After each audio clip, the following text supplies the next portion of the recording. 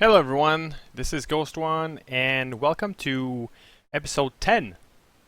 Episode 10 already. I can't believe it's been 10 episodes, and we've spent these 10 episodes on the starter adventure.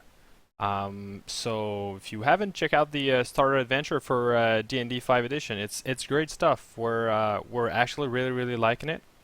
And it has quite a bit of material. I think it's very well done, even for a Star Edition. So, I mean, at the same time, I can't wait to see the other adventure. But this is good stuff, and I think we're kind of like looking to put an end to the all the troubles, kind of like uh, getting to the bottom of this. So today should be an interesting session. We're gonna be missing Seth, playing Lore. We're gonna be missing Robert playing Moritar. So we're still gonna go through the three of us. So it's gonna be Vorpal playing Ventus, Vexen playing Kempi, and myself playing Ivarian. And we're just gonna move forward with it. Hopefully we don't die. We're just gonna try to be mindful that we're only three of us. And yeah, I think we skipped last week because we had a lot of players out of town, and I'm glad we have a session this week. I really like to be playing D&D every week. And without further ado, I'm just going to join the Discord and see what the guys are chit-chatting. And started playing with randos, and there's zero coordination. So it's just like, okay, I'm just cannon fodder for the other team. All right, that's we're when it gets live, frustrating. people. We're live. All right. We're complaining about other video games right now. Yeah, I figured. Right on. We're back. Oh man, where are we here? Session 10? 10 already. 10. Let's just do a real. I'm not going to go. I'm just scrutiny back here. We started Sunday, April 17th. So April, May, June, July. So we've been at this for 3 months. Not always every week, unfortunately. Stuff happens. And yeah, we're 10 sessions in, but only 9 game days into the game. So 9 days ago, you guys left Neverwinter on your way to Phandelver. So that's where we're sitting right now. Last session, you woke up early in the morning with Rydolph, the druid, at the ruins of Thunder Tree, right up here. There was some discussion about whether you're going to go and have a chat with the dragon or just book it out of town. The chat with the dragon conversation ended up winning out. You drove the dragon away, but not without some challenges. Both Campy fell down below 0, and Ventus, you almost fell below 0. So it was a traumatic encounter with the dragon, but you drove it off to the north. And now you've headed back to Rydolph for rest. And there's some zombies that you dispatched in the northeast as well during that session. But it was mainly a session of dragons and zombies. And on the way back, there was a few leftover spider webs from these giant spiders dead giant spiders that you saw hanging around that the dragon ate up. You burnt them, and you headed back to Rydolph. So let's get ourselves over to that map, and as I do that, anything to add? Anything I missed? Yes, we role played our way out of a DM discussion about killing spiders. Yeah, these wimpy, just because there's only 3 players today, they wimped out, and they should really be in an encounter right now. We should be rolling for initiative, but they just little, I don't know, yellow D&D players didn't want to play with the giant spider. But that's all right. People are laughing behind your backs. It's okay. I feel you're gonna hold this one against the group, and we're just gonna face the consequences of it like later. Anyways, you know what I mean? Oh, I would never do that. Never at all. It's gotta be Vexian. What 4th or 5th near-death experience? I've only had like 2. Is it just 2? It feels like Yeah, I 3, think man. I swear. Yeah, I who's had lost new? count. Yeah, so It's Campy, because I'm like a frontline character with 0 healing, and we don't What? have a full healer. Careful, careful, careful. Thread You're a carefully. bard. You're a jack of all trades. You're not a dedicated healer. Dude, I can put out a lot of healing. Just careful. If you still I- want some. I'm pretty good at using you guys as meat shields too, so I mean, there's that. As Ventus, the old man, scampers away to the back lines. since we're just going down memory lane for a moment here, so Campy has had 2 near-death experiences. One was at the Red Brand hideout, and Yep. one was here. The one with the Red Brand hideout was almost, that was, I would say, It was a little more traumatic. retcon death. Yeah, exactly. Robert Mortar has had at least one at the Red Brand hideout at the hands of the DM when I was Oh. controlling the character. Oh, that's what it is. I almost dropped that poor girl down that hole. Oh the yeah. same- Oh the yeah. same I place. do remember. Oh, No, but you no, know what it thanks. is? It's Robert. I was adding up Robert's near death to Vexen, but you're right. It was Robert. Okay. And what poor girl down the hole? What, remind me about that one. Remember, we saved those people, and then there was this pit that we had to jump across to get there. That's And right, like, at the Red I was Brand like, hideout. it'll be fine. We just have a rope, and like, it'll be fine. Almost died. If Yeah. it wasn't for Ivarian and his what was it? What did you give? Some sort of aid to the roll. I believe. Inspiration, man. Yeah, that's what it was. That's right. And then I think Seth's character, Lore, has had a couple of challenges too. I think he's gone down at least once. That at the hideout, right back at the beginning, the Craigma hideout. That's right. I think he got taken down at least once, maybe twice. Yeah. Okay, so you're somehow safely back at Rydoth's little cottage here. I don't know how you skirted around danger on the way back, but somehow you got back there. We burned the spiders that were actually in the spider webs. Yeah. Sure. Yeah. And I'll move Laura off. Where did we move Robert off to? I guess we just kind of. I think he's by Uh, the horses. Yeah, he was by the horses. Then all of a sudden he just kind of disappeared, and we're not too sure. There he is, up in the top corner of the map. I'm So still you- on the general map. Oh yeah, me too. I don't see the thunder tree. Oh, gee, I keep forgetting. I'm sorry, forgetting that when I Give me 2 seconds here. As DM, I click on a map to go to a map, but I keep forgetting to move the Players to the map. Yeah, exactly. Thank you. Let's zoom in. And I'm just gonna move Lore over here with Robert or Mortar. Oh, you can't cut and paste in this.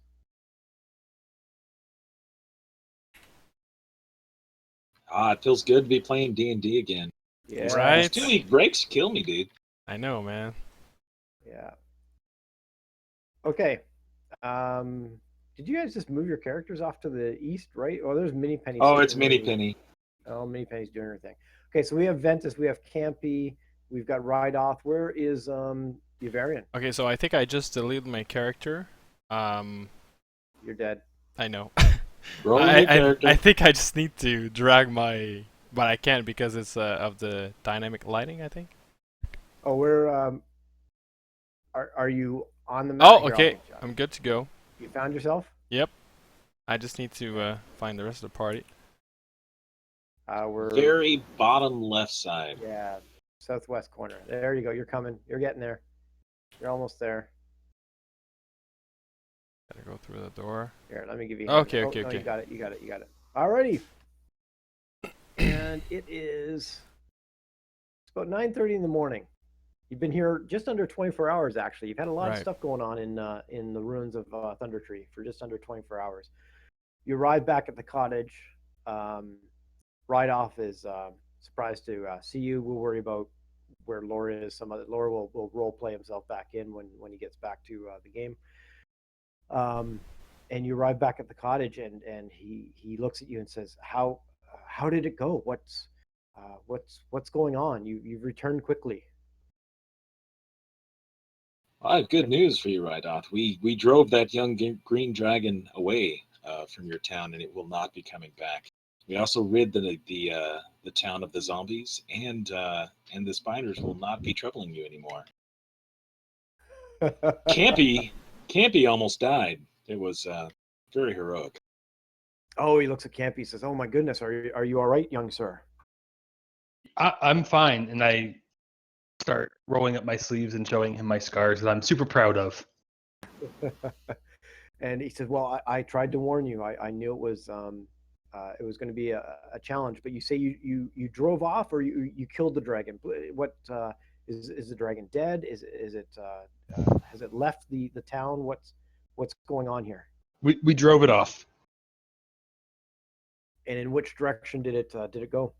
I don't know which direction did it go. It flew north, and it was in a really bad shape, but it was able to fly away north. He says, "Well, I thank you very much for taking on this task for me. I greatly appreciate it. I will keep an eye on the dragon, and we'll see if we can kill it. But as you know, dragons are a tough lot to deal with. So sometimes just driving them off is enough." If it ever comes back, Rydoth, please send a messenger to the town of Phandelver, and we will come back and assist you with this. I have a special interest in this dragon, so if it does come back, I would like to hear of it. And Rydoth says, I most certainly will. I will send one of my birds to contact you if needed. You look a little worse for wear. You had spoken to going to Cragmaw Castle. I will certainly keep my end of the bargain, but it would seem that you might want to rest up and prepare, because Cragmaw Castle, I have not entered it. I know where it is. I do know that goblins and hobgoblins have taken over the castle, and from my various sources, it is well manned. So I would suggest that we do not head there right now in the condition that you're in. Yeah, we'll use. I think we'll use the day to rest, and then. But we'll need to be on our way soon, because, like I said, we have someone that's been captured, and hopefully still alive over there.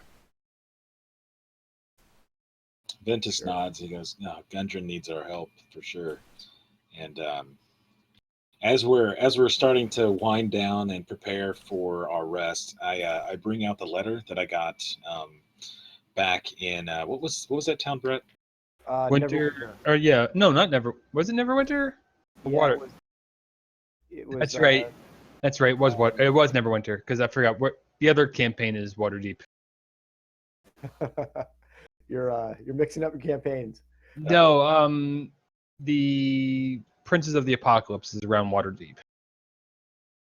Yeah. Okay, Yeah. so I take out the letter that I got that's written in Draconic. It's from Aram II, who was the second gifted sorcerer of my bloodline with the dragon blessing from Bahamut, and it's written to me, Aram the Third. Aram is my surname. Ventus, obviously, is what I go by, but. And I know that Campy in particular was interested in this, so I'm going to go ahead and read it to them and translate the Draconic. And basically, what it comes down to is if we do come across a metallic dragon, um, we need to parlay with it, and it should be able to help point us in a direction of where I need to go to find the answers to my own personal quest here. So if we do come across this opportunity, guys, I would love your support in going forward with that. So. But what do you mean parlay? Like, is that a scroll? Is that a spell? No, not a spell at all. It's just a letter, and I believe you have access to that, Ghost, if you want to bring it up on your screen. Yeah. You want me to share it with all the other players there, Vorpal? Yeah, yes, please, Brett. Like I would read it to them before we go to bed or for the rest of the day. Okay. I think I just did or showed it to you, but I'm gonna.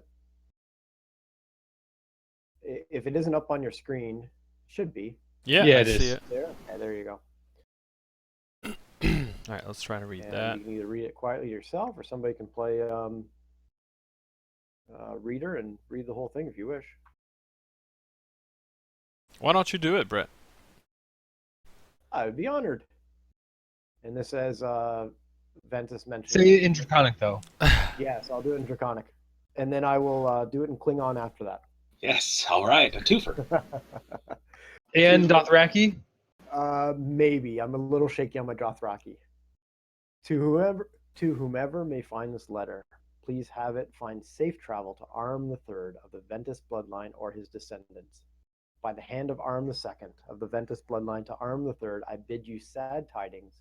Blood of my blood, I write to you with a hurried hand. We lie in grave danger, surrounded by evil and death. We believe we will soon be sent from this life to the next. I searched for the truth to our mystery. I felt I was close, but now I fear for my life. I pray this letter finds its way to you or to your kin.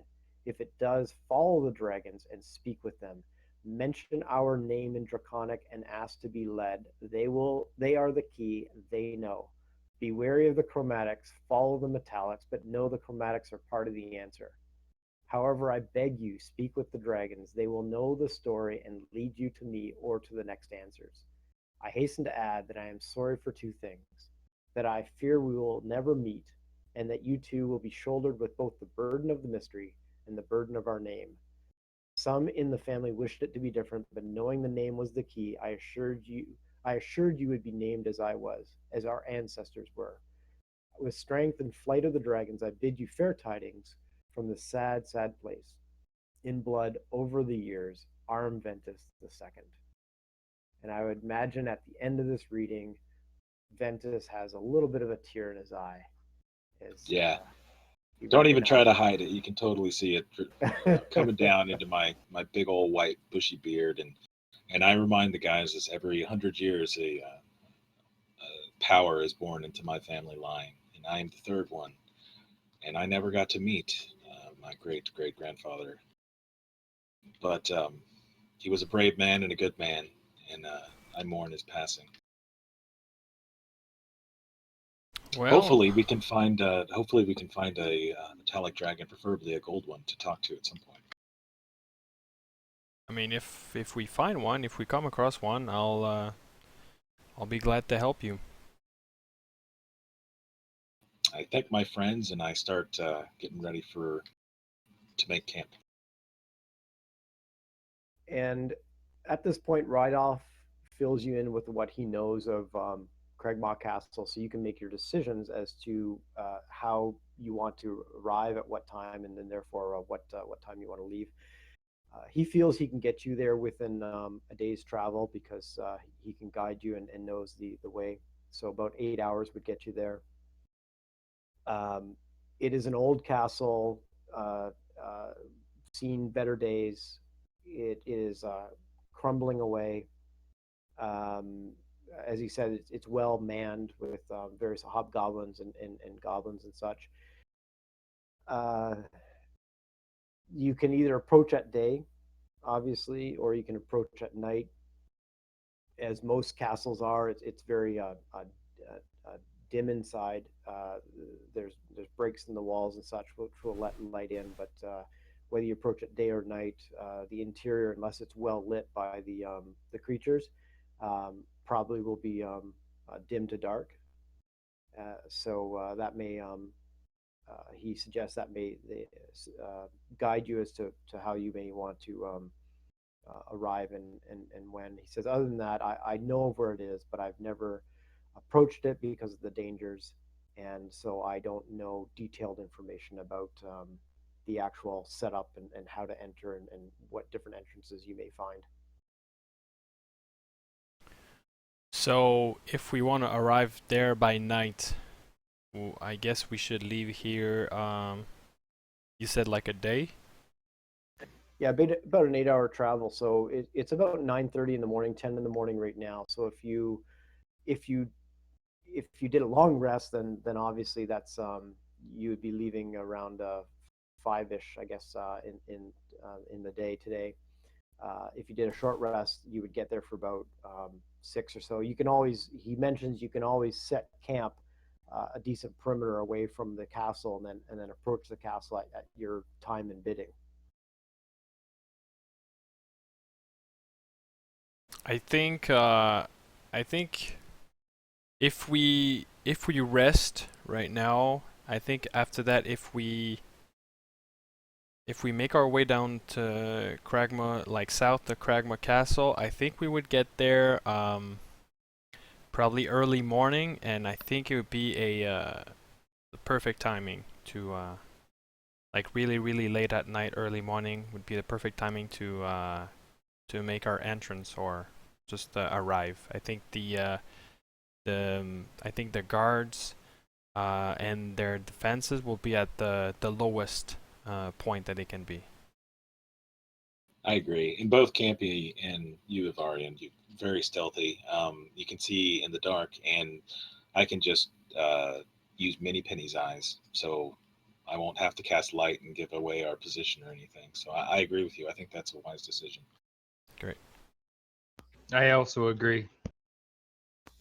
Okay, so I was just checking something while that conversation was going on. A long rest and then an approach for middle of the night, early in the morning. Yep, sounds good, man. All right, so go ahead and take your long rest and add to your characters and your character sheets what you need to after a long rest. Thank goodness. And while you're doing that, I will I'll move us back to the Sword Coast. I was running severely low on spells and sorcery points. I think I'm good. As in, out.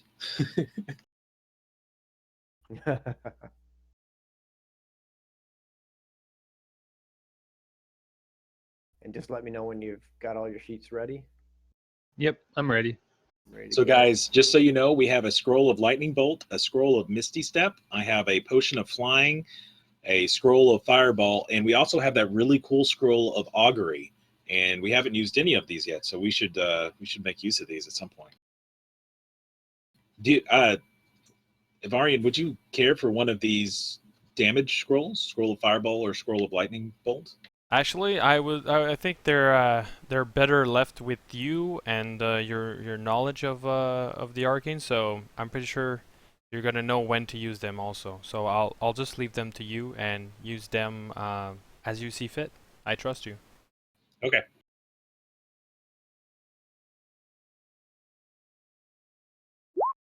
Okay, and I think I've got you back on the Sword Coast map. Yeah, I do. And you're up here at Thunder Tree. He leads you south through the town, and he does take you into the edge of the Neverwinter wood for a little bit of cover, but close enough that you can keep an eye out to the grasslands and the plains to the west, just to see if anything is coming that way. He takes you down. He lets you know, as you know, exactly where Craigmont Castle is, and he takes you within about a few miles of it, or maybe a little bit closer. You can just kind of get a glimpse of where it is, or at least he kind of points you in the direction of that's where it's going to be. So you left at about 6 p.m. In game time. Takes another 8ish hours, I think. It's about 25 miles. And I'm shaving off some time given the fact that you're given a guide. So 6, so I guess it would be about 2 a.m. I'm just throwing this in the chat so I remember for the DM diary later. So it would be about 2 a.m. that you would arrive within reach of Craigmont Castle. Now you have traveled for 8 hours, so I believe rules would state that you'd certainly need some sort of rest, or you would start to hit exhaustion at some point if you just kind of ran into the castle and started beating up things right now. What would be the plan at this point? Would you what time do you want to like, given it's 2 in the morning? What time do you want to go into the castle at? And right off, I think you mentioned before, I will guide you here. I will get you there, but I'm not a fighter. I'm not entering into the castle with you. That's all right, Rydoth. Thank you. We'll take it from there. you can make your way back to Thunder 3.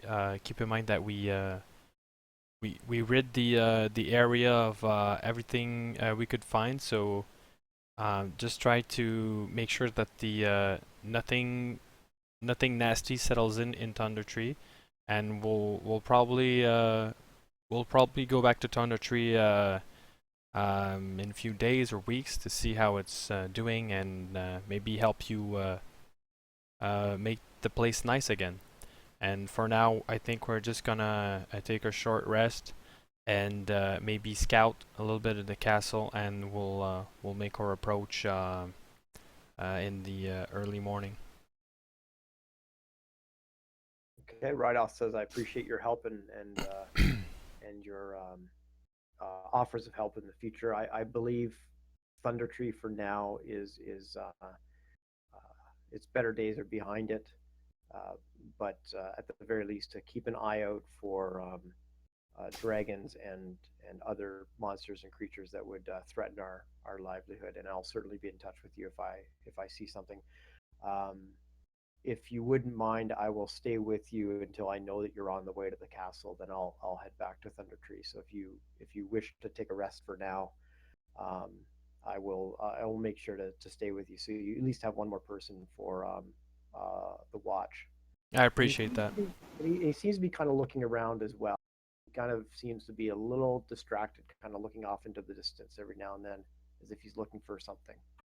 I'm going to ask him if he can help us find a source of water and perhaps help us trap some food, because I do believe it's been about, 2 or 3 days since we left Phandelver, and we might be running low on water at this point. True. Yeah, he has absolutely no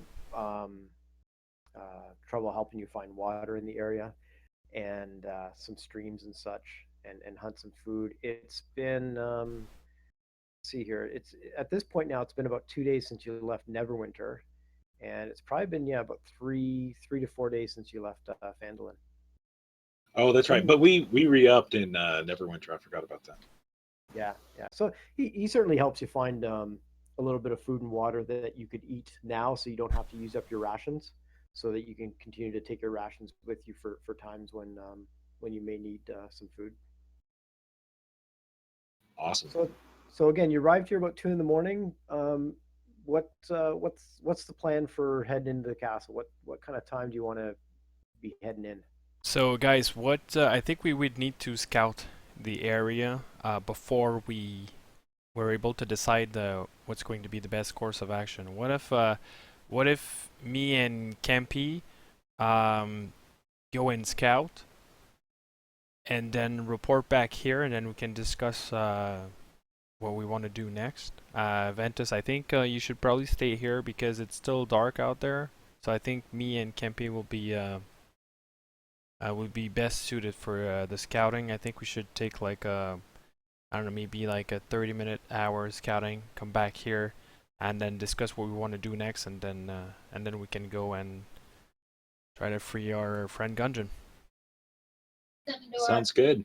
I will rest my bones by this fire. Here, Mini Penny, go with Ghost. Or, sorry, go with the Varian, and come back here immediately if there's problems. She squawks. Actually, I would probably keep the fire out since we're not too far.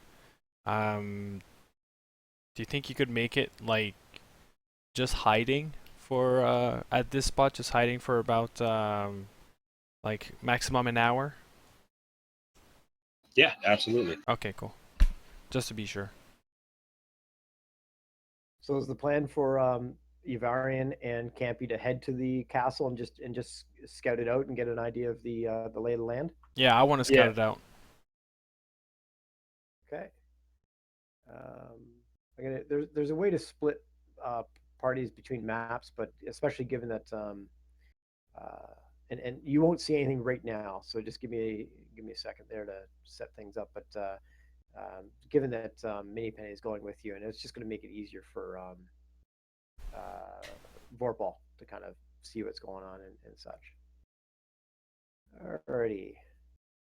I just want to remember how I have things set up here. And while I'm just grabbing a few things and such. If you want to talk amongst yourself or just give me an idea, and I'm going to move your tokens onto the map in a second. If you can give me an idea of, do you want to, you're kind of approaching the castle from the west.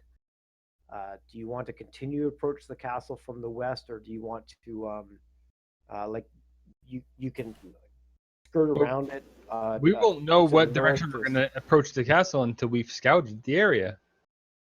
Well, you know from right off that you're heading east towards the castle, so you can continue to head east right up to the castle, or you can give it a wide berth and try to come from the north, west, or south. I think that's the point of us scouting out, so we know which direction. I will first scout from the west. So I'll go to the castle from the west until I can have like a visual and I can start to see something. Okay, well let's where's Campy? There's Campy right there. Whoops. Didn't move Campy. Campy, and I'm gonna throw our quarter on there as well.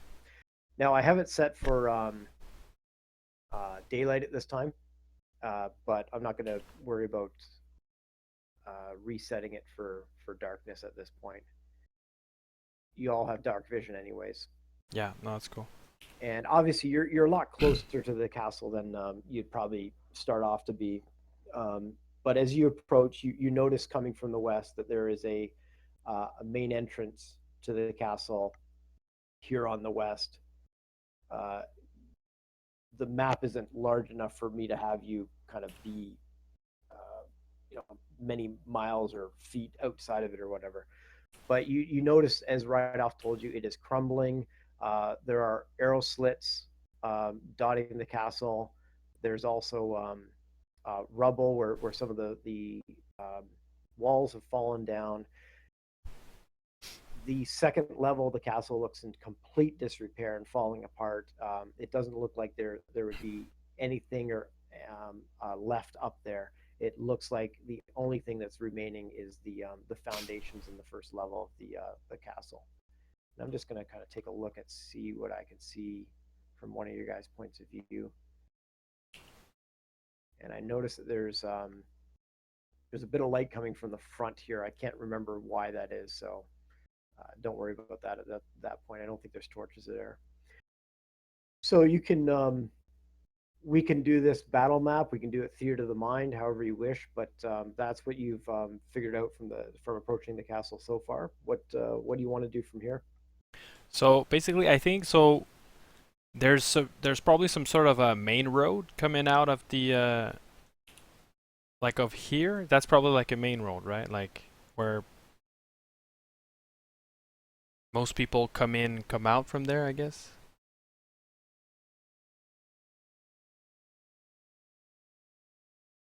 I think your mic is muted, Brett. Oh, sorry, thanks. Can you ping what you're talking about, the main road again? This looks like a main road, like coming from the west. Yeah, that's the main entrance into the castle. And you also see this this trail going over here to the side of the castle. Okay. You can, if you want, you can try to be very quiet and do a whole perimeter of the castle if you wish. What I'll do is I'll have you roll stealth at this point. You can tell me how close you are actually getting to the castle, but why don't we just roll stealth and wow, not being very stealthy this morning, are you guys? Yeah. No. Okay, so basically, what I would like to do is come from like this side. As soon as I see the road, I would like to keep as much as possible north of the road, and I would try to kind of like keep to the woods, to the wood line or the tree line as much as possible, and I would like to do a perimeter of the of Cragma Castle. So like I'd probably be like over here type of thing. Okay, and just keep your token there for a moment. I think what we'll do then, based on that, is we'll do a little bit of theater of the mind, and just so that we don't reveal too much, given that you wouldn't. I don't think you would be that close to the castle. Like you're not 5 feet away from No, the castle. definitely not. Definitely not. So why don't you move your token back to everybody else in the south there, and I'll just give you a bit of a theater of the mind of what you see as you kind of head around. You There's about 5 or 6 towers at various spots. So this is a tower here. So there's about 5 or 6 towers at various spots from the distance. As you are in the northwestern kind of quarter, checking out the castle, you see that there's also kind of a. I think you can see some of this rubble here to the northeast of where your token is right now, where I'm Yeah. pinging. Yeah. There's more of that in the northwest corner of the castle as well. So there's certainly areas that you could potentially try to approach the castle that aren't formal entrances, and that's what you see from the kind of northwest corner of the castle from the tree line. Do you continue kind of going east around the north side of the castle to see what else you see from that, or are you staying in that northwest quadrant, checking out things from there? I'd like to approach like stealthily, and I'd like to try to peek kind of like through the rubbles for some sort of like a head count, and to see what sort of creature would be inside, and if I can grasp a visual of Gundren. Okay. So why don't you go ahead now and move your token in that northwest quadrant, and Maypenny and Campy are welcome to do the same. And if you just want to, yeah, you'll see there's some dynamic lighting going on there, which I'm trying to Yeah.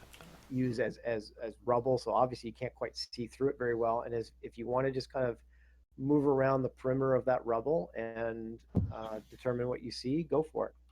Okay, so I'm just gonna move square by square. Yep.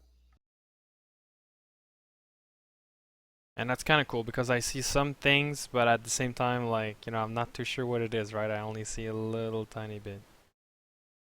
Oh, there you see a lot now. I'm Yeah. using the feature where I can see what you see, Yeah. and that's probably reveals the most right there. Okay. Now, as you're moving around stealthily under the under night and such, or very early morning, you don't get the sense that anything that you are seeing is that they see you. Okay. I'm going to keep going. Like, basically, I think my dark vision would be what, like 60 feet, I think? I believe it's 60 feet, and given that it's pretty dark, then it's as if you're seeing in dim light.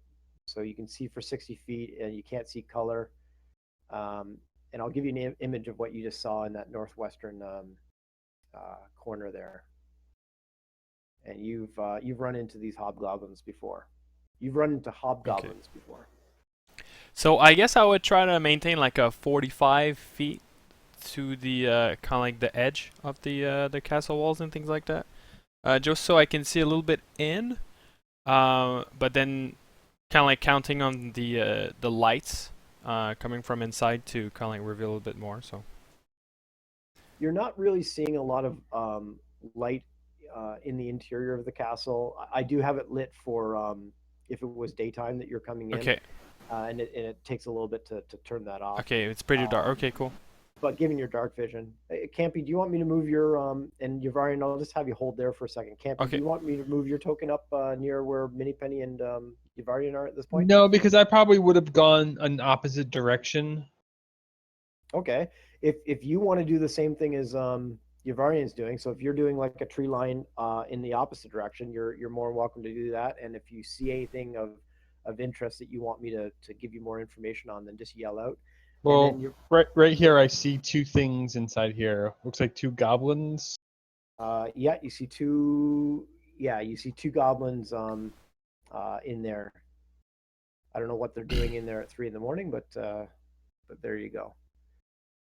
Actually, oh yeah, you see that through the rubble, of course. Yeah, you see a bunch of arrow slit. You all notice, and I think it's pretty prominent on the map what the arrow slits look like. So I'm pinging some up by Yavarian there, and I'm going to ping some down by Campy. These arrow slits are about 15 feet up from the ground level, so it's not like you can see through them from ground level. It looks like your typical castle, that it was fortified against attack with many arrow slits. I mentioned my character's 20 feet tall, right? So I can actually see through it. Oh yes, of course. I forgot all about that. It's Attack on Titan. We must kill him. So continue, if you wish, continue to do a perimeter of the castle. Yeah, I'll stop right there. I'll let Vexen do his kind of like a perimeter, and then maybe we'll switch back to me later on. Okay. Vexen, you see a stairway on the south here that potentially heads up to an entrance, but you wouldn't be able to tell too much about that from the distance. That again, you are further away from the castle than your tokens actually are. Yeah. I also see 3 more goblins.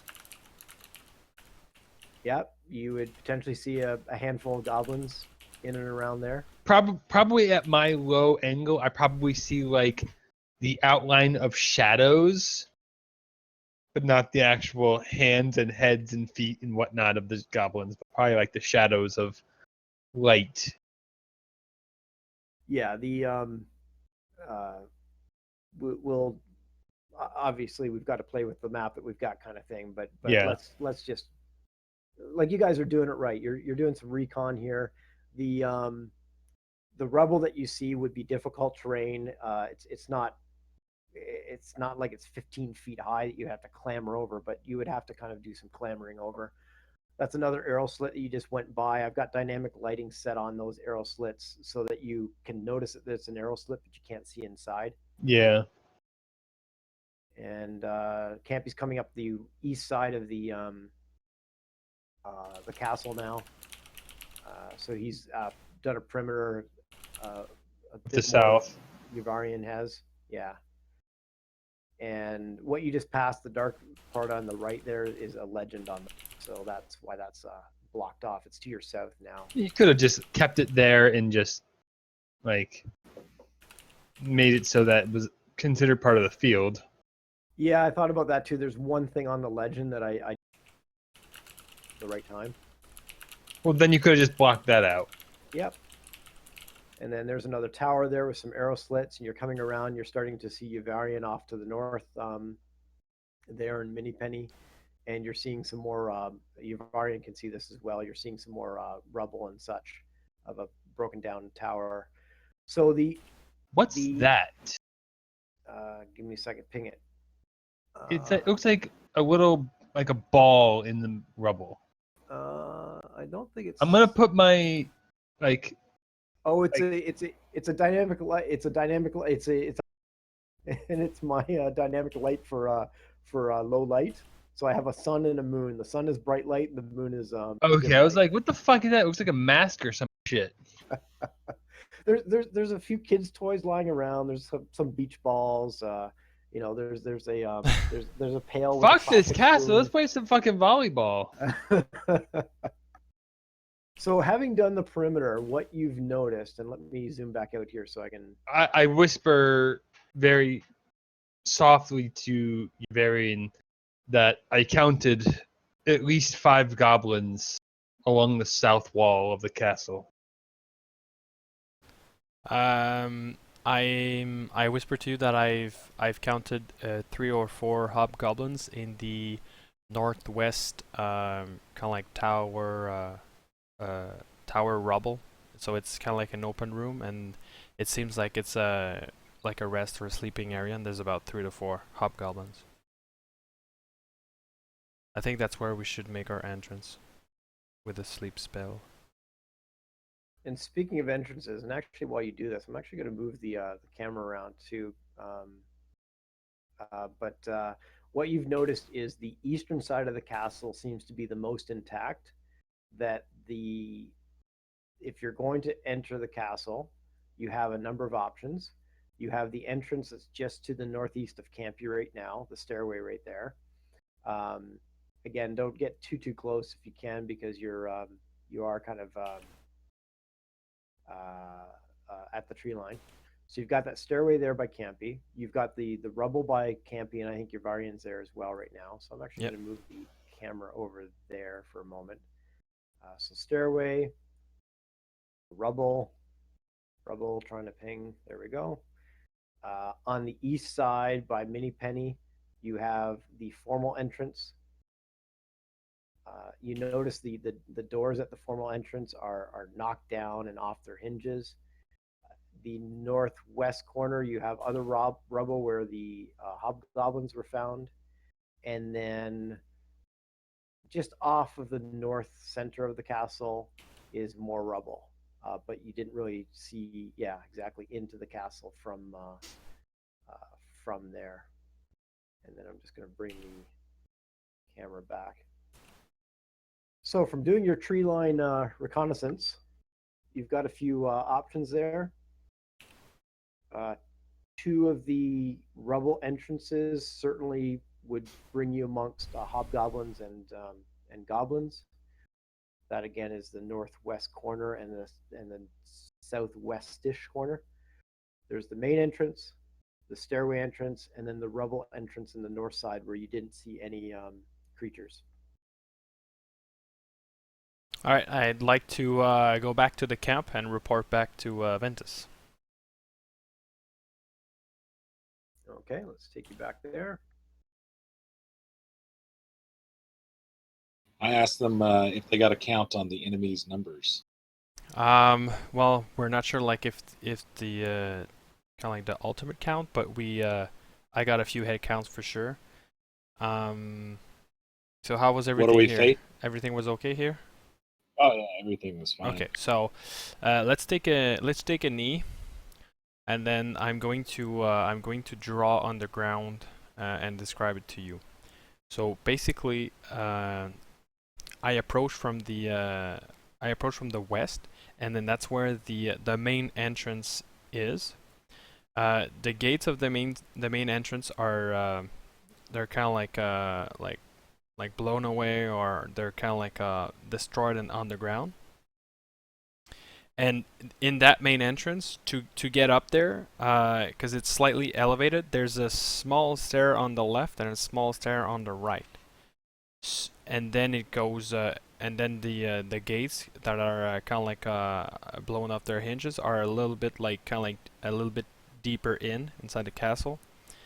Then on the north of those gates, there's a tower in rubble, and on the south of those gates as well, there's another tower in rubbles. I counted about like 3 to 4 hobgoblins on the north tower, and I counted about like 4 or 5 goblins on the south tower.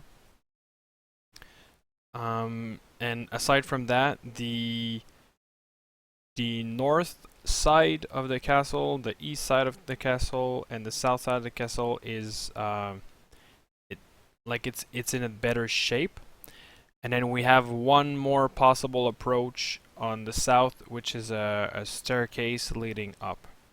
So I think our best approach would be to enter from the northwest tower with some sort of with your sleep spell, and then we could take care of the hobgoblins. I disagree. I think the hobgoblins, you said there's about 3 or 4 of them. Yeah. I counted about 4 or 5 goblins. I think regular goblins are easier to take on in a big group. I think we should come in from the south. From my perspective, I think with the element of surprise, I think we should go for the biggest threat right away and take care of the biggest threat with the element of surprise. And then remember, the bigger the threat, the more hit points they have, the less effective a sleep spell is. As you guys are arguing, Ventus reaches through his pack and starts rummaging. He's humming to himself, and you guys are kind of wondering, what is he doing? And then he brings out this really ornate scroll. It's like red on it with some gold inlaid, like filigree designs on the side. And he says, Scroll of Augury. Let's read this, and let's see if a south side approach, or perhaps Ivarian, your northwest approach would be better. And we would like to use that scroll, Brett. Do you want me to link it for you? No, I just pulled it up as you're talking about it. You receive an omen from an otherworldly entity about the results of a specific course of action that you plan to take within the next 30 minutes. Nice. So That's the DM kinda nice. chooses from one of the possible omens. Either you'll get good results, bad results, both good and bad results, or nothing for results that aren't especially good or bad. So it sounds like to me you essentially say, we're gonna, should we approach from the north? Like it sounds like you have to make a decision that we're going to, or ask a specific question, and it will tell you, you're going to get good results, bad results, both good and bad, or nothing. Is how I read that. Okay. Well, then let's. I would like to ask the Scroll of Augury. The approach from the north, Ivarian's plan, will it result in a good number of creatures falling under my spell of sleep? So that's approaching Good, bad, from or no? that's approaching from the northwest where you saw the hobgoblins. Isn't that right, Ghost? Yeah, correct. Yeah. Let me bring the map back up. So the gods are conferring with themselves. You need a little bit more bandwidth to figure out the answer. Because I have the adventure in front of me, but it doesn't show. It just shows the map. It doesn't show the creatures light out and stuff. We want to know the effectiveness of the spell of sleep. Yeah. You, after casting bones and such, rolling dragon bones and laying out your cards, the results that come up are woe, which would be for bad results. You feel that may not be the best way to go about it, or the results of the scroll suggest it's not the best way to go about it. Okay, Ventus's eyes roll back up into his head as he's reading these things. It's kind of creepy, and smoke starts coming out of his ears a little bit, and then all of a sudden he snaps to, and he stands up and he goes, "Whoa!" I take my water skin and I pour it on Ventus's head to try to put the smoke out, because I thought his beard caught on fire. What are you doing? Campy, stop it! And a band of hobgoblins, noticing the smoke in the area, come and attack you. No! That went south. So I let them know the results of the augury scroll. And as you're having this discussion, first of all, I believe the scroll kind of goes poof now. Yeah. Yeah, the scroll poofs out of existence. Yeah. And as you're having this discussion, Rydoff says, from what you have seen and encountered, from what I know, I believe there is more there than what you have seen. And he's not indicating any one room, but just he has heard more activity than just a handful of hobgoblins than a handful of goblins. Probably. And as you're having this discussion and such, and Rydoff is making his thoughts known, you see a bird fly in and land on shoulder. And Rydoff turns to the bird, and then he turns to you and he says, he approaches. And just a few moments after this, you start to hear hoof prints, what sounds like a horse coming in your direction. Does Minnie Penny see who it is that she's doing her circly rounds? What is this, Rydoff? Who's coming? Yes. Minnie Penny sees this at the same time as Rydoff answers Yavarian and says, I've called for help from Phandelver. And Minnie Penny sees, and soon the whole party sees, arriving on horseback is Sildar. And I jump up and I clamp Campy and Ivarian on the shoulder and I say, "Help has come, friends." Yes. Sildar approaches. And Sildar rides up and comes to your camp. obviously guided by a few woodland creatures of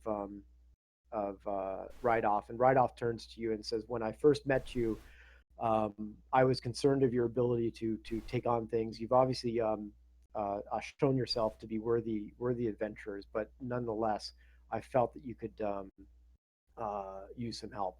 And Sildar comes off the horse and greets all of you and says, "I was messaged about a day ago." And he kind of looks at right off and at the bird. And he goes, "And I was told to follow the bird." And he doesn't look too happy about that. But he said, "I was told to come and meet up with you.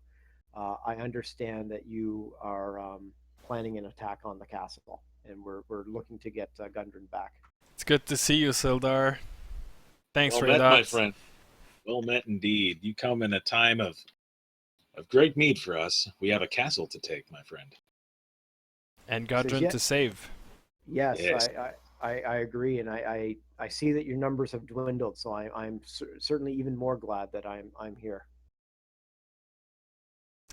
Yeah. Ventus is super happy to have a new meat shield. Oh, that's got to be exciting. And oh, I just clicked on something, but that doesn't affect you guys. Sildar kind of looks at you and says, "That's Lord Meatshield to you."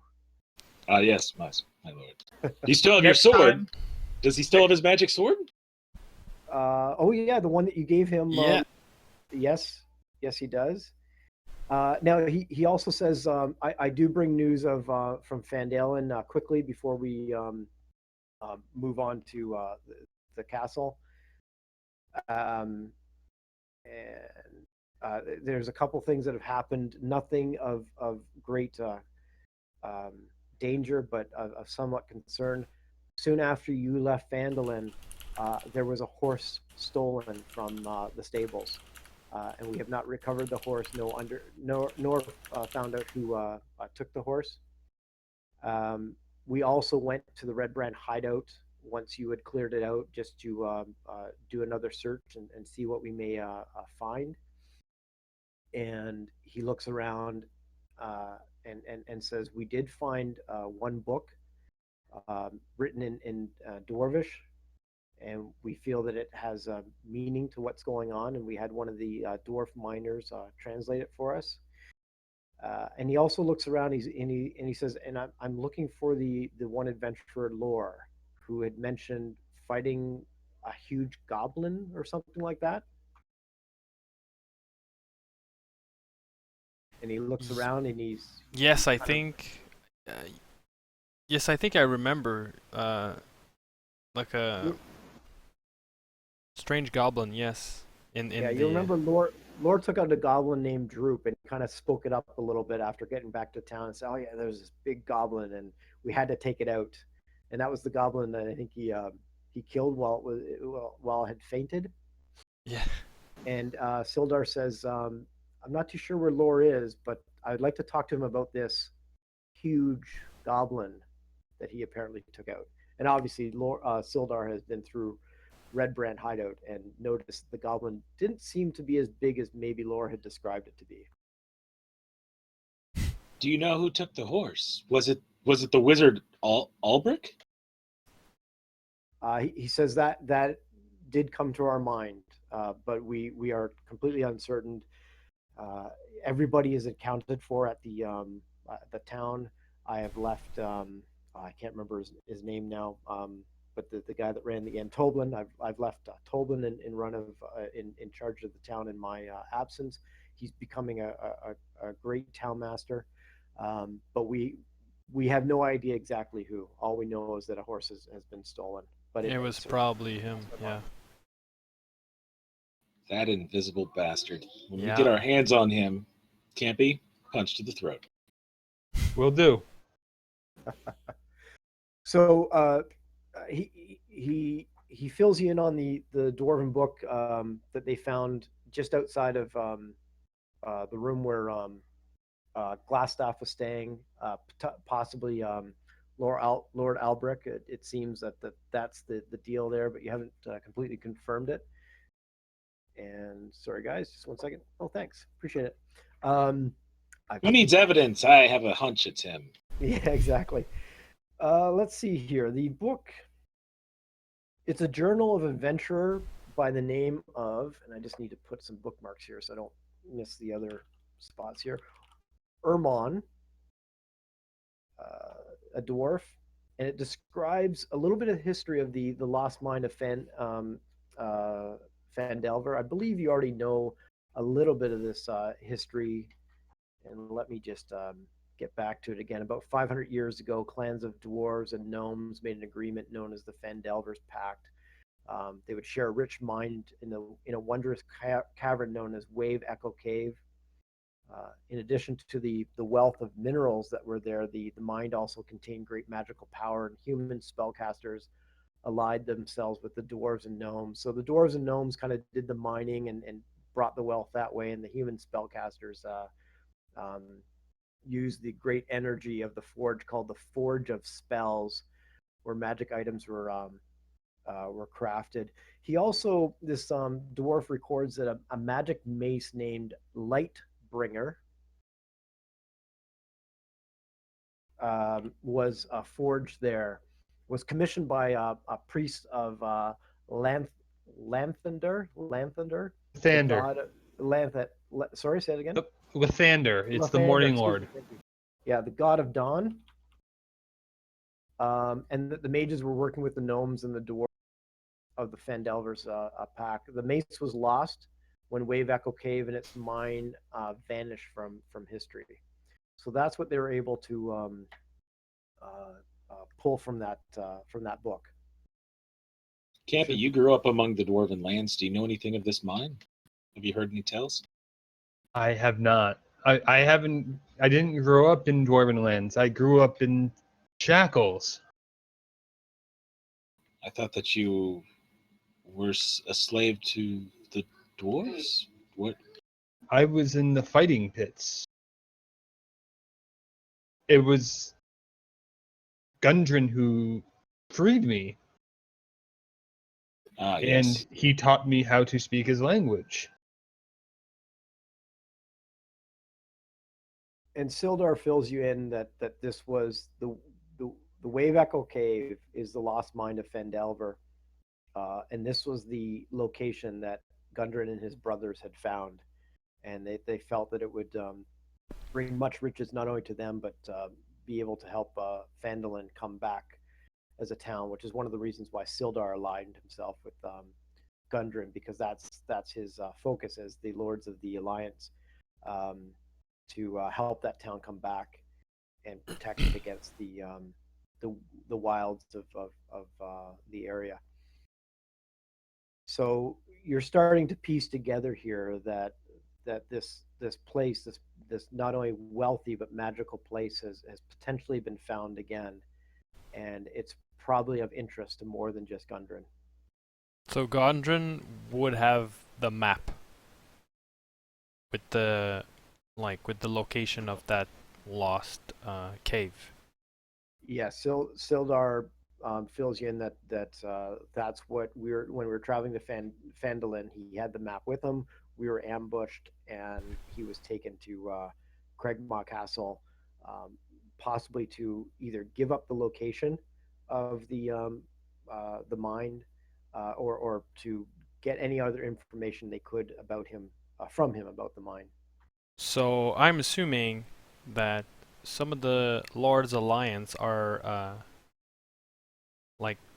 are fragmented, or they turned on Gundren and are probably looking for personal gain out of that. And I think that's why they intercepted it, because I don't think hobgoblins and goblins would have been able to pull something like that. So it's probably the what is it called, like the Black Spider who's behind this. Spider. Yeah, who's probably somehow related to the Lord's Alliance. Who's probably Glassstaff or relate to him. So I think we're about to get more answers once we move into to Craigmaw Castle. Would you care for like a briefing, Sildar, about the surroundings and kind of like The attack plan? yeah, Us. and Sildar says, I would appreciate that. I believe that you can brief me on the way to the castle. We have, about 20 minutes to walk to get to the castle. Let's not waste too much time, and you can brief me on the way there. I agree. But, what is your plan of attack? Have you? He picks up from the conversation that you've scouted it out and you have some kind of ideas. Do you have a plan from the scouting that you've done? Well, Ventus used some magic to determine if we could have some sort of a stealth and quick approach from the northwest using some sleep magic, and the spell apparently The turned out, bones told woe. yeah, that it would probably be not that good of an idea. So I'm not sure what would be the best approach, but there's many threats inside the castle, and I'm afraid that once we move inside and we attack, I feel like threats are going to come from all sides, and we're quickly going to be outnumbered. Yeah, Sildar agrees. He says, I know nothing of this castle. He looks to ride off, but he says, I would agree that I believe we should take this quietly as possible, and ride off again based on the numbers that he's aware of.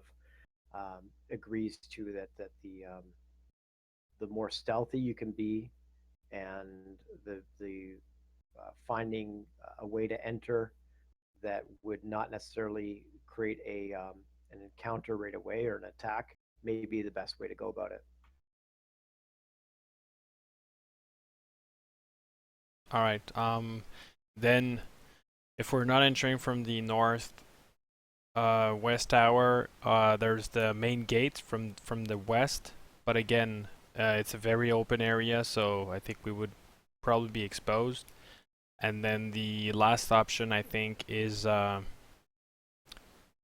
south stairs, which we don't have much more information other than it's a stairway leading up, maybe to a door or to an entrance, but it's very narrow, and we would be kind of like on top of each other, and could be I'm not sure. I feel we could be vulnerable to any sort of like area covering attack or things like that. Maybe a trap.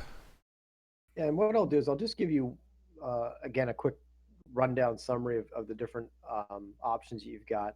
I'll go clockwise around the castle, starting with that south stairway. So the south stairway, you're right, is a narrow 5x5 stairway. It was near the room where the goblins that Vexian or Campy noticed. Going a little bit more clockwise around the castle was the rubble that Campy also noticed. That's where he saw those goblins. There's the main doorway. Then going up to the northwest corner of the castle was the hobgoblins, the rubble and the hobgoblins that Yavarian noticed. And then there was the rubble at the north end of the castle, which didn't reveal any creatures. So there's two rubbled areas, goblins and hobgoblins, revealed creatures. There was the main entrance, no creatures were seen. And then there was the stairway, and then the rubble at the north of the castle where no creatures were seen.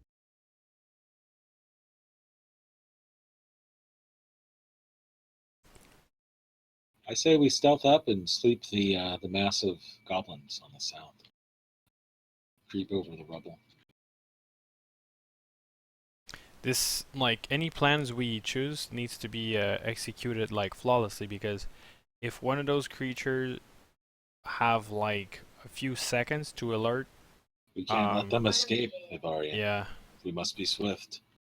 Exactly. We can't let them even like shout or anything like that, because like like let's say we try to start with the goblins, the hobgoblins are not too far and they could be on us like in a few seconds. So we have to be very swift. And I think I'm the only one with bow and arrow here now, so this is also a problem. If you can get me within 90 feet of those goblins and have them be unawares of my position, I can put them down. How many goblins did you see, Campy? 4? 4, at least 4, maybe 5. Once we do this, in the past when we've come up against these goblins and we've tried to sleep them, I believe that we were able to take 3 down, if I recall. Do you guys remember with the sleep spell? I don't remember. I think it was That 3 or still 4. leaves one. Yeah. That still leaves one up, and possibly 2 if there was more than 4. Perhaps we could do a simultaneous. I have no idea. Varian, you could shoot one while I sleep the others, I assume, and then send Campy in to dispatch them once they're down.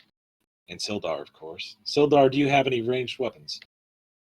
Yes, Sildar says that he continues to miss his sword and his heavy crossbow, but he did get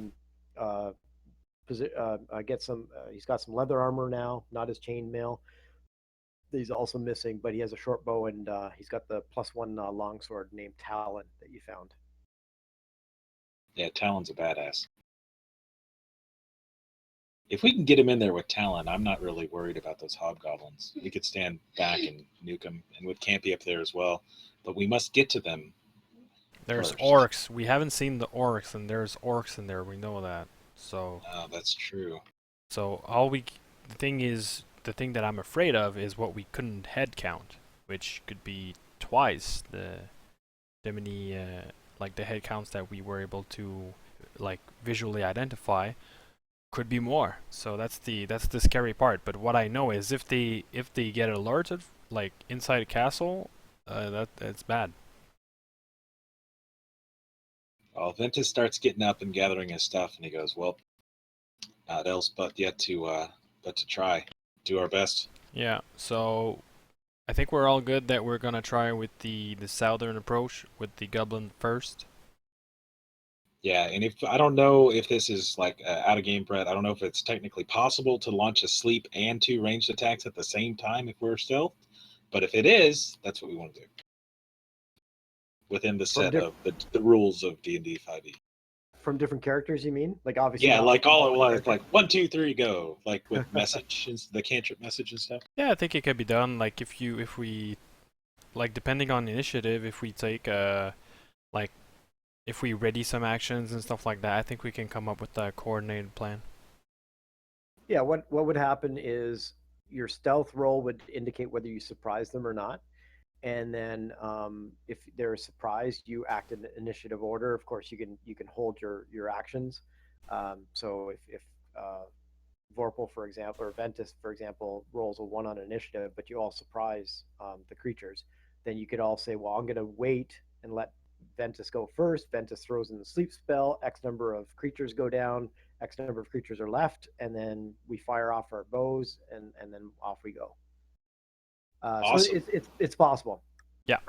Sildar suggests that he says, well, we have a couple options. One is that we can go over the rubble that you were speaking of, or towards those goblins, or we can try to sneak in that stairway and just kind of ascertain the situation. And the other thing you also have the chance to do is when you get closer to the castle is that you can try to listen at. I'll give you a perception check on the at the arrow slits to see what you can hear as well. So you've got a couple different options. So the plan is to go in from the south near the stairwell rubble area. Like you'll decide whether you're going to go stairwell or rubble, but that's the general direction that you're going to head in. Yes. Yeah. Yeah. Alrighty. does anybody want to take a quick break before we get into this? How's everybody doing and feeling right now? Yeah, let's take a quick 5 minute if you guys don't mind. Come back and let's No. kill some shit. Yeah, I think it would be a good time. Yep. Have a bathroom break. Get your nicotine in so that you can focus on the next part of the game. Yeah, I can't be all jittery when I'm fireballing stuff. Man, I wish I had fireball spell. I That'd know be so it's coming cool. though. It's gonna It's come. coming. It's coming. All right. So let's take a quick 5, guys. Let's try to keep it short so that we we keep the momentum, and let's be all back in chat. Okay. Sounds good. I'll be see back you in 5. Right. See you soon. Just take a quick break. We'll just put this up like this. Put you guys some music, and we'll be right back.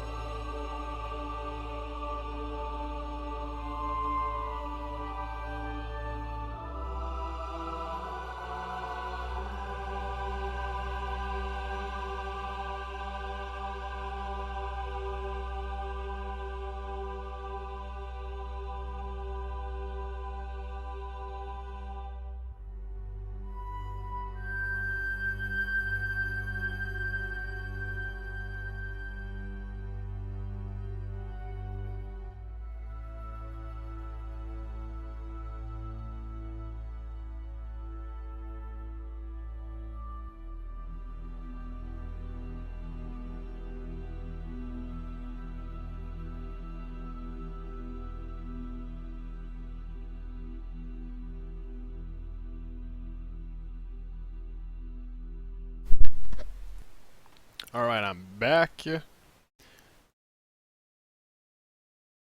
let's see.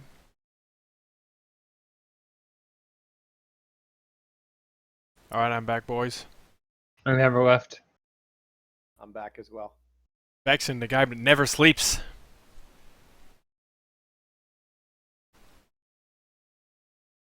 I was just playing Fallout.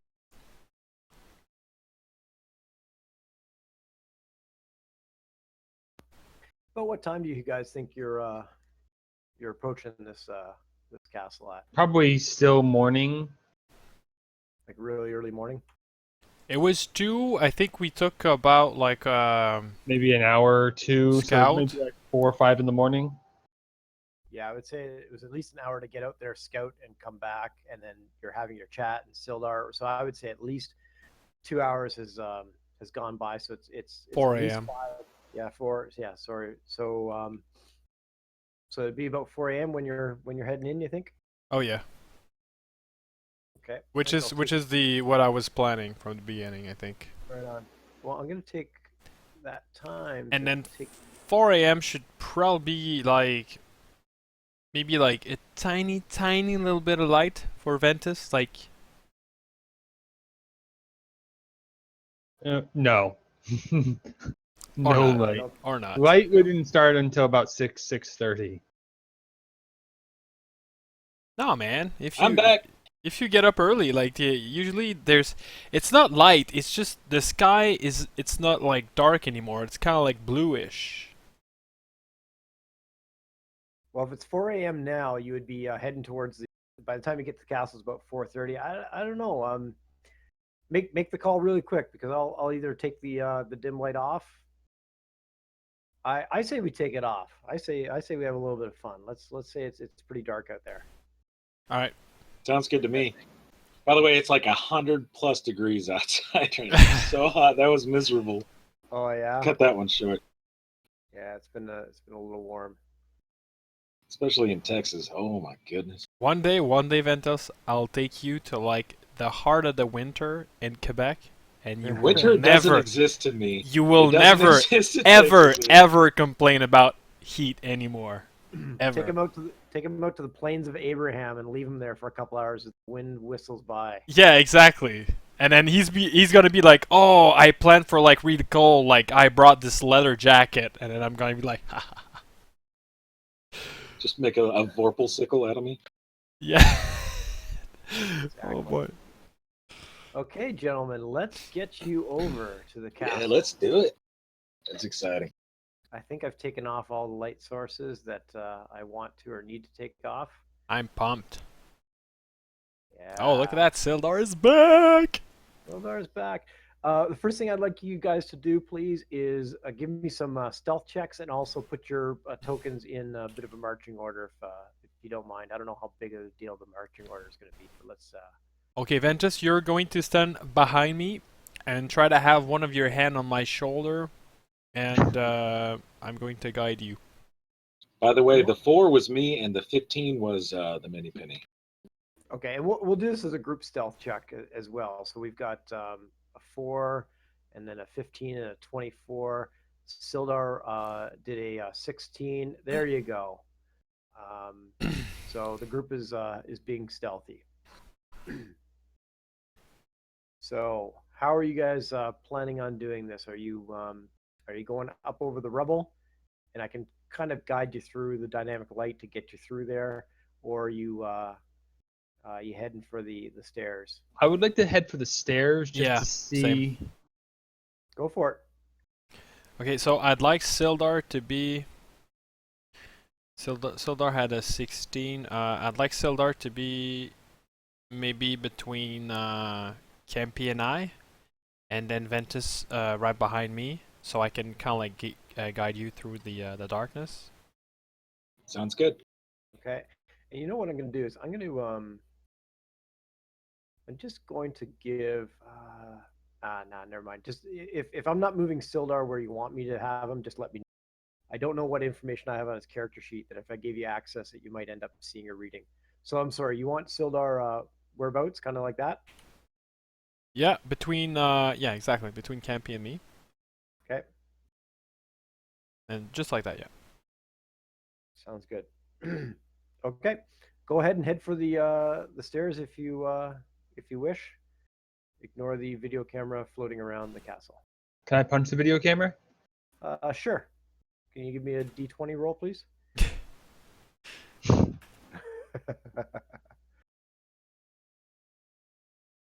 Now, if you wish where you are there, I can give you a perception, or you can give me a perception roll, and you can all give me a perception roll, and I can tell you what you hear at the arrow slits. I'm good in perception. Fuck! Are you Yavarian serious? hears me punching his camera.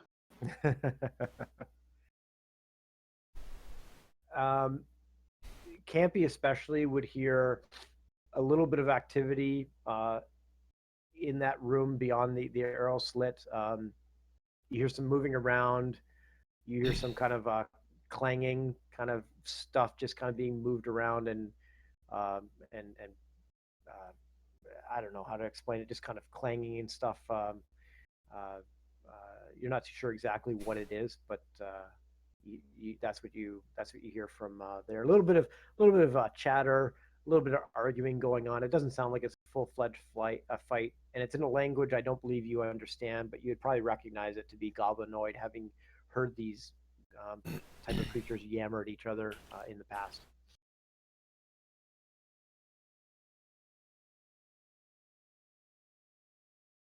And up the stairs here, you see the stairway going up, and you can just make out a door at the top of those stairs.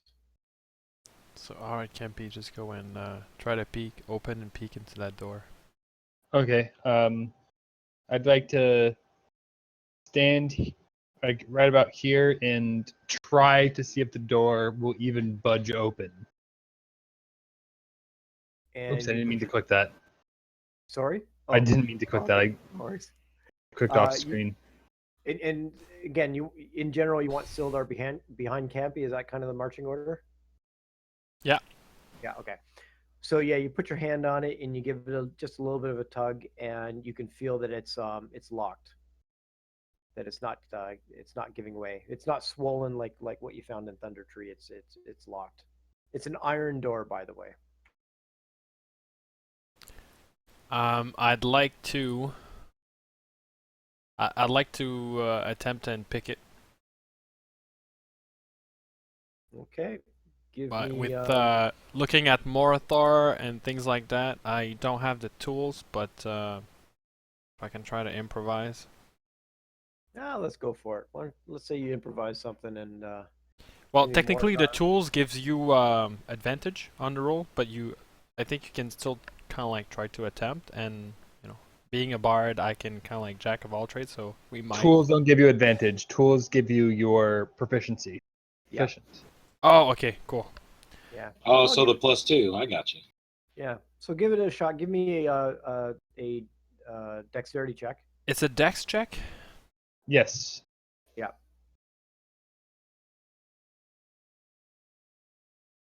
Oh, that was a save. Hold on. How the fuck do you do it? Okay, you click on dexterity, right? Yeah. Ooh. Oh, look at you.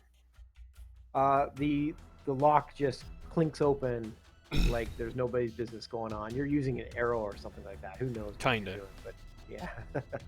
But yeah, you pretty successfully. It's a goblin lock. They're not that complicated. Yeah, it was a string latch, like on if you're going into somebody's like pool, you pull the little string and then the thing opens. It was pretty easy.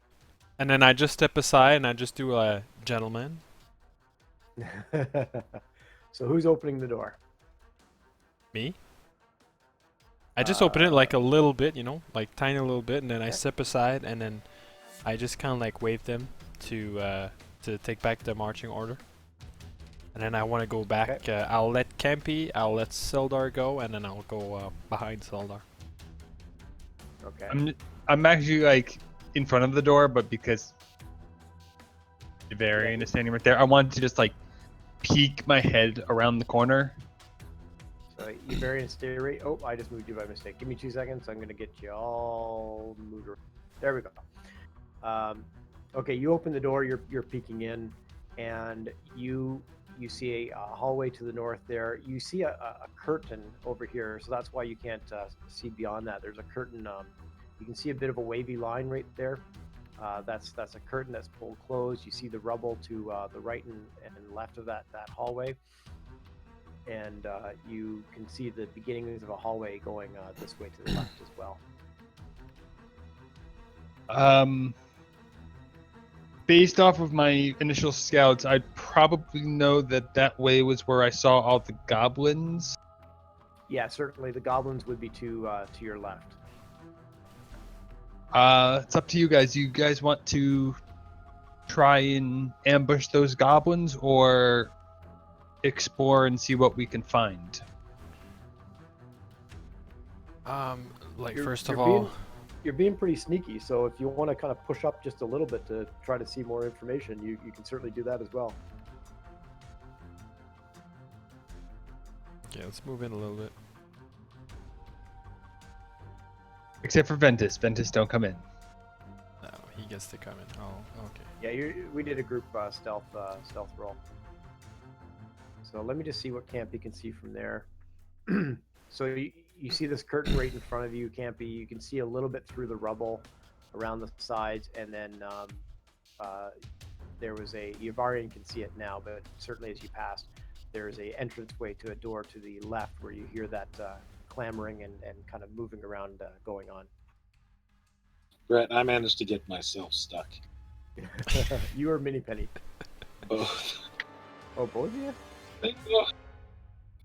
Oops, I put you on top of Yavarian there. Sorry, Yavarian, I'm going to move you around here for a second.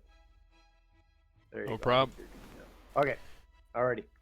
So there's a curtain in front of you. There's the doorway off to the left. You're all being pretty quiet and sneaky. And the noise to the left is where you heard saw the goblins. Okay, so I want to whisper to everybody that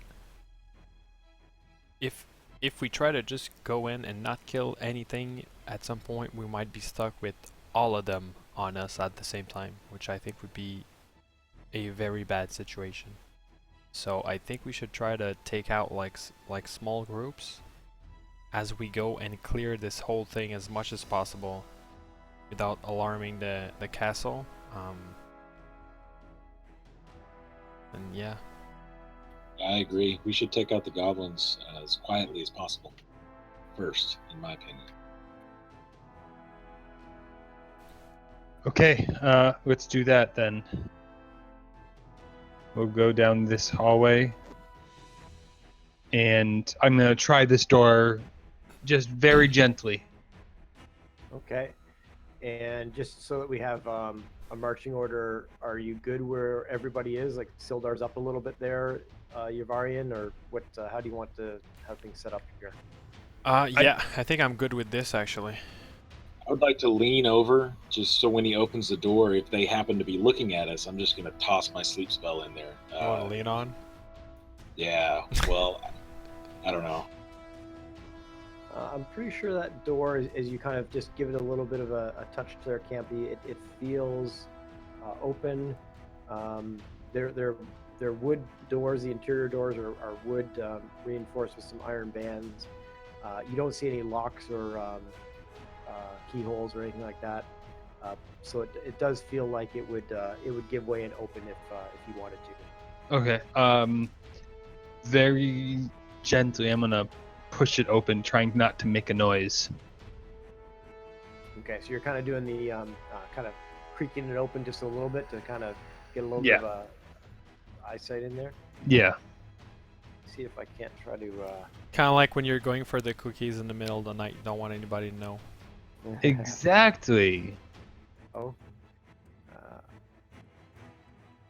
Dynamic light is a little wonky sometimes. I have to zoom in to be able to catch.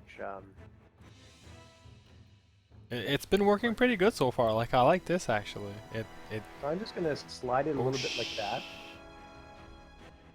And Campy, as you kind of peek in, it's a dining hall, a banquet hall. You see a bunch of goblins kind of milling about.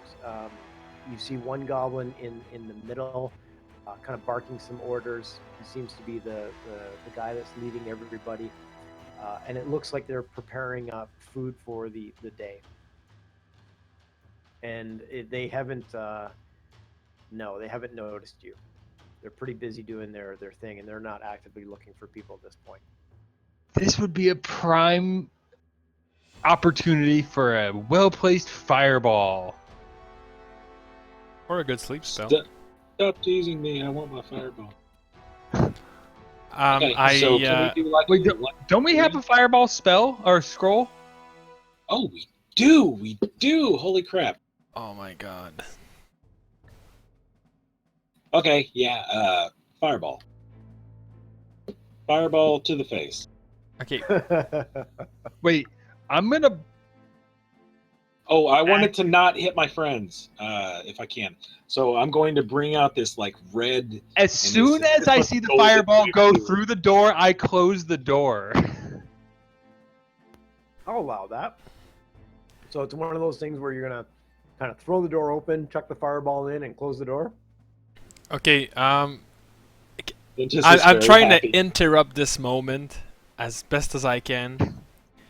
And how I'm going to do this? I will mentally message Ventus and tell him that I think that kind of magic makes a lot of noise. And then That's part of the fun. I think the whole castle is gonna be on us. Oh, This is not a stealth approach. I think we should keep that for whenever the whole castle is on us. I think you should use that if it happens. I think right now this would be a perfect moment for your sleep spell. I message Campy and I say, Avarian doesn't want us to do the fireball. He says it'll be too loud. Open the door, I'll toss sleep in, run in there, punch them till they die. We'll save the fireball spell for the hobgoblins, or perhaps the orcs. Fine. Although I that know, would've I'm been with you, dude. I'm And- sad too. And that's how the group gets 1, to play 2, another 3, 4, session. 5, 6, 7. I count at least 7 goblins in there. That's like perfect fire. They're all within fireball range. Dude, what about the 12 orcs we're gonna meet later on, man? Like, I'm telling you, like, there's something more. Okay, let's go. Let's go for it, guys. Here we go. You ready? Let's do it. 27 Uh, hit dice. So, Brett, that goes directly into the middle of them. Okay. Holy shit, that's a good roll, man. 5, 8, 5, 8, 1. Let me. Except for the one, yeah? Let me Not open bad, this door not all the bad. way.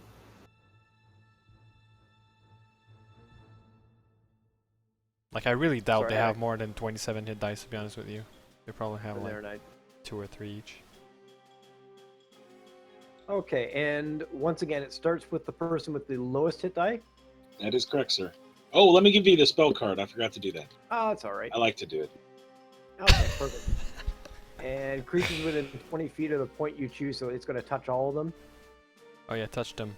We're All gonna start of with the them. lowest. Oh, we're touching them in a bad way, though. This is the bad touch. This is the bad touch. Show Well, on this is the spell- prelude to the bad touch because I think Campy's going to deliver the bad touch. Oh yeah, we're gonna So what- touch them very inappropriately in the few seconds. Well, yes. Okay, while I figure this out, why don't everybody roll initiative? Because I'm sure there's going to be some. Did stuff we happening lose? pretty soon. Did we lose our stealth, Brett? No, no. Well, you're going to. We'll deal with the sleep spell, and then we'll kind of go from there. So we had, what was it, 27. So there's. I'm just going to put red dots on these guys just to make it quicker right now for sleeping. And I'll worry about it later. So there's 27.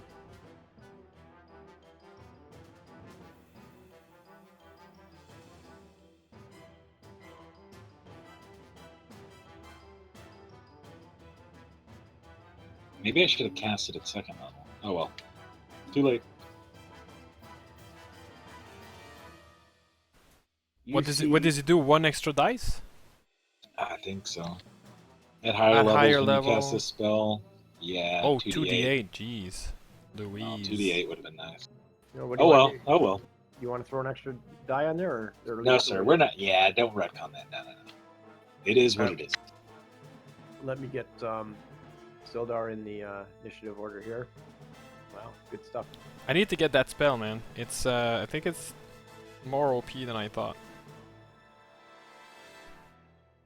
Okay, Especially you, for little goblins. yeah.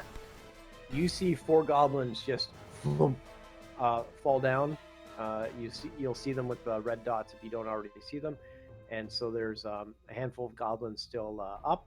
Shit, And man. the guy in the middle turns to the 4 goblins and say to you and says to them, like, you know, what's going on? No laying down on the job. And you Which guy have, said that? the guy right in the middle here. Awesome. In the middle. That was the guy that was barking out orders and telling everybody what to do.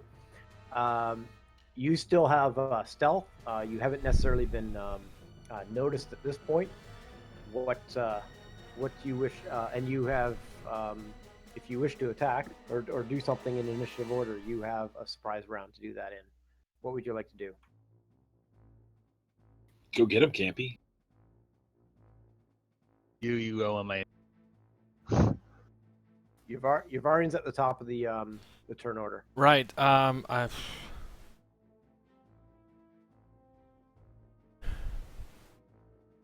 Okay, I'm just gonna, I guess, fire an arrow right here.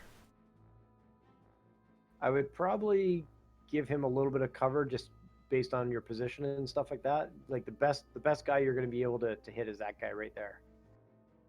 Is he asleep? I can't see from my. No, he's they're not. not. No. Okay, well, The fine. goblins closest to you are not asleep. I put the guys farthest away from you asleep. So Okay, cool. This one, Yeah, I'm let gonna them fire this sleep. one.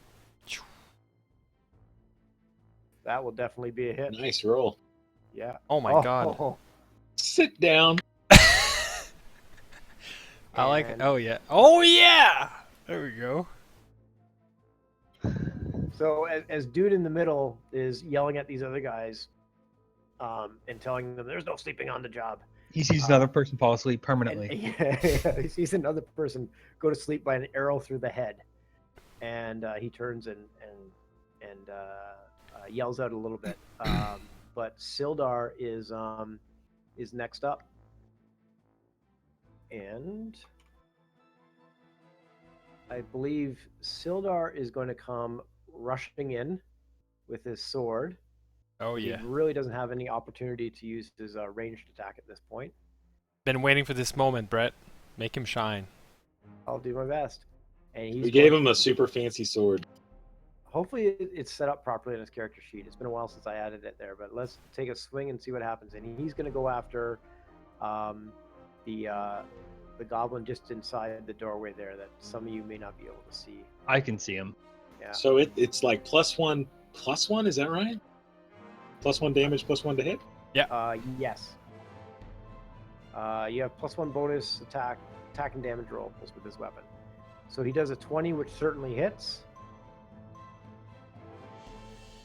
And it's been so long to figure out how to do damage.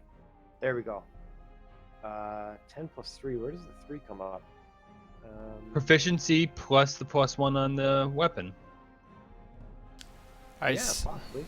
Yeah. Anyways, well, he just did. Or strength. What's his strength modifier? I don't know. We'll check into that. Either way, another goblin just fell asleep on the job due to Sildar. And I think Sildar pretty much used all of his movement just to get in there, going through your spaces and such. And that's Sildar's turn. And Ventus, you already went with the sleep spell. Oh, that's right. Never mind. Yep. I'll move back. No worries. Sorry. It's okay. I guess I just kind of assumed that everybody kind of held their action until you did that. Yep, absolutely. Campy's up. I'm gonna jump on this table, Go for it. and the guy that was barking the orders, I'm going to take a swing at him with my spear. Oh, Jesus. that's how you storm a castle. Kinda. So that's 12. Oh my gosh, you just put him down in one hit. Okay, so with that, I am going to jump from table to table because I have plenty of movement. Mm-hmm. I'm going to use 1 point of my key to make 2 unarmed strikes on these 2 sleeping guys, which Oh, would be God. automatic crits. Oh, yep, auto crit. My mic was off. Is it auto crit if they hit or just auto crit? Auto crit if they hit. But I have advantage because they're prone. Correct. Yep, Don't miss. 17. 17 hits. Probably. So you're able to you've got an attack for each one of these guys. Yes. Okay. So Because it's 2 extra attacks. okay, so 17 hits the guy to your south. We'll deal Um, with damage in a second, which will probably kill them anyways. let me just roll damage again, so ignore the attack roll, just Yep. just for damage roll. So that's going to be another 2 damage, Okay, so 7 in total. 7 in total, Okay, so he goes down. and then an 18. And 18 also hits. So that's 4 plus another 6, another 3. Sorry. And he also goes down. And then I turn to face the remaining guy that's awake, Right here. and I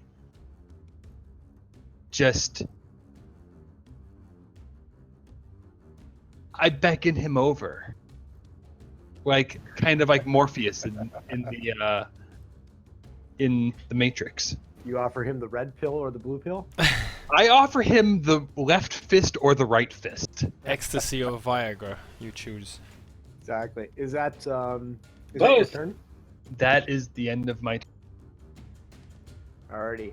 And Mini Penny has yet to go. Is Mini Penny doing anything? Nah, Penny's cool. She's just gonna chill on the shoulder. Okay. Just for giggles, let's roll initiative on this one remaining guy.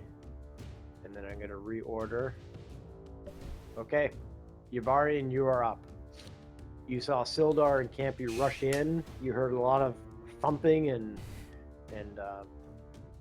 death throes.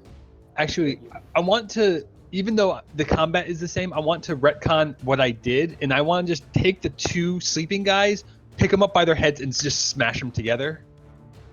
Sure, why not? That would work too.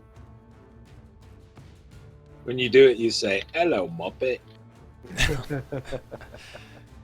So Yavarian, Yeah, you rush in and you see one guy remaining there. What do you... yeah. Shoot an arrow. 21 That's certainly a hit with for 5 damage. 5. Yeah, 5 damage. The Okay. damage. That hurts him drastically. He's still on his feet, but he's not looking good. And is that Yavarian's turn? Yeah, that's it. Okay. Sildar rushes him and takes a swipe. Talon yells out, "Feel my claws!" And crits. Critical failure. I was going to say, that's not a crit, that's a failure. Critical failure. Oh snap. Oh, snap. And it is that goblin's turn. Oh. And he's going to run. He's getting the heck out of there. I just want to see what his movement is. Yeah, they move pretty quick, 30 feet. So he's going to use his bonus action to disengage. And 5, 10, 15, 20. So he's going to get here in 20 feet.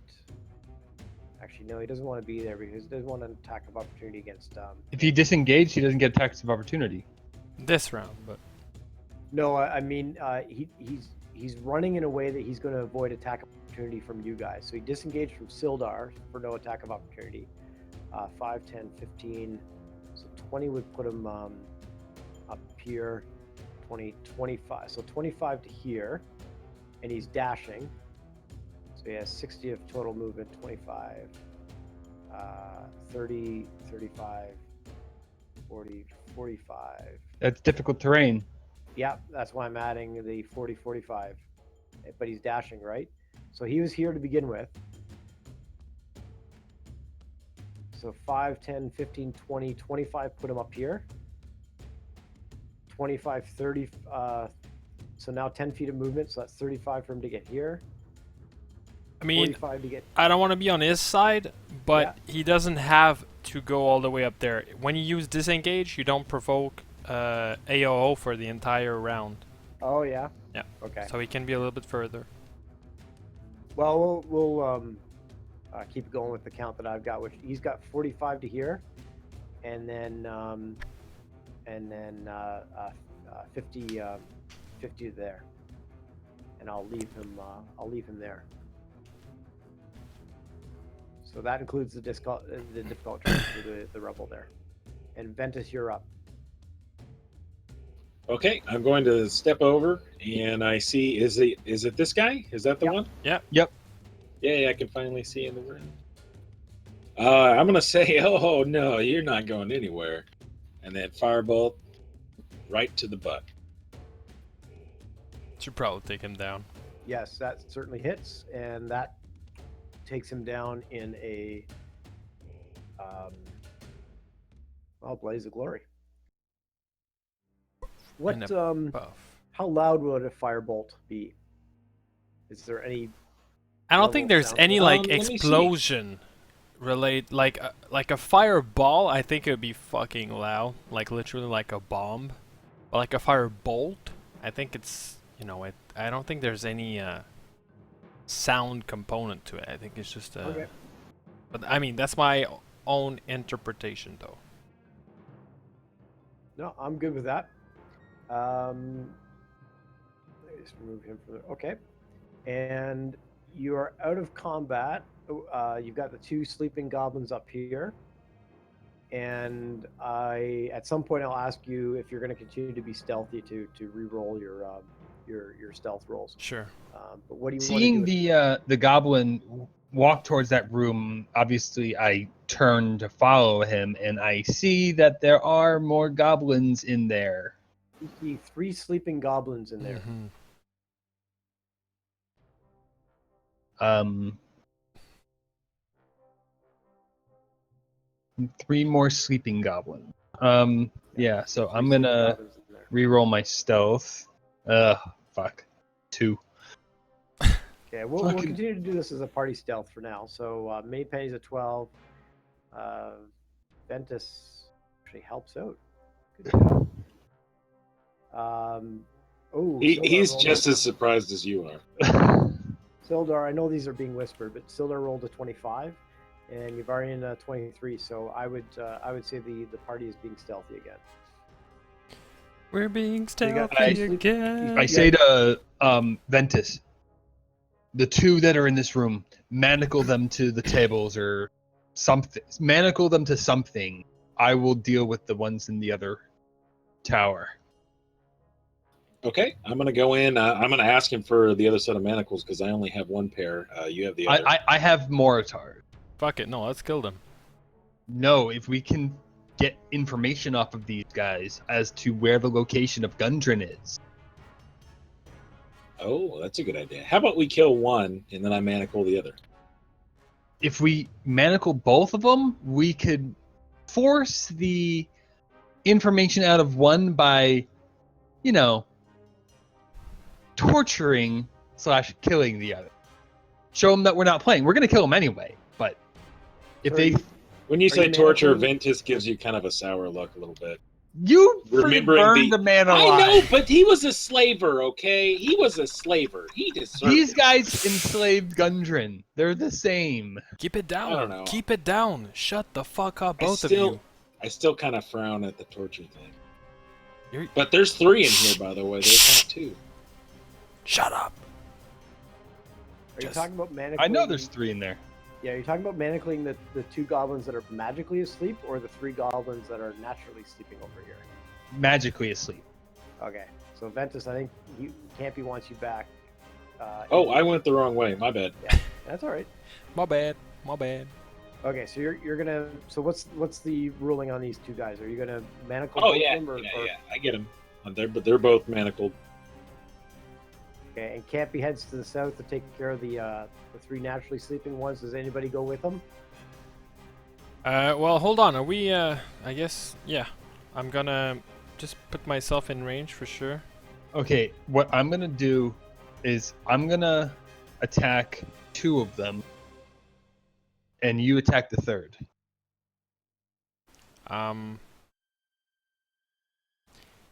Sildar certainly Yeah, I'm heads over as well. sorry, I can't. I have a fucking flute, man. Okay, then Sildar attack the 3rd. Because, I don't want to burn all my key points Yeah. Okay. on goblins. I can take out 2, most likely. Okay. Sildar takes a swipe. And I want to have it like almost like as simultaneous as possible to try to minimize their reaction. Sure. Yeah. So he takes a swipe at one of them here. Oh my gosh. Oh my god, this guy. Crits again. No, I'm sorry. He has Advantage, right? on Yeah, rolls, yeah. right? I don't think he's going to. No, I doubt it. He completely flubs it. I'm just going to close the door to the office here. I got to put my headphones down 1 second. Oh shit, 11. But it's also a crit because they're sleeping. Correct. So that's Okay, I'm Did- back. What was that about? oh man. It's still a What? 12. Yeah. It's still a 12, True, which should be enough to kill one. Yeah. Hopefully. Yeah. So that's an attack on one, correct? The one that I'm currently facing. Okay. Well, he goes down. And then my bonus attack is 14 versus the other. And I believe that's a hit. Let's second here. Ba-da-ba-da. For 6. 14. Actually, a 14 misses. Oh, 14 misses. Wow. Yes. I know it's tough to kill sleeping goblins. Well, Like if how- Sildar wouldn't roll 1s and fucking 3s with a +1 longsword. Well, he still has to re-roll, right? Because it was advantage. No, he rolled a 5 and a 7. Yeah, you rolled a 5 and a 7. Oh my god! I just saw that. Oh. Yeah. Ventus hears Campy cussing in the other room and turns his head and messages, "Do you guys need help? What are you doing in there?" As I'm handcuffing one to the table. Oh my god. Well, as this is going on, these two goblins are certainly waking up as they hear weapons being attempted to hit them and stuff. You hit the bed or something like that, or the God. wall, and Should we re-roll initiative? Yeah, 'Cause- let's so we're out of combat? yeah. So let's re-roll initiative there. Please, thank you. It's a little better.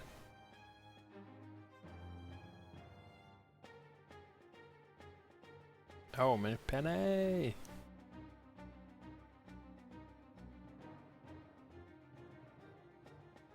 Now what I'll do, I'm just trying to figure out whether that would be a surprise, like this, you would now be in a surprise round or not. No, because I think our surprise is over. Yeah. That was our surprise round. Yeah. No, good call. Okay, Mini Penny, you're up. What does Mini Penny do right now? She's gonna hold her turn until my turn. Well, hold on. Keep the. I forgot to say what it was she's gonna do. She's gonna fly in there and distract whatever they are with one of those flyby, screechy, flappy wing things that she loves so much. Okay. And she's going to do that when? To help who? To help myself? Actually, no, to help Sildar. He's been having problems. He has. Okay, so it's Sildar's turn then? Yeah, but Brett, I was about to say, like in 5th edition, the surprise works quite differently than the previous one. So there is no surprise round. There is initiative, and then There are surprise rounds. We had this fight. We had this discussion. No, there's before. no surprise round. Yes, there are. If they're surprised, they don't get to act on their initiative, and that's it. So because when they're asleep, they cannot not act on their initiative. It means we still have like some sort of surprise on this round. Yeah, that's what I was wondering. Would the sleep be the surprise round, or this would be the surprise round? No different. I than the think like the way that Critical Role does it is like if you attack when you're asleep, and then after the guy wakes up, you roll initiative, and then you go on that. I But think they- is what they did. they roll their But initiative? the guys that did the surprising got to go first, and then it went in initiative order. I think. But that's not how 5th edition works. They get their initiative, they just cannot act on their initiative. So they literally kind of Yeah, like let's- they forfeit their round if they're surprised. Their first round. That's how it works. Okay, well, Sildar and Yvarian are up first anyway, so regardless of whether we'll let Sildar and Yvarian go, and then we'll decide Goblin gets to go this round or not. I hear what you're saying, Goes. So it would be the 19, 17, 12, 10, and then the 15, 8, and then it would go back to order. Is that what you're saying? Yeah. Yeah. We're saying the same thing. It's just No. We're not saying. Okay, so it would be 9, 17, 15, and then it's like 15. Okay, he's surprised. Next, going to 12. Like, you don't get to act or take any action or reaction if you're surprised, but you still have your initiative. So what do you do with it? Nothing. You can't do anything. But it's just like mechanically, it's a lot different because if you are not surprised, you still get to act on your initiative. I feel like I'm back in like calculus class or something. Yeah. Okay, but for this round, it doesn't matter. It doesn't matter at all because Brett is correct. Okay. It doesn't matter. Okay, let's go then. Well, Yvarian and Ventus are arguing about who gets to go first and when do they get go. Sildar puts Talon through the Goblin. Finally. And yeah, exactly, and puts that Goblin down. Oh, Minnie Penny did her flyby for him to give him that advantage. Oh yeah, okay. Well, he got a 16 instead of 15 then. Either way, he hit and did what he needed to do. And the Yvarian is up. So I'm just gonna shoot an arrow at the remaining one. Ooh, And wow. With advantage, you still critically failed. Yeah. That is impressive. That's amazing. Like, you should take a picture of that. Yeah. Screenshot it. There you go. So now comes the question: Does Goblin get to go, or is Goblin surprised and we move on to Ventus?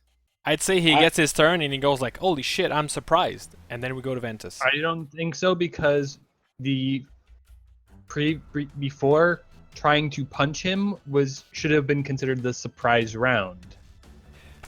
There is no surprise round.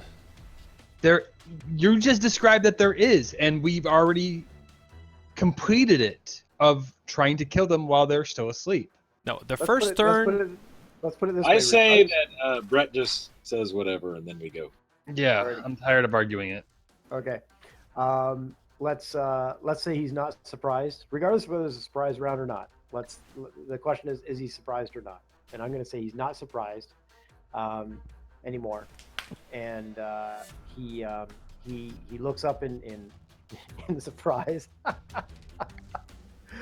and he yells out, "Intruders!" And he then takes a swipe at Campy with his scimitar. And a 20, I imagine, hits. Yeah.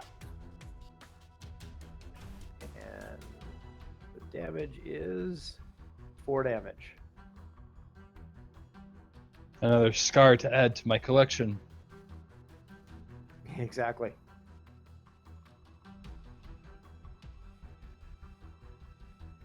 Okay, and where are we now? Ventus is up. All right, so Ventus is going to finish his shackling. Am I done shackling? Yes, you finished that yes. Firebolt to the one that's up. Can you see the one that's up? This guy way over here. Yeah, you're gonna have to move. Whoops, what just happened there? Oh, there you go. I can't see anything now.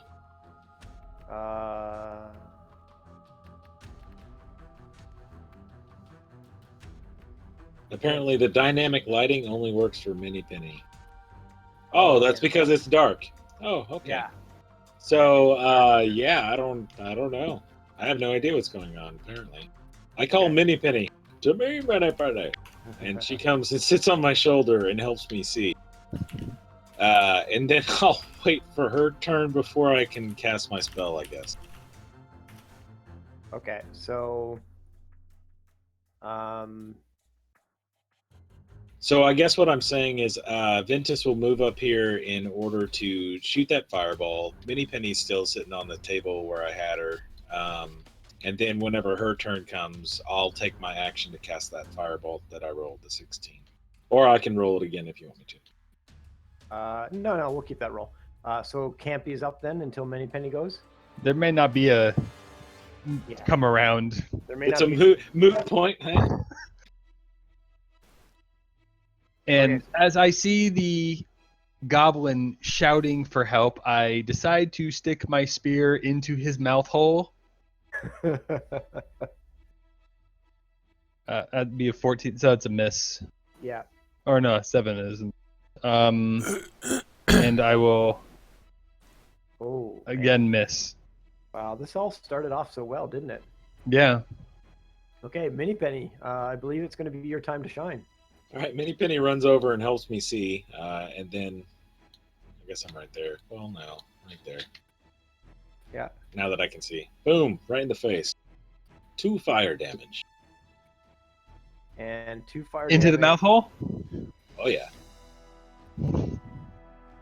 Into the mouth hole. 2 fire damage burns him a little bit, and he looks a little damaged, but not terribly so. Get him, Sildar. Yep, Sildar is up. And he will try this whole talon thing one more time.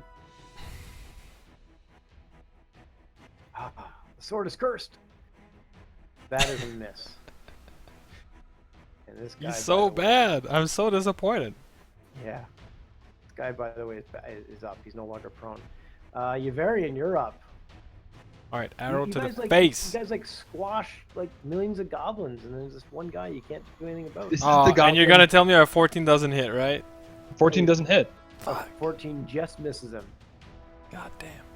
What is wrong with It's you? okay. He can't escape. He'd have to run past us. He can disengage. Yeah, he could. Don't get nice. He takes a swipe at Sildar with his scimitar. 13, I believe, is going to miss. And it does miss.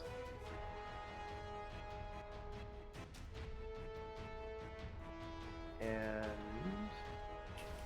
you guys are going to enjoy this, I'm sure. Let me just get a couple people in position here. You see the door to the north open. Knew it. Oh, I'm God. going to open that door in a second. Oh, the computer is... Oh, I just left the game by mistake. I'm We coming, win! guys. Yeah, you win!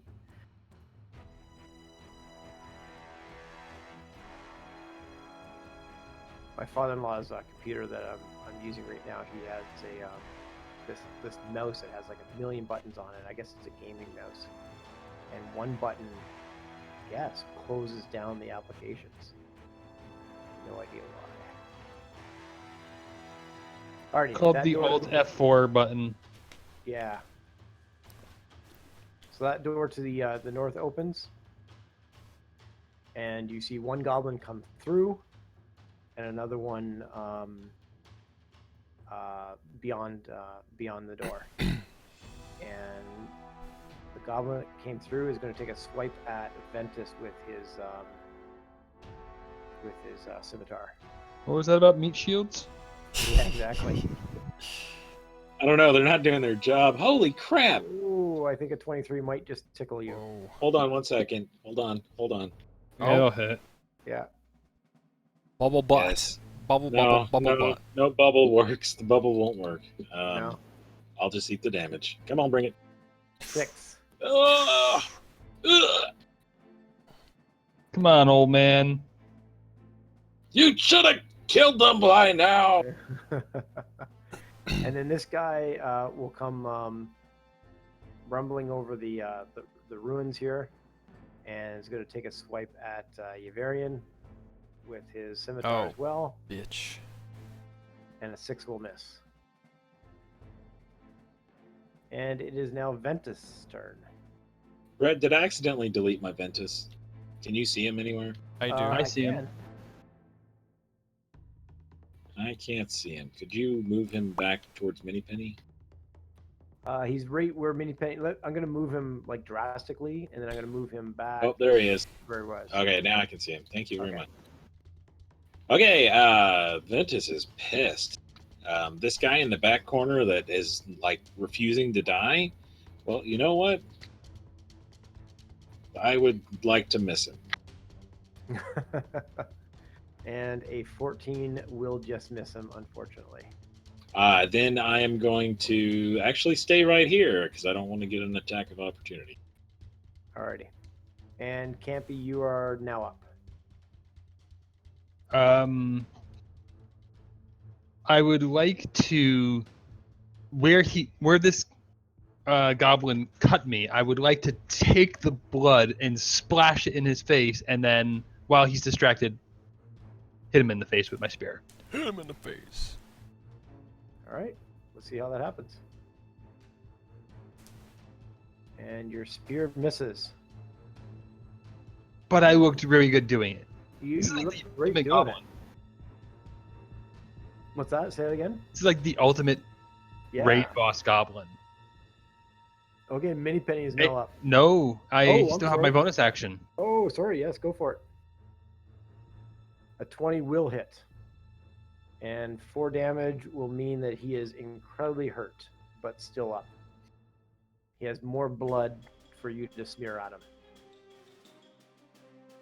I was smearing my blood that he caused on him. Well, now you have more blood to smear, unless you want to be choosy about which blood you smear.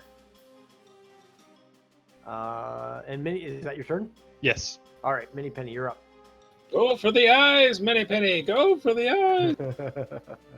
And a 14 She will misses. miss. She flies over there, does her swooping attack, and then comes back to my shoulder. Alrighty. Sildar turns to the goblin that has. Well, no, that's kind of around the corner a little bit. No, he's going to go for the goblin that he's been chewing on there. See if Talon can actually do something this time. And that will miss. Oh my gosh. Why does this one goblin have such a high armor class? It's not the high armor class, it's the low rolls. Our 15 is high. Oh, why does the goblins? That's their armor class. They are they're very dexterous. They can move in and out. So it's not necessarily their armor; it's their dexterity that adds to the armor class. Ivarian, please Ivarian. inspire us to kill something. Do something. All right. Do something that involves rolling a 15 or higher. Okay. What I'm going to do. I can't move. I'm going to inspire Sildar because I really want and I hope to see him do great things. I mean, I was excited for him to come down, but now, like, I don't know. I want to see my hero do something cool. So I'm going to give him a inspiration dice. And then I'm going to take a dodge action for the turn, which gives disadvantage on any attack from any attacker that I can see until my next turn. It's the end of your turn. Yep. Okay, Goblin in the corner here is going to take a swipe at Campy. 11 misses, I imagine. Yes. Because of the blood in his eyes. Nice. Because of the blood in the eyes. Goblin by Ventus is going to take a swipe at Ventus. I think I can, yeah, I can take this one. Oh, no, that's not what I expected.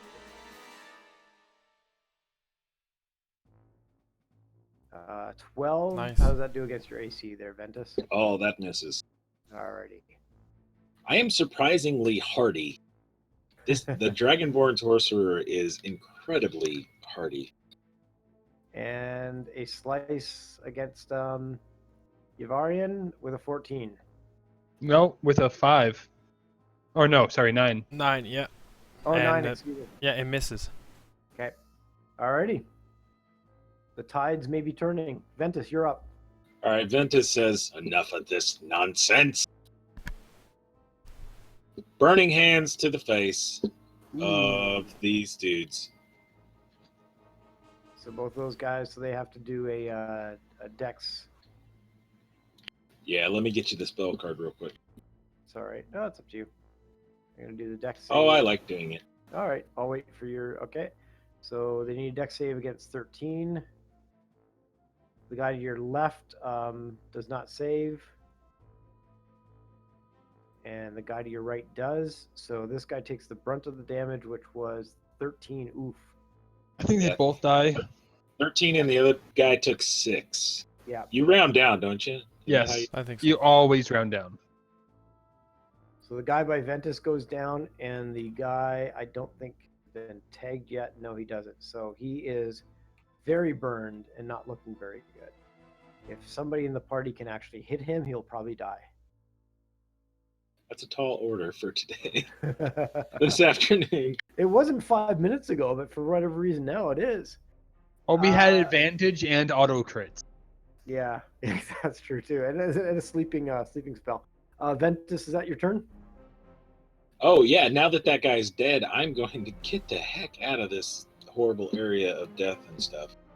Okay. I'm gonna run. Actually, dude, can I get by without getting hit if I try to go like over here? You would have to go behind Yvarian, and so this is difficult terrain. So you would take 10, 20 feet just to get to here. Okay, I got. That's it, man. I have my big old pack of stuff on, so I'll just sit by the right hand of Mr. Ivarian. Okay, and Campy, you're up. Okay, I'm sick of this goblin being alive. 16 certainly hits, and Kills it. 10 is 9 more than you needed. And then I'll use my movement to come over here and use my bonus action to punch this guy for 4 damage. Sildar looks at you and says, "Oh, so that's how it works." And we are out of initiative. Good.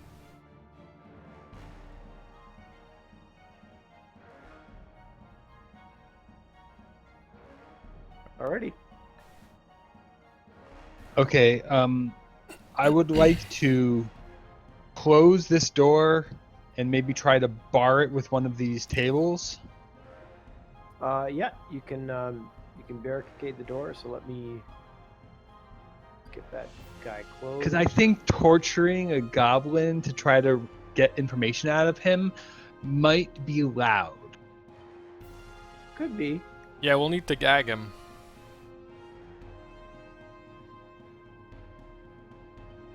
So they don't scream. So what I'm going to do is do the goblins wear socks? If so, I want to take the socks off of a dead goblin and stick it in the mouth of the alive one. Because I think goblin socks would taste really bad. Yeah, it's kind of like Dobby from Harry Potter. They at least have one.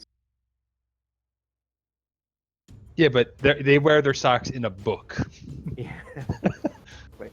So the red squiggle there just indicates that guy's barricaded. That door's barricaded. Okay, so you've got 2 sleeping goblins over here. Sir, what was the plan? Are you trying to keep both of them alive? Oh, You're I obviously barricading one. assumed they weren't sleeping because we tried to mangle them, but I guess we never jostled them enough to wake them. Yeah, I don't think that would necessarily be enough to wake them. I think you have to physically try to wake them or inflict damage to them. So what's the plan? You got 2 manacled sleeping goblins.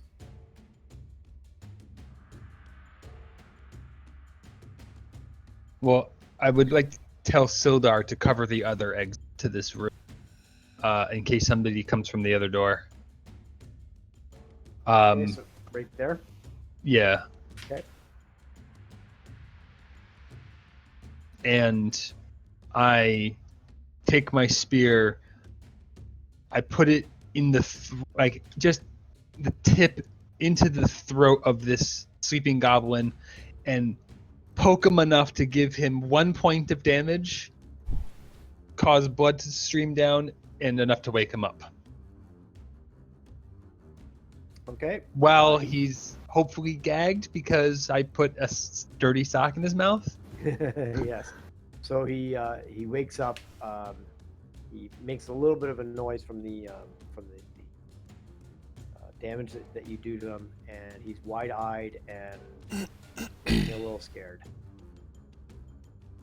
And I say, "Where is Gundren?" And he says, Point. Where is he being held? and with his hands manacled behind him, he kind of shifts around and tries to point, but doesn't really do anything that really gives you too much information. And he says,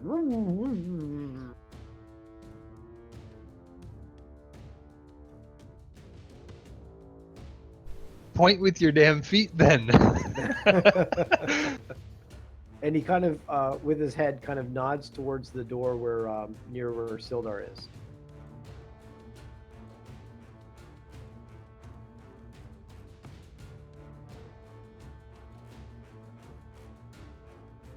Okay.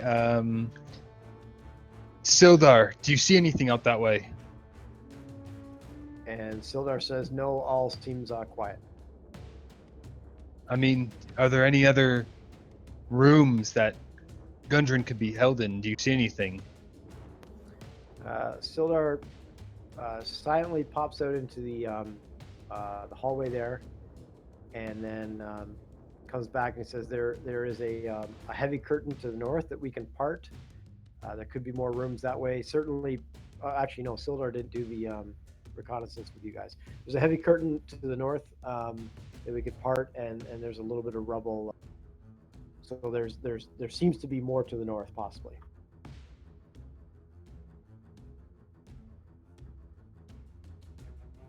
Okay, and with that, I would like to knock this goblin out while he's still manacled. Okay.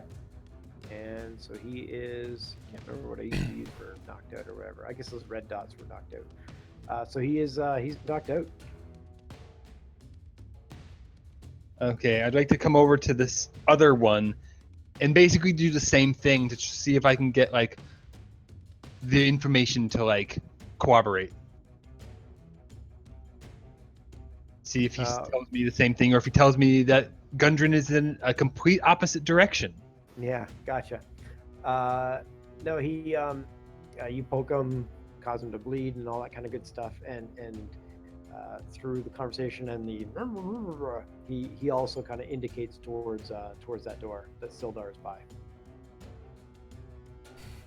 Okay, and I want to knock him back out as well, because you can't have these guys, alerting anybody else of our presence. Okay. So you got 2 goblins knocked out. Vorpal, are you back yet? Oh yeah, I'm here. Okay. I heard all that. Yeah, good. I'm gonna ask Campy any particular reason why you just don't kill them. I think I did enough killing today. We can always come back and kill them, unless you want to do the honors. I look to Sildar and I say, Sildar, would you please dispatch these goblins? Like, I have no problem killing goblins. I just didn't want to, tear out their fingernails and cut off fingers and whatnot. Do torture things, which you said you would cringe about? Yeah. Plus, it would make noise. No, they're gagged. Oh, okay. Well, then, in that case, let's, where's the car battery? Hasn't been invented yet. Oh, that's right. Well, anyway, I'm going to encourage Sildar to go ahead and end their lives. You and encourage then I'm violence? going to re-roll. Yes, I encourage violence. And then I'm going to roll my stealth again because I think I dropped it after I was hitting stuff. Yeah, I'm gonna have everybody reroll stealth. Sildar says they have caused goblins and hobgoblins have caused enough trouble in these areas. I have no problem dispatching these. And he looks at Yavarian to see if Yavarian has any thoughts on any of this. I give him the nod, the approval nod. Gonna get Sildar's. I asked Campy if he saw anything up here while he was killing those things. Did you see where our ping did? Did I see anything out the door when I was barricading it closed? You saw a long hallway about 20 to 30 feet long. You saw what you would feel is the main entrance off to the west, and then just north of this door here seemed to be another smaller. I'm trying to think of what to call it, like an entrance, a foyer. So a long hallway to the north, main entrance to the west, with the doors hanging off the hinges, and through this doorway here was a foyer off to the east. I say all of that back to Ventus. In Dwarvish.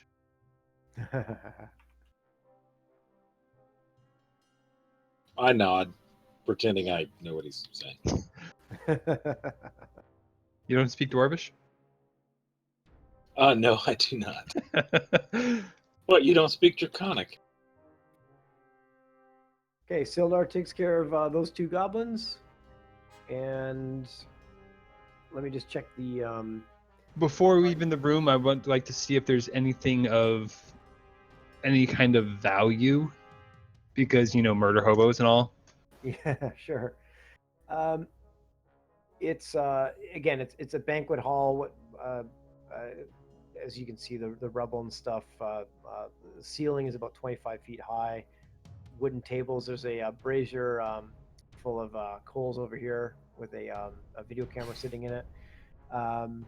Dishes, dirty dishes, stew pots, that kind of stuff. Other than that, you don't see anything of value except for the experience points that you get from doing all this kind of crazy stuff.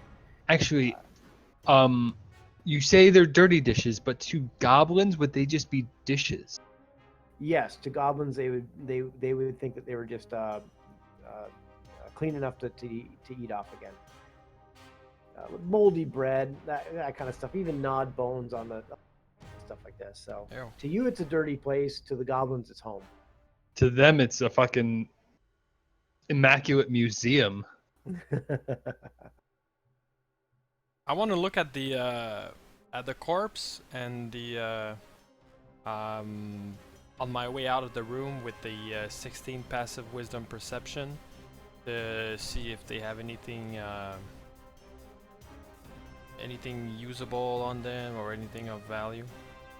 Okay. Let me just tackle XP here for a second. 256. So 650 divided by 4. Who's got their calculator going? 162 and a half.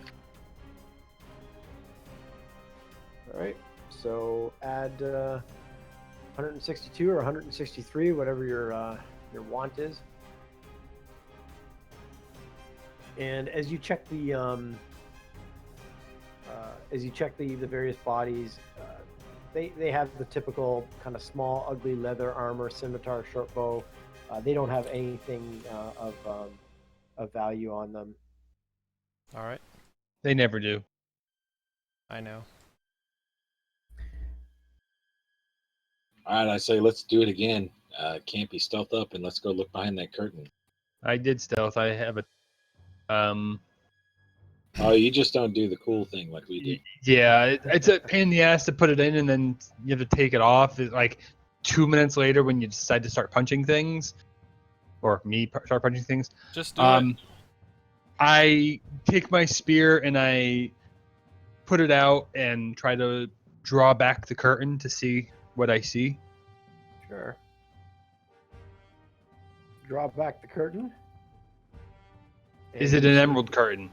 Is it a which curtain? An emerald curtain. No. So we're not in Oz. So Wizard of No. Oz reference. Oh, I got it. So you see a hallway to your north, again, rubble and such. As you kind of peer around the curtain, you may see a doorway to your west. You'll certainly see it now, and you'll see a doorway to your east. Okay. Since both goblins pointed in this direction, I'm gonna come this way. I can kind of see through the rubble. Let me just see what you're seeing there for a second. Yep. Yeah, you can see a hallway through the rubble there to the southeast, and then the doorway right there to your east, well, northeast, I guess, from where you are. Can I fit through this area? If so, I would like to just peek through and scout. To get here, kind of thing. Yeah. Yeah.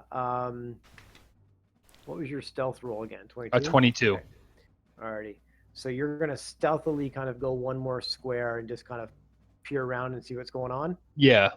All right. So you, I'll just do it theater of the mind. yeah. Like okay.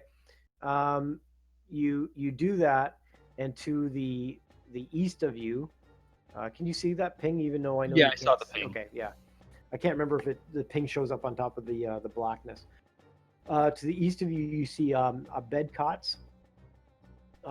In the room there, to the south, you see another door. So it almost seems like there's a wall or a pillar here of some size that there's rubble all around, and you can hear some level of conversation going on in this room to the north of you. Just again, a goblinoid type language. And From peering around the corner, am I able, like, because I see the door just the one square above me, do I see, like, the door on the other side peeking around? this door right here. No, this door right here above me. Like- Oh, so you're peeking around the wall. Yeah. Are you And, asking like- me if Like, you can I see the actually other see side on of the that other side of door? the wall through this collapsed area? Yeah, so if you wanted to traverse it, you could get there by looking around. You see two more guys looking like those hobgoblins chatting away in the room off to the north of that door.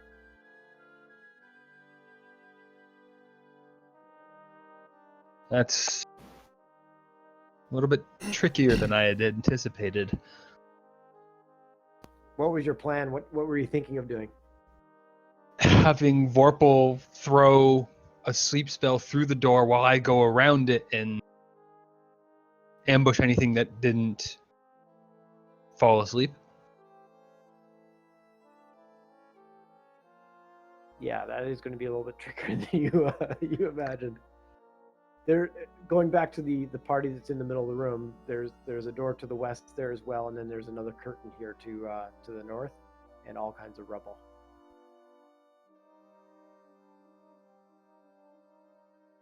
Alright, I'm just gonna go and peek on the other side of the curtain while Vexen is doing his thing.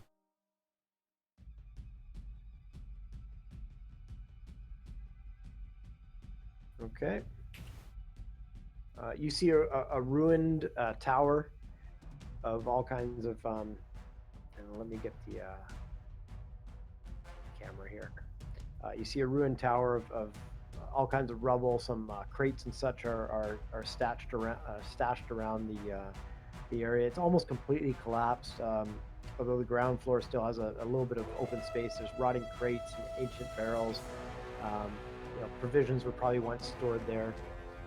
You've got a heavy curtain blocking. Well, actually, that's the curtain that you just pulled aside there. Let me just see what you can see from that vantage point. I think you can see. Yeah, you can just make out a door to the east there. Yeah. And to the north, a short passage through the rubble ends before like a screen of canvas, like a kind of like another a drape, but this one's kind of canvasy, not like a drape or curtain material. Okay. Alright. Do you Safe want to me say to this set it on castle's- fire? It's safe to say this castle is not a railroad.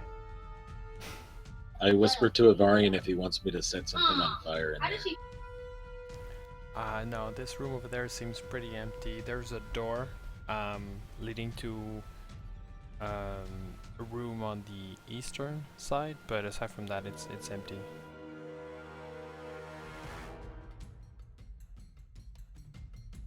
Which way do we go?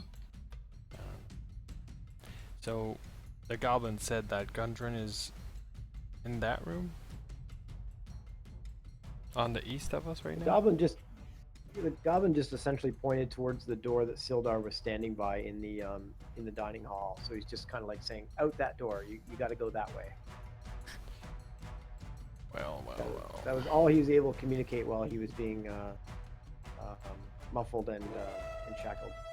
You know what? Out of safety, I would clear this whole castle before we go into where we think Gundren is. Because while we do some negotiation, like I feel while we negotiate, like the whole castle could surround us and then we would lose our advantage. So I would stealthily clear the whole castle as much as we can, and if we stumble upon Gundren, then, you know, good. If not, then we'll eventually kind of like thin out all the possible threats that can happen. Sildar turns to you and whispers and says, I think our focus is to get Gundren and get the heck out of here. We can always come back with a larger party if we feel there's more to clear out. But at this point, we don't even know where Gundren is." And he turns back to Campy, who's also close to him, and says, "What do you think?" Perhaps we should ensure safety before pressing deeper. I imagine that Gundren isn't guarded by mere goblins. So the fewer reinforcements that they can send at us would probably be to our advantage. Well, let's clear the room to the east. Shall I fireball it? I think we should clear to the west first. I know that there's goblins in there. A few of them. On the west side?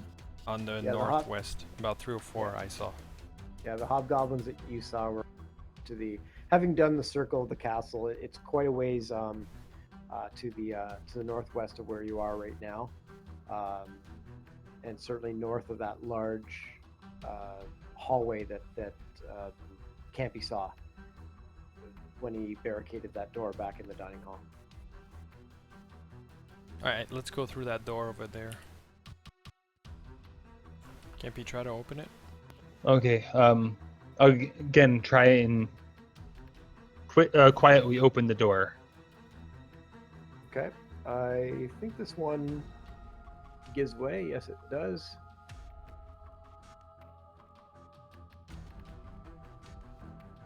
And you see a room that's completely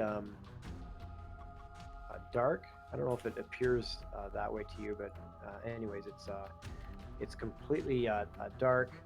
You see a door off to the west here, and you can a brazier that's unlit at this point. A large stone wall here, and let me just see what else you can see from that.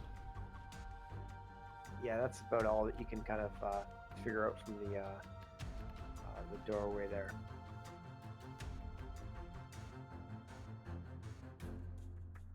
Okay, I signal to everybody.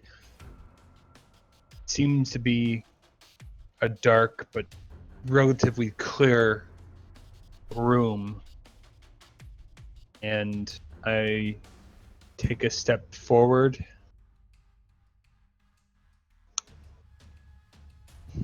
Okay, and we're keeping. Whoops, sorry about that. You're variant. Yeah, no, that's good. I think I pushed you back there. So Yvarian, you're going next, and then Sildar behind. No, that's good. Sildar can go behind Campy. Okay. And where's our little recorder here? Oh, there it is, right. It's on top of it. Yeah, that's all right. We can I'll move it. Okay. So what's the idea? Are you pushing in?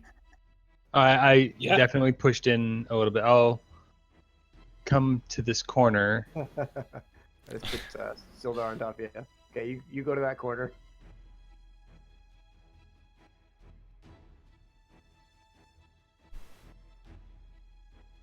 There's a curtain over there. Yeah, and Hold on, guys. I'm just gonna go and peek. And actually, Yuvarian, just hang off to where you are right there. Ventus, I imagine you're kind of keeping the rank, so you're kind of a little bit behind Sildar, or maybe like by the door on either side.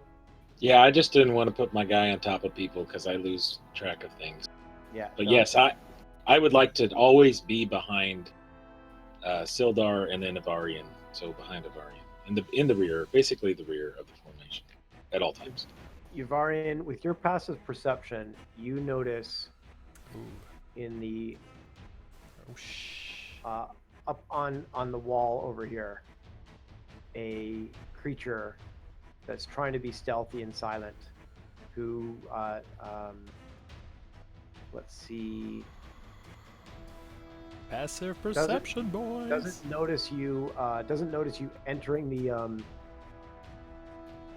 room at this point, and it looks like that picture that I just sent you. All right. I hate those things. Alright, It looks so nasty. I raise my hand and try to get like everybody to look at me and get them to like stop and try to point on the wall. And then I'm going to message Kempi first. Kempi, there's some sort of a snake-like creature on the wall, like, and then I point right over there. How high up is it? It's 10 feet up. The ceilings, I think, similar to the other areas, are about 20-25 feet. It's about 10 feet up. There's a ledge up there that's just kind of hanging out. Think about a cat kind of roaming around, but this is not a cat. Obviously, it's no cat. It's a cat in like some sort of like a tentacle porn like anime. It's the worst kind of cat you want to come across. I say to Yavarian, I can't reach it. If you can somehow bring it to the ground, I can take care of it, but it is out of my reach. So the ceilings are 15 feet high, but it's 10 feet up, as I mentioned. Okay. Oh, I took the manacles from those dead goblins. I don't know if I said that, but I did. Okay, no problem. Yeah, those manacles have served us so fucking well so far. I message back that I can send Mini Penny up there to Shocking Grasp and try to knock it from its perch, and then Campy can karate chop it once it falls. Can't you jump like 1,000 feet, Campy? Can't you just jump up there and kill it? Not yet. I think 8th level monk. My jump vertical is as much as my jump horizontal or some shit like that. I forget what it was. All right, can I throw you some sort of a skill check, Brett, to get more details on that creature, like either like a nature or maybe like a history? Yeah, give me. Let's go with the nature check. Ooh, very good. You would have heard of this type of creature known as a grick. Somewhere in your travels, you've heard stories about these things. You know that they're tough, like they're kind of medium tough in terms of their natural armor, but pretty hardy. You're gonna have to give this thing a couple good number of good hits. You also know that it also has some damage resistances, and you'd heard stories that you probably want to, if you want to do most damage, magical weapons are going to help you the most. And your piercing and your slashing is probably not going to be your best way to go about doing max damage. All right. Right. you also know it's not something really to be trifled with. That it you could probably take it, but it's got some fight in it. So, how do I do that? I'm going to message Sildar and make sure he knows that there's that the creature is over there about like 10 feet high on the ledge. I'm going to tell him that from what I know, this is a very, very dangerous creature. Very resistant. And then if it stays up there, we might have a tough time. So either like we try to avoid it, or we try to lure it so that you could probably go up to it pretending you haven't seen it, and then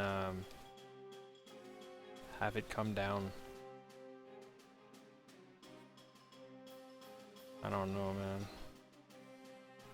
I message Ivarian and I say I can minor illusion something tempting underneath it, like such as myself, just to make it appear that it's there. Have Sildar right behind me with his magic sword to cut it as soon as it jumps down. I think Sildar should just go up to it, and we stay back, and he tries to lure it down. Well, we need to get it down somehow. I think he'll need. I think it will need to get down if it wants to attack us. Now I'm not too worried about this creature. I'm more worried about if we make noise. About like the hobgoblins on like the next room over. If they come in, we're fucked. We're pretty much all dead.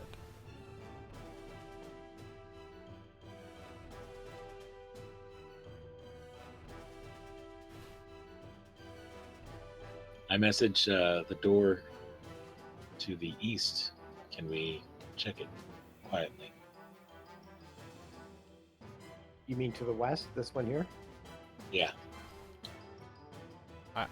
I wouldn't. East, west, whatever. The one we haven't gone through yet. Yeah. Oh You could, but obviously any kind of additional movements and stuff that you're doing in the room may alert the creature to your presence. Right now, it's not aware. It seems to have been watching that door, and it seems to be kind of hanging out. You guys are being stealthy enough, and the room's dark enough that so far so good. Oh my god. How I about kinda- we 1, 2, 3 attack it, Ivarian? You and I and Sildar with his ranged weapon, and Okay. then have the others run in. Sildar and Campy can finish it off. I stealthily move out of the room, and I hand gesture to the rest of the party to follow me, and I exit in the room that we just came in from. Okay, what does the rest of the group do? I follow.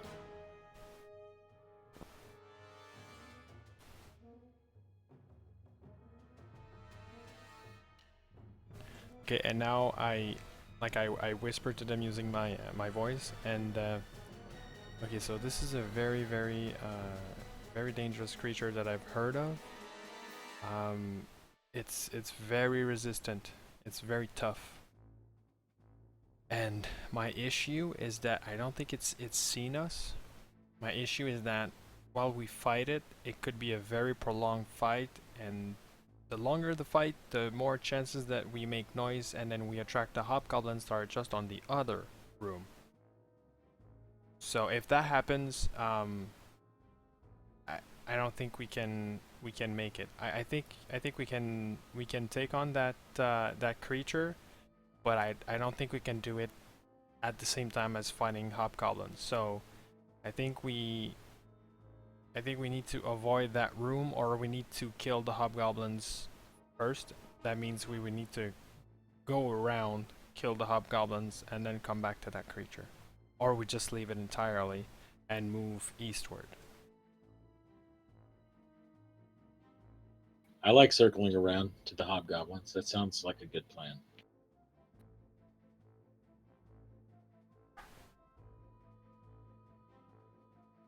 I would guess that this creature would be less likely to come investigate any noise heard, like battle noise, than the hobgoblins would. The hobgoblins would obviously come if they heard something attacking, I think fighting so. in their keep. But I think this beast monster may just be. Yeah, I think that's the better bet. Cappy, what are your thoughts? I agree.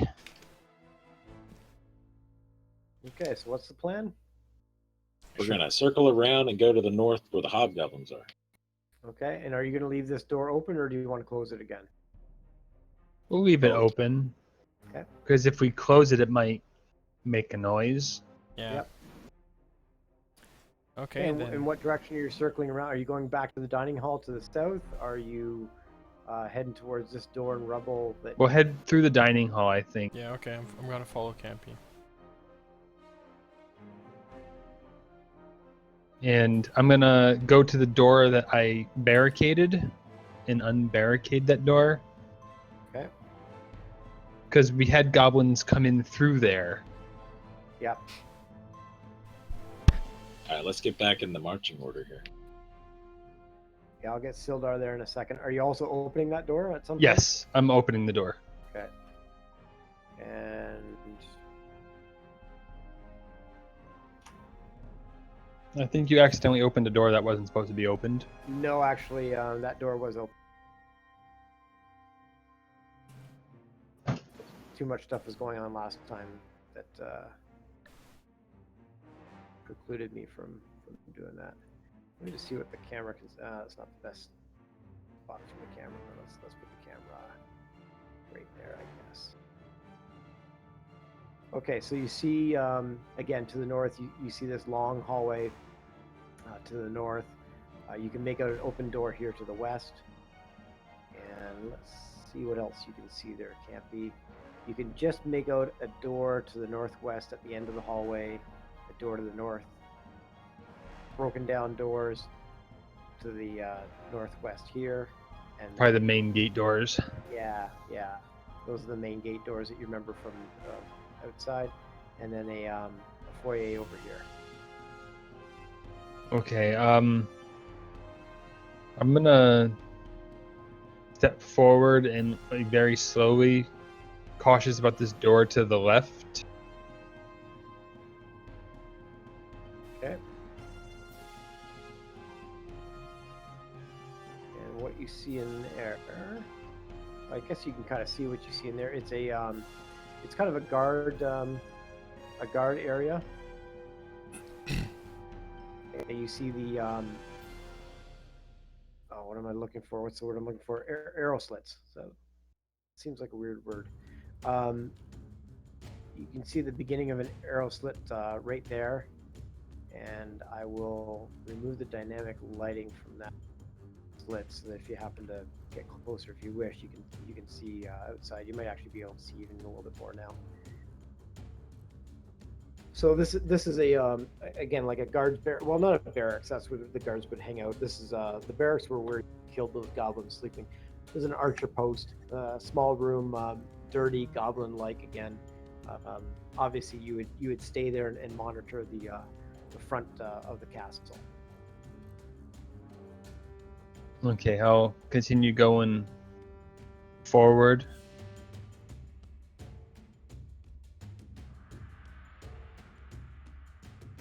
Okay, and as you walk past this foyer here, you see a door to the east there.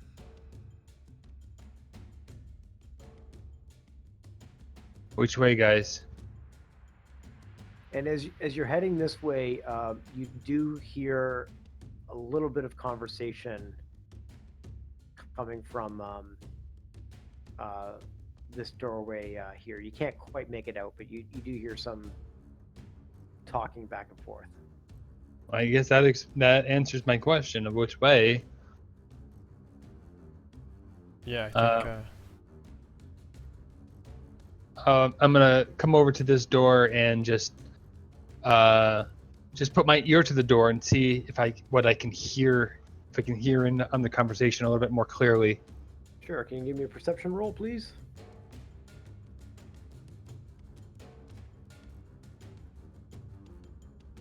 Again, goblinoid type speaking is going on. So unless you know goblinoid or goblin, I don't know goblin speak, but maybe they might say something that might be easily translatable. Maybe the word Gundren. yeah, you don't hear Gundren. You hear words that kind of sound like guard or watch, and they don't sound very happy. Again, they're not arguing with each other, but they just don't sound very happy with their lot in life right now. Well, it's all right. It's about to end for them, so.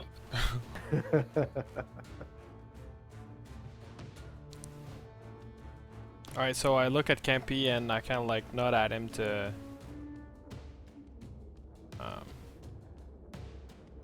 probably open it and... I'm ready for the old open the door sleep spell through the over the shoulder. Alright. How many voices do I hear? Do I hear like 3 distinct voices, 4, 7, a million? Yeah, you're pretty sure that you just hear a couple, 2. Yvarian, from your perimeter of the castle, you're pretty sure that you're in the general direction of those hobgoblins. You're not too sure exactly which room they might be in, but this is the northwest corner of the castle that you saw those hobgoblins. Yeah. These don't necessarily sound like hobgoblins talking though. They sound a little bit smaller and squeakier, kind of like the goblins that you've run into in the past. There's at least past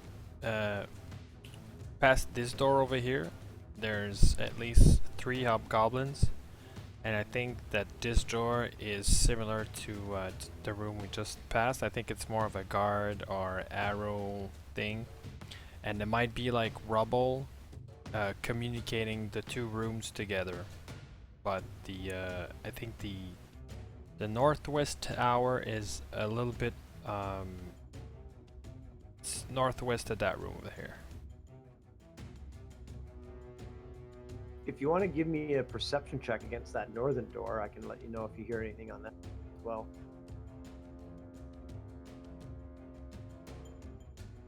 Well, I got a 16 passive. I'm just gonna roll. Oh yeah, you got a 16 passive? Yeah, I got a pretty high passive, so. Okay, yeah, you do actually. Good stuff. Yeah, so that door to the north, you don't hear anything on the other side of that door. Okay. So maybe Alright. they're Shall we asleep. check it? Sorry, say that again? I said they might be asleep, so that might be the best time to. Because you said that the hobgoblins are approximately this way. Yes. Yeah, So maybe open the door a little bit just to see. Yeah, I'll try the door, see if it's locked. If it's not locked, I'll nudge it open. Nope, no lock. This is the one to the north, just by the one you're standing at. Yes. Okay. And let's nudge this guy open here. Something like that. Where did our camera go? There it is down there. Move it up just a bit. So you look into this room. It appears empty. You can see some again barrels and casks and such. I believe you can see a doorway off to the west here. But that's basically what you can see from the doorway. If you want to get a little bit more detail, you're going to have to kind of get in a little bit closer. Yeah, I'll do that. Okay, I'll get that door right out of there. I think you can move in if you wish, anyways. So Sildar, what if me, Kempi, and Ventus move into the north room and attack from there? And what if you attack from there? Just so that nobody can run inwards of the castle, and they have to run outwards of the castle. so they cannot alert more people. Gotcha. So Sildar says, yes, I think it would be a good idea to guard as many doors as possible. One option is that I could guard this one or go in and attack, or we could go into this room to the north, and one of us guard this door that we're walking in right now if we feel that there's going to be attack coming from other directions. I think you should wait for us to attack on the room that's going to be northwest, and when you hear us attacking, I think you should open this door, go in. Like what we could hear was kind of like goblinoids, so there's probably like goblins in that room, and there's probably like hobgoblins in the room to the northwest near the northwest tower. So I think you could dispatch those goblins pretty easily, especially if they try to run past you. Based off of Sildar's past experience with attacking goblins that weren't already asleep or knocked out, I'm gonna guess that he would not be able to handle goblins. Yeah, Sildar says, I hope I swing better than I did earlier. He suggests we've had some success listening to doors. Let's go into the room to the north, or at least somebody go into the room to the north and check it out and listen to the doors, and let's figure out what we can figure out from there. And as Campy enters this room and sees a little bit more detail and such, there's old casks of like salted meat and sacks of rotting grain. Like it looks like an old storage area, but everything's looking pretty crappy. Sounds yummy. However, among the supplies, you do see a bloody suit of chainmail, a heavy crossbow, and an unsheathed longsword, just unceremoniously plopped on the ground here. I'd like to go and examine the gear, because obviously the rotting food does not interest. Yeah. Okay. And are you all pushing in? Like, what's the plan here? Yeah, I'll follow Campy. Okay. And do you want Sildar to push in as well, or? Yeah. Okay. So if you guys want to just all kind of push in. Yeah, move in. I'm just gonna put that up there. Okay. So as you push in and towards the gear and such, Sildar looks at the gear and says, "That's mine. That's my equipment." And he points to the longsword with the emblem of Neverwinter worked into the hilt. I like to examine it to see if his name is actually written on it, because. So I kind of like push over Campy and like I guide Sildar and be like, "All right, take finally your longsword. Take it. Take your armor too."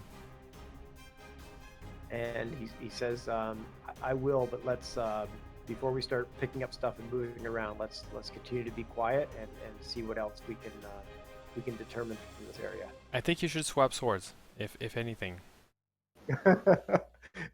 Get rid of the ugly +1 sword and get the the Vorpal +5. Yeah, exactly. There you go. He puts down the other sword quietly and picks up his original, and he looks very happy to get it back. Awesome. Let me open up his. And he also puts down the short bow and picks up his heavy crossbow. I believe he could be able to do all that. All right, I'm gonna scavenge his arrows to top my arrows up. So I'm gonna pick at least 5 arrows, and I'm back to 20. Let me just. I'll keep the +1 longsword with him for now, and then we can figure out where that ends up going. Yes, because we want to give it to Toblin. Yeah. Okay. He leaves the chainmail where it is. He would just be too loud, noisy Yeah, to that's deal fine. with that right now. What's the plan here? Okay. Sildar kind of motions towards the door to the west and kind of like, check that one out. Listen to that there. Listen. Okay. I'd like to listen on this door, see what I hear. A 23 perception. Ooh. Awesome. You hear some movement beyond that door. You also hear some goblinoid talking going on. It sounds like there's like 2, 3, maybe 4 voices going on in there. Normal chit chat, gruffer than what you hear a goblin speaking. Okay, I point to Yavarian. I think the hobgoblins are through this door. Yes, they are. I think all 3 of us should go there. I think Sildar should come in from the room to the south and dispatch the goblins first while we're taking care of the hobgoblins. Just to make sure that nothing runs away. Okay, so back to the original plan where Sildar is going to go out to that other door, wait until you attack, and then he's going to bound into that door, correct? Yeah, that's what I would vouch for. Okay. And I saw your post in Discord there about like whether they're surprised, whatever we end up calling them.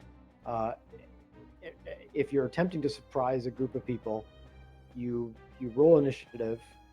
Those that are surprised do not get to go that first round. Those that are not surprised go that first round. Exactly. It's very, very simple.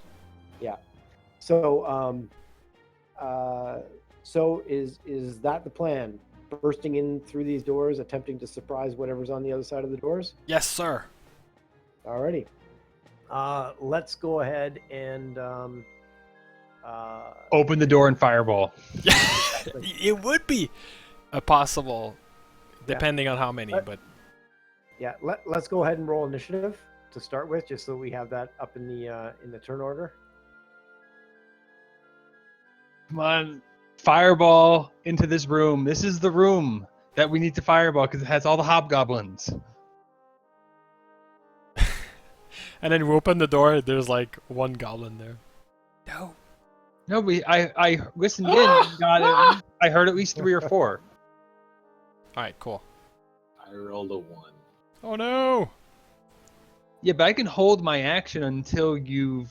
We You can. know, That's cast that's the beauty of it, and then we should have the surprise technically. I'll let you guys know that you're certainly going to have the surprise here. So you can do exactly that. Hold your actions until Ventus throws a fireball in there, if that's what your plan is, and then do whatever you need to do after the fireball goes in there. All right. Keep in Okay, mind that we can ready an action, but that's an Not action. a movement. Exactly. So you have to take care of your movement beforehand, and then you ready your action, and you have to be somewhat kind of like precise about what you want to do. Okay. Well, then I'm fine here in the back. I think you Got are. it. Yeah. Guys, if I send you a little bit, this is my first time casting this fireball, and well, just a preemptive sorry. Things tend to burn rather hot around me. So these barrels are not full of gunpowder. I mean, they're full of oil, right? Oh my God. Isn't that right, Boom. Sildar? The barrels around you mainly look like they're just Dried meat, right? That's what you said. Dried meat. Okay. Okay, we're good. All right, let's do it. Yeah. I just I'll check the ready action thing before. Anyways. Basically, what I'm going to do, here's what I want to do. I want to kick the door open. Yep. And then prepare to dodge. I want to hold the door, basically be Hodor, and prepare to dodge to try to prevent everything from coming out. Okay, hold on. How about you try to open it before you kick it? I don't trust your kicking. Oh, I'm good at karate kicking things. Man, Okay. I have my doubts. And fireball. Hold on, All no. right. Wait, oh God. Where do I place myself? Oh man. Fuck it. I'm just gonna be I'm just gonna be Sta- here. You're gonna be And- standing on the flammable barrels. Okay, that's a brilliant idea. Yeah, if the fire reached me, I'm dead. By the way, so might as well. And if I see like an enemy or a hostile, I'm going to fire an arrow at the closest one. Okay, but are you waiting until the fireball goes and does its thing? I believe, eh? Yes. So let's get this done. Here goes Campy, opening the door, throws the door open. Foof. And let me Oh get my back into God. my layer here. And Ventus, can you just ping, please, where you're gonna throw that fireball into? All the way in. Jeez. Right there. And it has a 20-foot radius. Oh my God. So there's so like there's 10 feet from that point, and here's 20 feet. It's From actually that point, right? 15. 20 would be on me. Because if you hit the back wall, Oh, I got what you're saying. 5, 10, 15, 20 would bring it right to the edge of the square behind you, yeah. center of that ping. So Campy, you're going to be part of this, unless Ventus has the ability to pick and choose. I know at some point wizards can. No, I took Twin and Quicken. I did not take the. Okay, The but thing you're talking technically, Campy, you can open the door and move aside. You can still do that. Probably not a bad idea, Campy. Yeah, kick the door open and then dodge back like over here. Probably right there. That's still in range. No, because I'm behind the wall. Yeah, I'll give you that. Okay. I'll give you protection for the wall. All right, so each of these guys have to make a Dex save. deck save. Da, da, da, da, da. 30 at that fucking damage. 2, man. Okay, so I'm gonna Oh, start with 5, 6, 5, 3, 2, 6, 3, 2. Oh, I love 86. Vorpal's having a Craigasm moment. It's like, I am. I'm like, ah. Okay, I'm gonna start with the guy in the top left-hand corner, and we're gonna go clockwise around.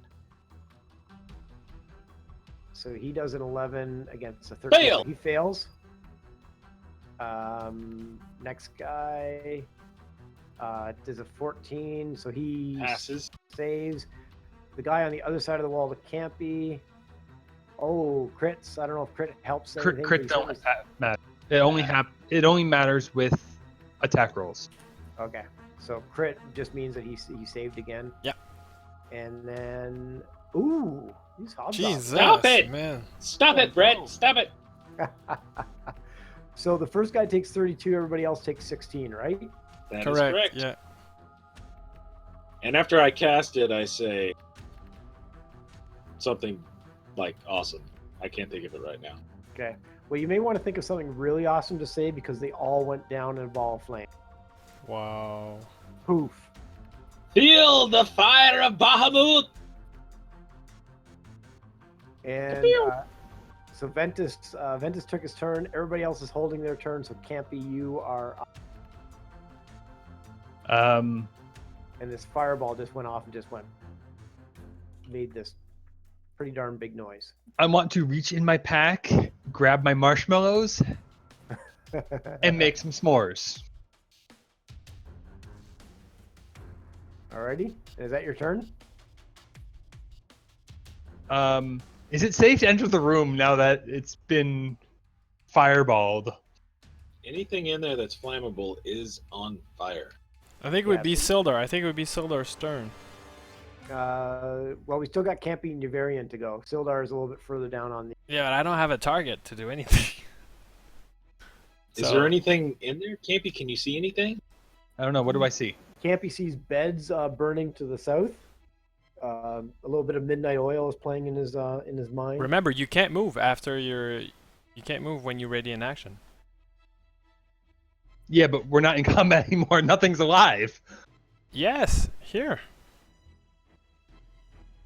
Yeah, there's you just made a big noise in that room, and there was the conversation that you heard in the southern room. We're waiting for Sildar to kick in and go in. and do Oh, like. because he's the only one who didn't ready in action. You are absolutely correct. You cannot move. That's right. Okay, so Sildar's up then. Yeah, that Sildar's what up. you He needs to kick in and work his magic. Get him, Sildar. Okay. Sildar Jenkins! Is he dual wielding now? Both swords. Oh, that'd be Like- so cool. Mad Mardigan. He throws open the door, moves in, and as he does, yells out, 2 goblins! And takes a swing at the one to his west with his recovered longsword. And the longsword, he feels it in his hand. He knows this sword. And he crits on the goblin to his west with 13 damage. And that goblin goes down without knowing exactly what just went on. He heard this big boom to the north, sees this guy come rushing in and puts a sword through him. And then Sildar will end his turn. I'm gonna move that guy off, and Sildar is gonna move his turn by moving in a little bit further into the room. And he yells out again, 1 goblin! I'm like, shh. And it's Mini Penny's turn. Ventus will have to skip your turn at the bottom of this turn order because your turn was the fireball. That's fine. so- Minnie Penny is just going to go and do the flyby attacky thingy on that goblin. That man, I have a hard time selecting Minnie Penny. There we go. Who's in the All right, room yeah, with, she's gonna Sildar? fly. She's gonna fly in there, yeah, and just do the flyby, giving advantage to the next person that hits this goblin with melee. That's pretty cool, Okay. actually.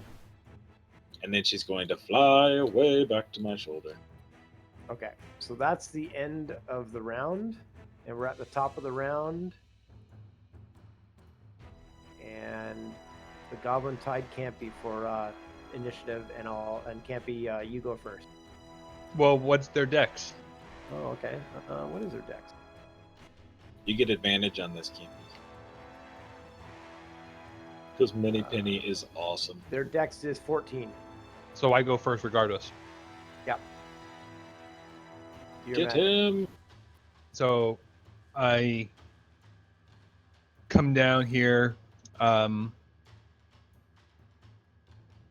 I will end the life, hopefully, of this goblin. I will end the life of you. Bicycle kick his head off. That's a 14, so that's a no. No. No. Dismissed. Do you have I will- inspiration? No, I don't. I will unarmed strike again for 14. And the 14 Well, will also Louis. miss. And I was Andrew- busy trying to brush the singes off of my. It's okay. my- It's Sildar moment. It's fine. So that's the end of your turn? Yes. Actually, I'm gonna move here so that I'm not blocking the door. Okay. Sounds good to me. And since you guys are in here, let me just remove a couple of arrow slit thingies. And it's the goblin's turn. And he's going to take a swipe at Sildar because Sildar's been spending a little bit more time in the room than you did. You just kind of came bounding in. Ooh, a 19 is going to hit Sildar. I think Sildar takes his first hit. Whoa. And takes 7 damage. Is that Sildar? Yes. And Sildar is lightly damaged. He says, I can shake it off. Let's get this guy. Maybe it'll take less than 5 rounds to kill him. And Yvarian is up.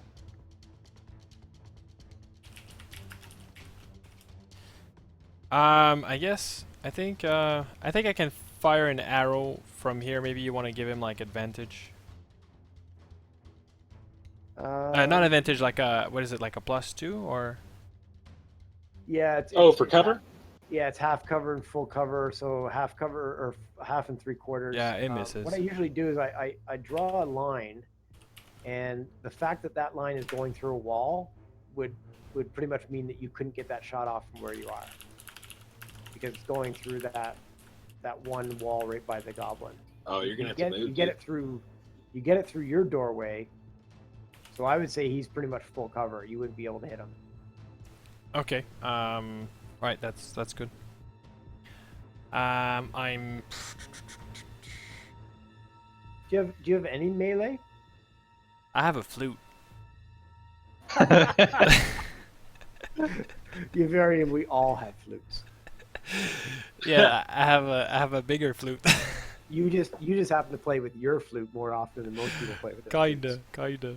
If you It's play massive with it though. more than twice, It's a massive flute. It would probably do 1d4 damage, but it's still a flute, you know. Ah, why not? Fuck it, you know. improvised weapon. Yeah, I'm gonna flute this guy to death. All I see in my head is like a vision of like a little satyr playing his little. And it misses. Fucking flute. Satyr, you mean? Say, yeah, that's what I was thinking. The half goat, whatever. Yep, that would be a miss. And Sildar's up. Let's see if Sildar can't finish this this job with his trusty longsword that he now has back in his hand. And he does. He's feeling really happy to have this guy back. And as soon as I can select this goblin, what's going on here?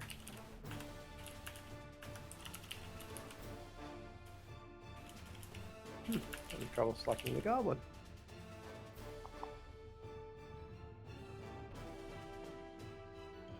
The facade of the goblin fades away, and Orcus stands in front of us.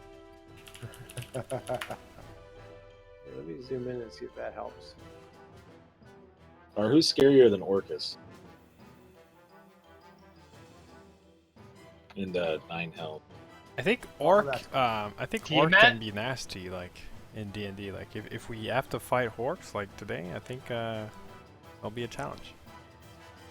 Okay, he hits him for 4 damage, and the goblin doesn't look like he could deal with another attack like that. And it is Mini Penny's turn. Alright, she's going to ready her action to, on my turn, fly down there and deliver a shocking grasp with her scary mouth beak. Okay, go ahead and do that because it's now your turn. Oh, 20 and a 3 will just put that goblin down. Sit down, Nice. goblin! Zzz. I was a little worried about you guys with this castle and stuff like that. I'm still, there's still stuff to do around here, but so far you're going Dude, room and by we've been- room. We've been saving our heavy hitting spells too. So Yeah, I at only least burned- I have. I only burned 1 key point. Same here. Yeah, you guys It are was maybe worth it. feeling this stuff. We can still web and light everything on fire. And I could twin a blindness deafness, which is uber awesome spell. Right on. So those goblins are down. The hobgoblins in the room are down. As Yavarian had guessed, this is very similar to the other room to the south, the Archer Post. Pretty nondescript. Again, ugly, dirty, and it's just for goblins to kind of keep watch out over those arrow slits.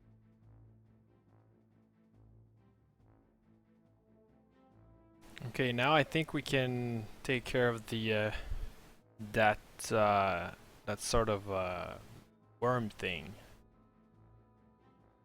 Yeah, let's do it. It's off to our east. Is that right? Through the door over here? Yeah, it's right there. It's right above. Well, it used to be right above that door, like right here.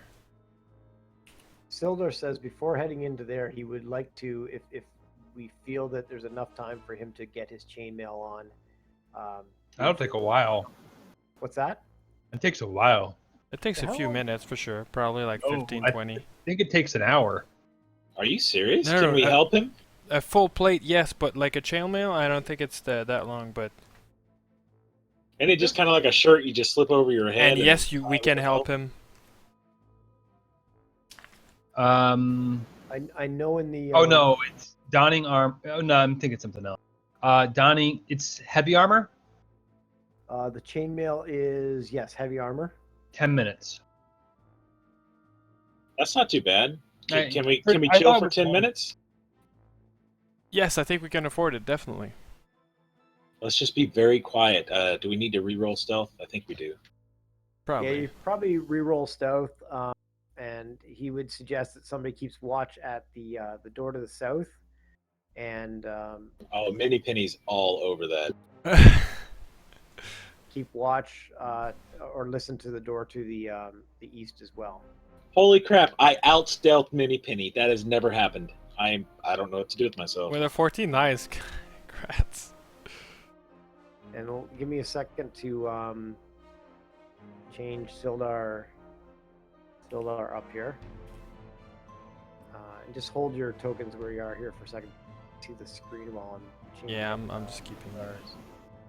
You guys notice that after Ventus cast that fireball, he is just like, just ear to ear grinning ever since, and it hasn't stopped yet. Man, that was a good fireball. Holy crap, That was a man! good I one. can't wait. I can't wait.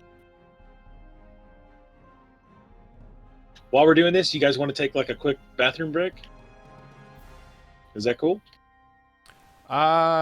Sure. I'm good going with to. You go ahead and take your break, Ventus. I'm probably gonna remain in front of the computer and stuff. Like, I'm not gonna throw an official break. So, but if you guys wanna go and be right smoke back. and go ahead. Super quick. Yeah, 2-minute break, and I'll stay here too. I don't need a break. I'm reminding myself about something about Sildar here. He has a parry reaction. When an attacker hits Sildar with a melee attack, and Sildar can see the attacker, he can roll 1d6 and add that number roll to his AC against the triggering attack, provided that he's wielding a melee weapon. So as long as Sildar has a melee weapon, he's being attacked with a melee attack, and he can see the attacker, he gets to add 1d6 to his AC. Wow. That's pretty awesome. Now, did that update his AC? Yes, it did. So he now has an AC of 16. He's feeling pretty good. And then we'll just keep all the I think that's per attack though. yeah, it doesn't necessarily mention like once a turn. It is listed under the reactions. If area. it's a reaction, then Only once. once per turn, as your reaction, you can do that. So it's not a permanent thing. No. No. It looks like he can use his reaction.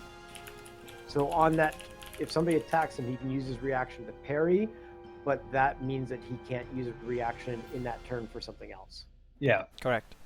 which is very hard to use reactions every turn. Yeah. Yeah. So And then we'll- basically, that means if he does that, he cannot do an attack of opportunity. Basically, Yeah. because It's a nice they're considered reaction as well.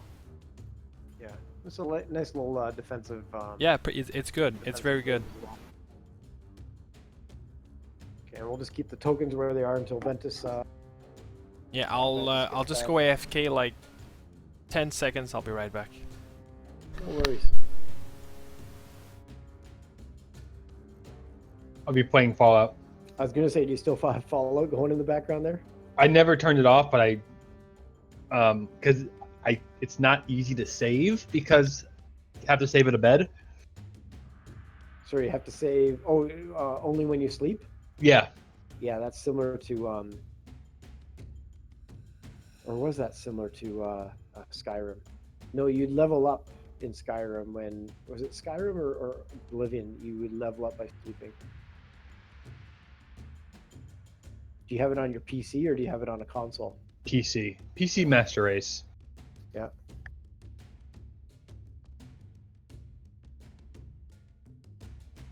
I think I played one of the Fallouts just because I really enjoyed Fallout's by Bethesda, right? Yes. Yeah, so I really enjoyed Oblivion and Skyrim, so I figured, oh, I'll give Fallout a go. But I really enjoy my swords and sorcery kind of stuff. Like I couldn't get into the story of Fallout as well written as it was and such.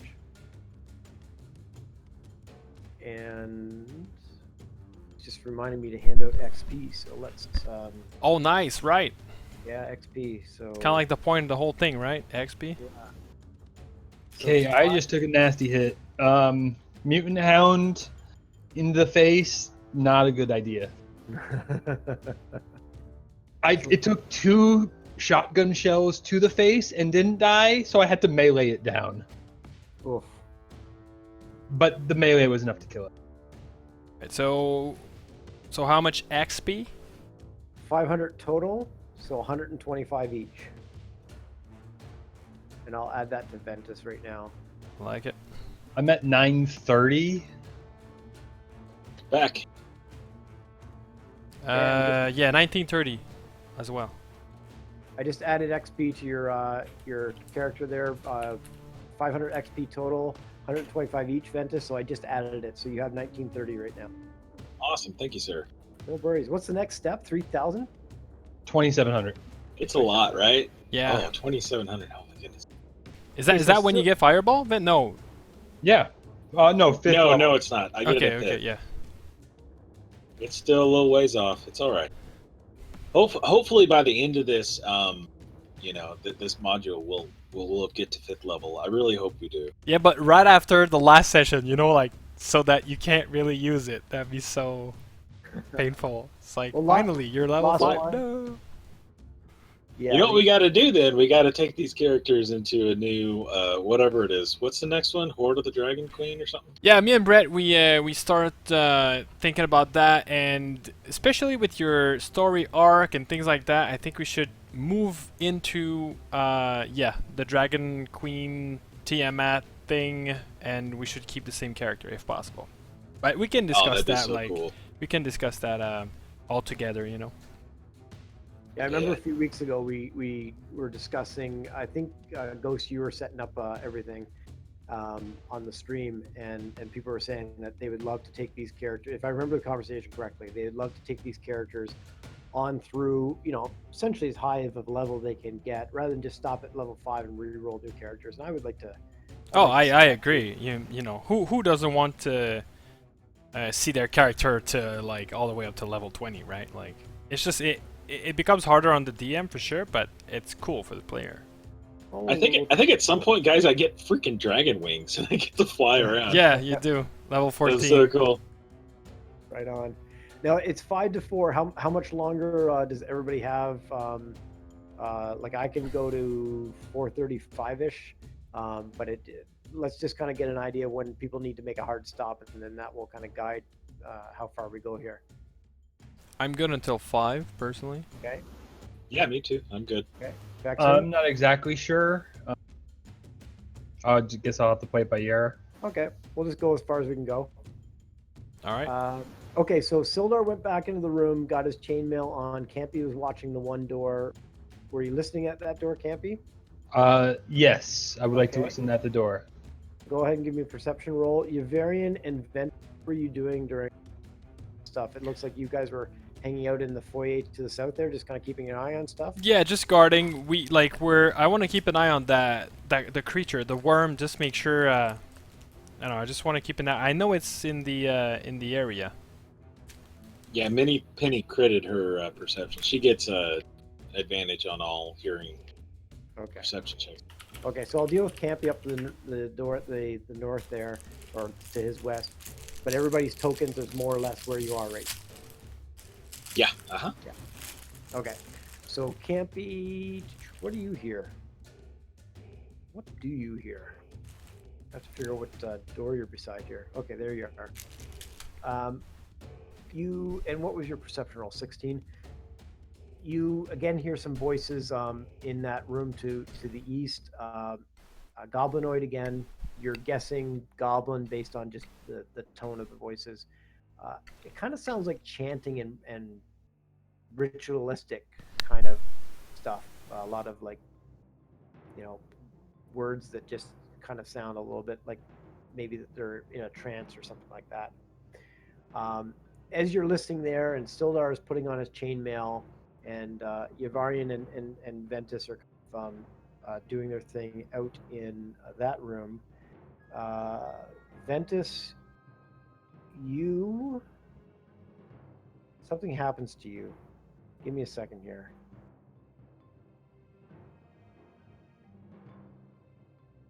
Every time I say give me a second here, and now I think of Campy. Say that quite a bit. Yeah. Rebel, well, sometimes the DM needs a couple seconds. I'm gonna try to start saying give me 4 seconds here. And that way it's now changed. Yeah, switch it up, like 1, 2, Yeah, exactly. 3.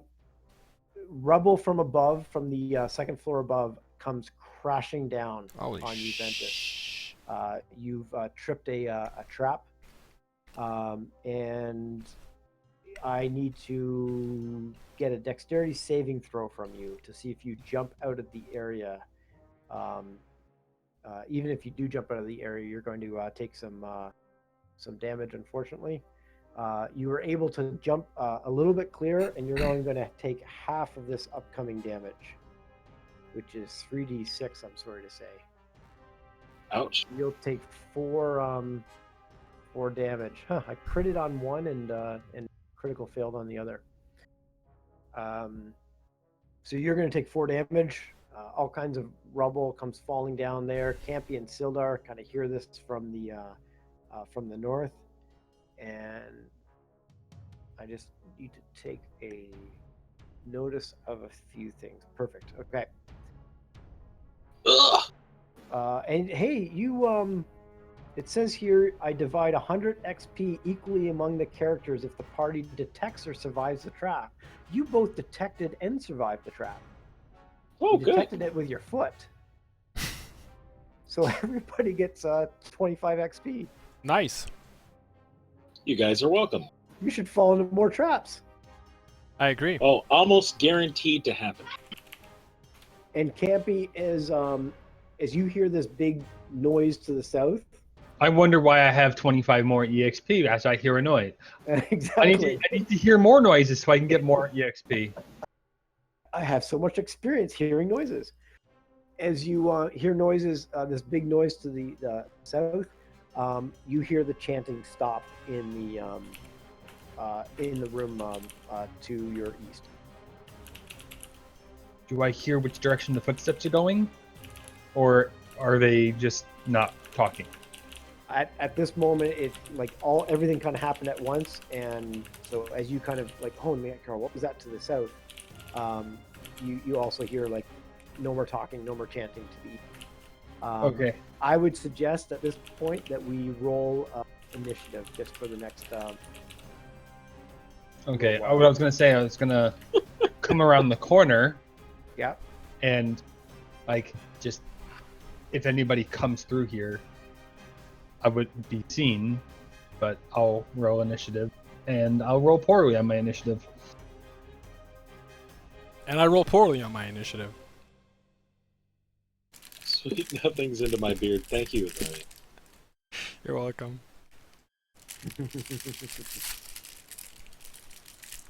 Oh, I feel much better now. Thank you.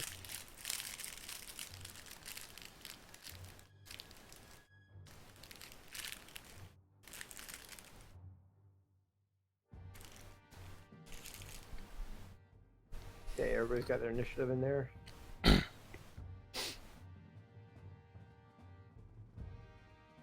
Okay. Mini Penny's up. What does Mini Penny do? Does she detect where the threat is coming from?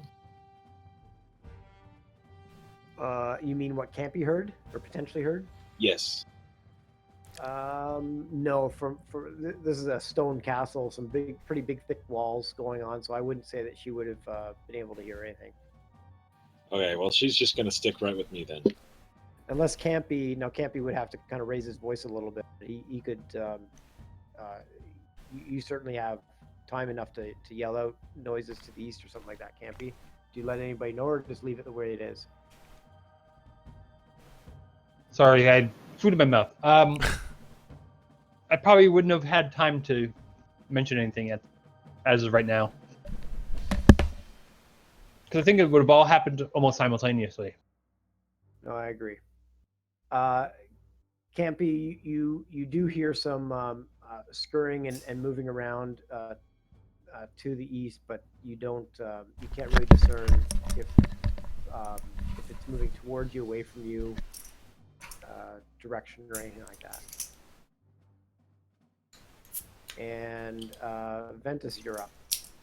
Okay, I'm going to cast Prestidigitation on myself and clean the dust and any blood that has stained my Blood. very nice robes. And that's it. And that's it. Okay. Any movement or anything? Yeah, I'm probably going to step away from that horrible trap area and just chill up here with Ivarian. Okay. And you've got a bunch of I'm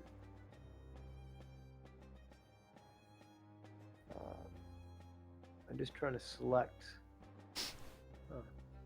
Anyways, those 4 squares there are a bunch of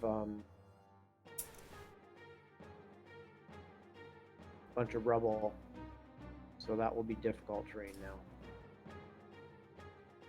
All right. Okay, there we go. All right, and Yavarian, you are up. Did I see any movement from like kind of like the worm thing, following the rubbles falling down? No, this door is closed, correct? Like you guys never opened that door? Correct, but like, isn't there like a ledge somewhere? In the other room where you saw that worm thing, yeah, there's a ledge there, but you don't have line of sight into that room right now because you've got. Oh, I there's a thought it was the wall same here. room. Okay, never mind. Oh, okay, sorry. This is the. And then I'm going to message Sildar, and ask him, what are you guys doing? Like, what are you guys doing still in that room? I thought, like, what's going on? Aren't you guys coming with us for the worm thing? Yeah, and Sildar says, I just got my chainmail on, and we heard a big thump to the south. Do you want us there? Well, I mean, unless you have another plan, but I thought we were supposed to kind of like move in from the south. Okay, and I might have jumped that initiative a little bit too quick, but what the hell, we'll kind of roll with it for now. Sildar says, Sildar turns to Campy and says, kind of nods towards the door and says, heading south. I go, no, I heard from what it sounded like goblins chanting, although since the noise of whatever the fuck happened below us, the chanting has stopped, but I think there are more goblins in this door next to me. And that was my turn, by the way, so... Okay, That's Sildar nods to Campy and says, I think we need to take care of the goblins. If it's a known threat, we've got to take care of them.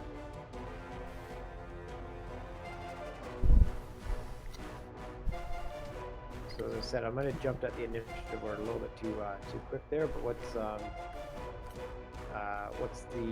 plan here?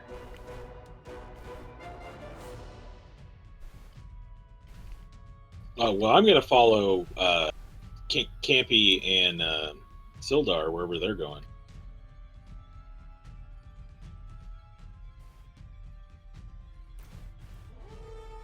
So at this point, I'm curious as to why they're not back either, so I'll probably poke my head in whenever it gets back to me.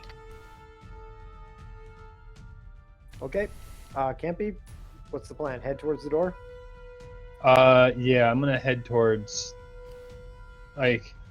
because I did hear the stuff and I want to know what's going on. So I will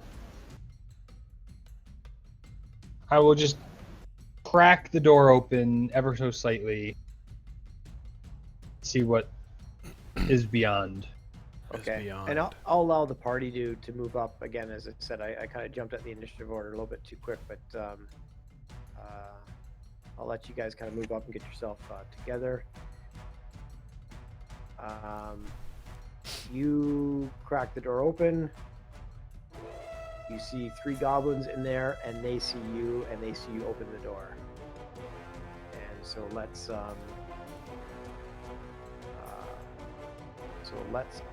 go with the initiative that we have. I would suggest. Is that all right with everybody? Yeah, sure. And Mini Penny is going to start everything off, and I'll open that door even further. I imagine at this point you're just going to throw open the door and go to arms. Yeah, pretty much. Mini Penny's going to hold her action until I can cast Shocking Grasp. She'll do the flyby thing. Okay. And it's this goblin in the middle.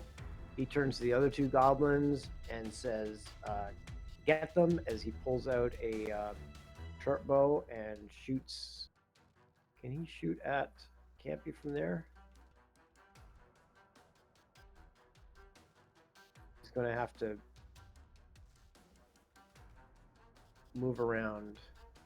This is an altar here.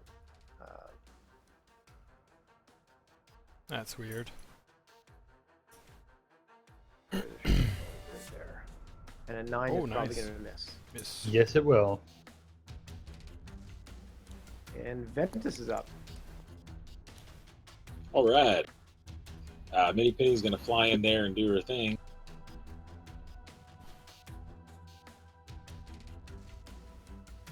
Shocking grasp on who particularly? That That guy guy? right there. It's difficult for me to move Mini Penny around, so she just I know. flies in there and comes back to me. That's no problem. Yeah, you don't have to do that. I just wanted you to ping, so I saw the guy that you pinged there. And gotta get back to the right layer to select. That guy goes down. She is very happy with herself. She's preening when she comes back on my shoulder. He was very shocked at seeing Mini Penny. Literally shocked. Cha-cha. And Oh god. And also grasping at her words.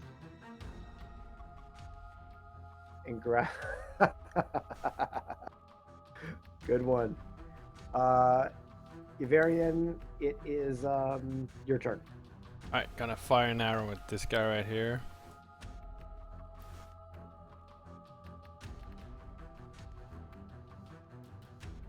And I'm sorry, ping the guy again. Right in front. Oh, yeah, okay. 19 will certainly hit. 4-4. For 4. And he gets hit. He looks slightly damaged, and he calls out and he says, "My pet, get them!" And it is now Oops. this guy's turn up here, My pet. and he's going to run at the door with the scimitar and attack Campy.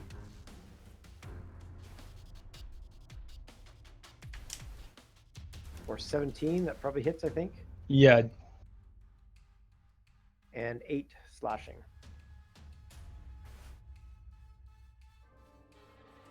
Okay. And Sildar is up. Sildar looks pleased to be able to take out his crossbow and use it for the first time in a long time. And a 15 will hit the goblin and will do 6 piercing damage. And that goblin is not looking good at all. And Campy is up. You got a very heavily damaged goblin in front of you. Well, let's see if it becomes a severely damaged goblin.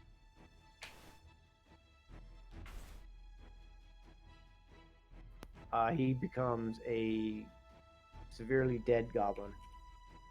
Alrighty, and I will move in, and I will use my bonus action to unarmed strike and miss.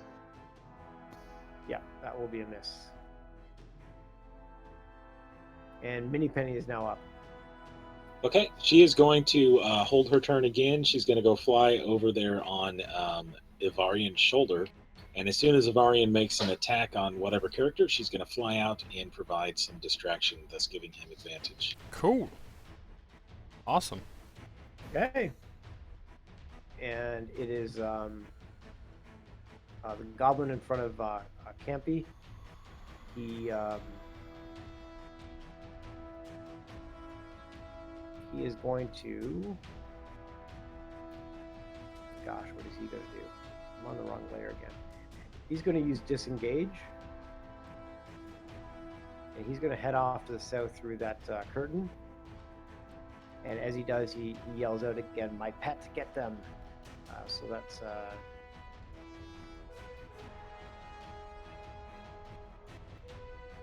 he makes it to there, and I'm going to move that curtain because he kind of threw it to the side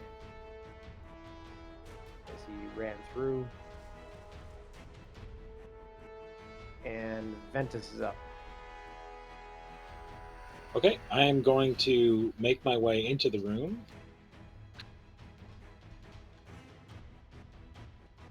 "20 feet there. Oh, darn, I can't see. I didn't think this through. And then I'm going to sit there and wait for something to wander close enough to me to shock and grasp it. I assume if it gets within 5 feet of me, I can reach out and grab it. The shocking grasp, even though I can't really see anything. I believe that you would make the attack at disadvantage. That's cool. Yeah, shocking grasp it like an attack roll. Yeah, I'm just gonna get ready. If anything tries to hit me, I'm going to throw my hand out and try and shocking grasp. Okay. And interestingly that you say that, because everybody sees this big ugly thing slither down from on top. Oh man. I knew it. And it is going to. Let me just read something here on this guy. Okay. It is going to attack you with its tentacles. Tentacles. So you feel these. You gotta hear something, and you feel these tentacles swipe out at you. That's a miss. And that's a miss. And let me just say that you're glad that he missed. And it is Yavarian's turn. And Yavarian, you saw this big. Oh, I did my shocking grasp held action. at Oh yeah, okay. disadvantage. Oh, sorry. So 17, does that hit? That is certainly a hit. That's what you're up against again. 7 lightning as I reach out my hand and try to bat away this tentacle. Okay, and Yavarian, you saw this ugly, slithery thing take a swipe at Ventus and then get shocked with by Ventus, and you are up. I'm going to launch an arrow at it actually. Go for it. Do I have Mini Penny's advantage, I think, or? Yep.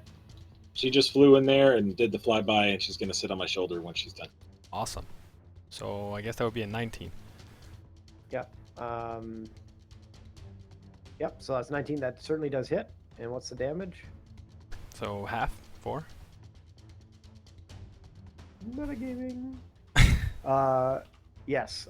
You find that the arrow doesn't seem to do as much damage as you thought it should do, and it's lightly wounded. All right, because yeah, we wouldn't know. Okay, I get it. Yeah, no problem. And Sildar's got his crossbow ready, so he's going to. Is that your turn? Sorry, you're. No. I'm gonna hand out bonus action like Michael Jackson hands out candies at the Toys R Us. Oh. And I'm going to Sildar. I like Sildar. I want to give him his moment. So inspiration to Sildar. Okay, so that gives him a 1d6 on his next attack. Attack roll. 1d6 Nice. on his next d20. If he wants. Okay. So I know. Doesn't have to be his next. It doesn't have to be his next D20 on a D20 of his choosing. Right, within 10 minutes. Yeah, but he has to make that choice before the DM tells him whether it's a hit or not. Yeah, but you are the DM, so you already know. Good Yeah. luck with that. It's a never-ending loop. I think we just broke the universe. So I can do this. I have two ideas on this. One is that I can just go ahead and make the decision, then roll, or I'll roll and the inspiration decide whether or not Silver. How about this? Go for You it. make the roll, and then Yavarian makes the decision whether he uses the inspiration or not. That's where I was going for with number 2 idea. So let's go ahead and do that. He's got his crossbow in hand, so he's going to shoot a crossbow off at this Grick. And he rolled an 18. Should he use inspiration or not, Yavarian? Nope. I believe you made a good choice. Yes! Gambling! He does 0 piercing damage. Awesome. And it is Campy's turn. So you got this Slytherin guy that fell down behind, which you may or may not have seen, and you have Goblin that ran off to the southeast over here. No, he would still do the one because Oh, that's right. It's rounded down, but never below one. zero or something like that. Below 1, exactly. Okay, All right. well, There you go. good for him. So the Grick is laughing from the tickling. Probably.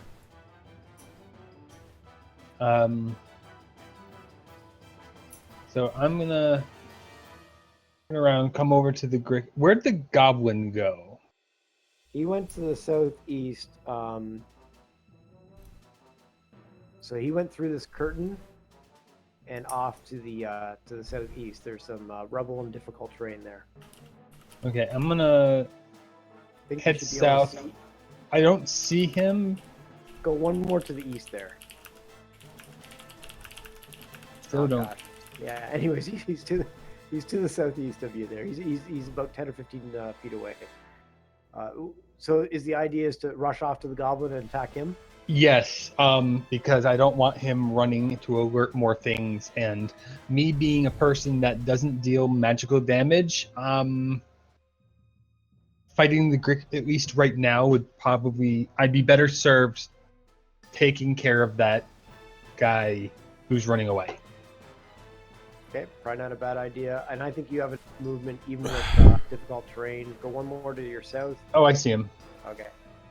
Let me just go back to where I was. I was You right were right here, I yeah. think. So that's 5 feet. That'd be 10 feet there. So 15 total. Coming here would probably be 10 more 25. feet. So 25, And then you 30. Yeah, so you're 30 to there and you're right beside. Okay. So I'm gonna hit him with my spear in like the back of the heel, like in his Achilles tendon, to try to hobble him. Go for it. And that misses. Should have went for something larger than the Achilles tendon. Okay, how about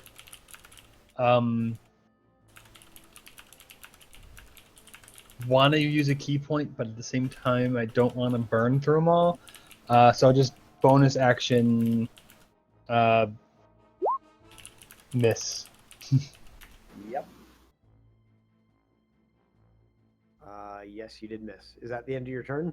That is. Okay. Where are we here? We're at Mini Penny.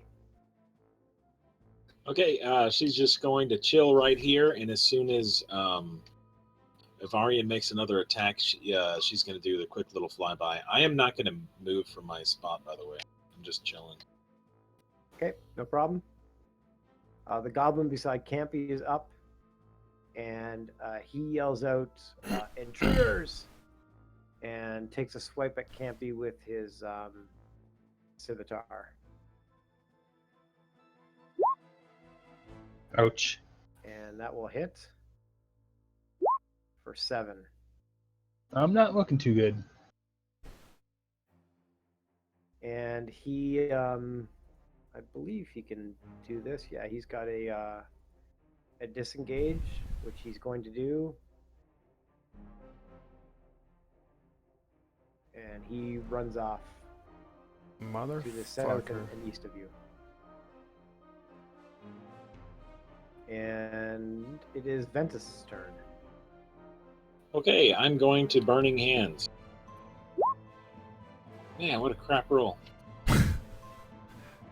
Is it though? DC 13 Dex Yeah. save. When you said crap roll, my first thought was that you rolled an 8, but I understand what's going on now. Dexterity 13, 17 Ah, saves, bitch. so it takes Half that damage. Yep, and then I'm going to burn a which is sorcerer four. point to do a quicken spell, and then I'm going to actually it's 2 sorcerer points, and then I'm going to shocking grasp. Ooh, and 19 certainly hits for full 8 damage, and this guy is looking very hurt. So am I. For the record, I'm at 4 hit points. And the big slithery thing is going to take an attack on Ventus there.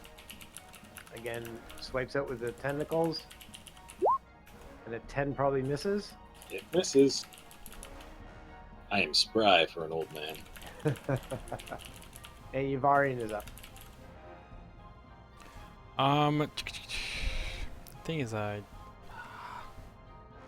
Magic I- man. well, yeah. The thing is, I'm more of the mind magic, but I think I was reading up my spell. I think I can mock the creature because it says it does not need to like understand me. It needs to hear, like needs to be able to hear what I'm saying, but it does not need to understand it. So do you think I could vicious mock a creature like that? Yeah, if it says it just needs to hear, and actually, I'm gonna check. Okay, I'll do it anyway, and I then think it you can decide understand- if it goes or not. It actually understands common, so Oh. I think it's a moot point. Go for it. Awesome. Does he get any sort of advantage on that? I don't think you do on a just a save, do you? Like because Penny was assisting, I don't think that does anything. If it's not an attack, I don't think so, because I'm Yeah, I not wouldn't rolling say that. anything. Yeah, that makes sense. It's Okay. like your burning hands, I think. Yeah, and then Yeah, I'm just gonna tell you, ugly fucking thing. We're just gonna like tear you apart. Okay. And he fails that.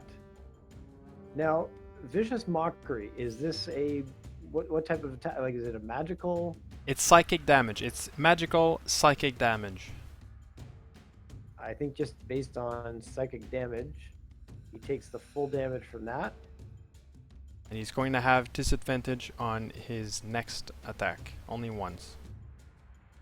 He's not going to have a next attack. He goes down. Yes. What? Vicious mockery!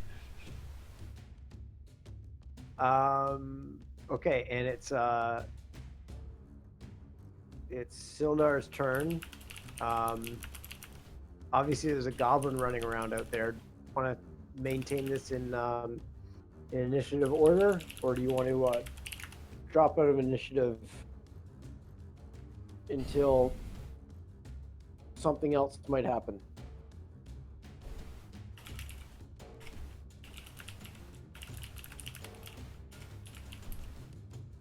I don't know. I assume Sildar would just run down there and try to help Campy.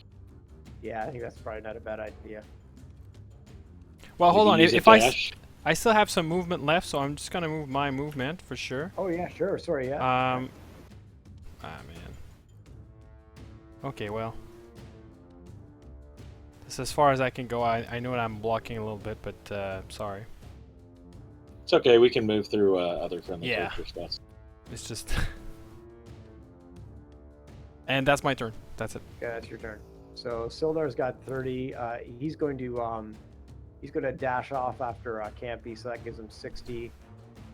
So 5, 10, 15, 20, 25. There's his 30, 35, 45, 55. Pity. Just give him 60 there. And he sees that Campy isn't doing too well, and he shouts back to the party that Campy is here and is injured. And that's Sildar's turn. And Campy is up. I'm gonna reach into my pouch and pull out one of my healing potions because, you know, I'm hurt. You ain't about that life anymore? Oh, I'm still about that life, but I need to, like, I don't want to risk taking even a hit. So that's 2d4 plus 2.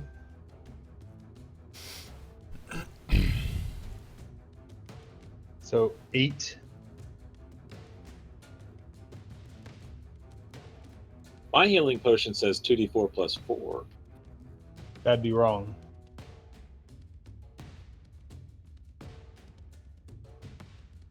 Pretty sure they're 2d4 plus 2. Yeah, I just checked it. 2d4 plus 2. Let me fix it. That's not a healing potion Ventus had. That's some moonshine that you picked up somewhere. And would that have been my bonus action to drink my potion? Yeah, I think it says something like part of your action is to take something out. I think we've had conversations. Yeah. I would just say, yeah, you go ahead and you gull at it. Go for it. That's part of your move. And where did that goblin run off to? He headed towards that doorway. Actually, you know what? That door would be open. He would have thrown that door open. So give me a second. You might want to move back a couple squares. Like you would have seen at that point. I was like right here, so being right here. So that's when you would have had line of sight on him. Yeah.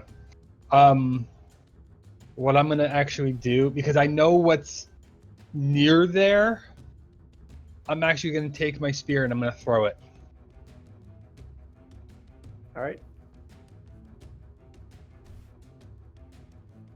Ooh, good roll.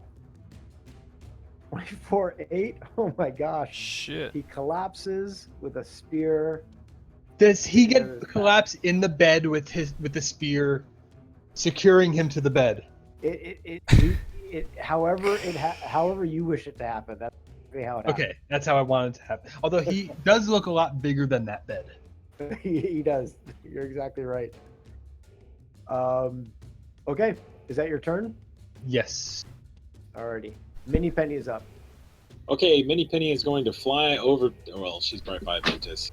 She's going to reach down into Ventus's pack, grab the healing potion that he has, and then fly off using her dash in full movement to get to Campy. And her speed is 60, so she can technically go 120 feet.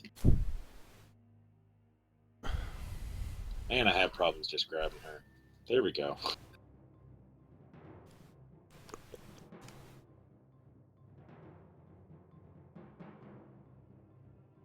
I'm coming, Campy! But she doesn't actually speak. She goes squawk, drops- squawk, squawk. She flies over your head and drops the potion. I assume you need to make some sort of check to see that you catch it. I would say that she would fly and just place it right in his hands. Okay. That's her turn. And now Ventus can't see, so I think by now it's probably later in the day. yeah, but it's still I the dark inside of a castle. I would say it's early morning, but actually, once the daylight comes, it's dim light in here. So actually, you know what? Let me I'm going to give you dim light. Here's my question to you, Brett. Yep. If daylight comes, do we want to go home? Well, you guys are actually, without metagaming too much, pretty close to clearing a map in once. I don't think you're going to quite get through one map in a session, but I think this is the closest you guys have ever been to getting through a map in one session. So when that's- Mini Penny drops that off, does he immediately get to drink it, or does he have to wait for his turn? No, I'd say he's got to wait for his turn. Okay, gotcha. And Ventus, I just gave you a dim sight for Hooray, I can... for 30 feet. So Cool, thank you. that's going to emulate the fact that there's light outside, and that there is, during daylight, there is dim light inside this this area, inside the castle, as long as that there's exterior walls, and windows and stuff like that. Okay, so let's see here. So that was Mini Penny. Campy, you did, just before, as Mini Penny's flying over and dropping this healing potion, you did hear some running to the east of you, moving away from you. Moving away from me to the east? Yeah, so you heard some running in this area, and the footfalls decreased as they were getting away from you. That doesn't sound good. And Mini Penny went. That guy is dead. And Ventus, you're up. As you see the sun rise above the horizon, light pour in through the castle, giving you a little bit of ability to view stuff. All right, Ventus is going to take off, use his full dash action, and I will get to right there, I believe. Unless this requires me to go back. Is this rough terrain or whatever? You would have done rough terrain to enter this square. You would have done rough terrain to move into that square, and then it's regular terrain to get to that square. So as long as you have 5 feet of movement from the square. I think I am right there then. Okay. But what's your total movement? 25 or something like that? Yeah, but I got my big old pack on and everything. You're I got encumbered? 30. I got 30 speed, so but yeah, I'm encumbered. So, Okay. and I don't want to Yeah, take my 30. pack off right now. You have 30, 15 with encumbered, and then 30 with dash. Something like that? Yeah. Yeah. So does that mean I get here then with 30? 5, 10, 15, 25. No, you couldn't. You have 25 getting there, and you don't have Where the enough fuck? movement to Okay, get to the next everybody's square. over here. So you Okay. can't. So I'm good where I am though. Yep. No, you're Okay, good. gotcha. Cool. That's And my turn. And Yavarian, you're up. I'm gonna do the same thing. I'm gonna do a like a double move, a dash. So because I'm encumbered, it's gonna be at 30 feet too. So 15 gets me here. 30 gets me here, and I'm just doing a quick scan if anybody's injured. Actually, I think Sildar is injured a little bit. Let me see what I can do about that. Sildar is down a little bit. I Let me see. will. He's slightly injured, yeah. Should I do that or not? No, I will hold on to. That's fine. That's my turn. By the way, running off into the darkness is kind of freaky. Kind of freaked Ventus out just a little bit. You can see, yeah, you can see now. I just checked. Actually, I Yeah. forgot Sildar was human too. He actually, He has DM vision. he has DM vision. That's exactly what he has. True 'Cause I just sight. clicked on him. I just clicked on him to see what he could see from his vantage point, and I could see nothing. So, who knows how he pulled that off? Yavarian went, so Sildar's up. He's actually blind. He's Matt Murdock. Oh yeah, there you go. So Sildar's up. How much movement does this guy have again? He's got 30. Pretty spry. So he can get. So he's going to go 5, 10, 15 to this doorway. He's going to see this ugly guy sitting there, which I don't think the rest of you can quite see at this point. And he's going to charge in. And again, use his favorite longsword. And a 16 misses. And Sildar yells back to the party, Hobgoblin in here, to the east. And it is Campy's turn. And you have a healing potion in your hands, Campy. I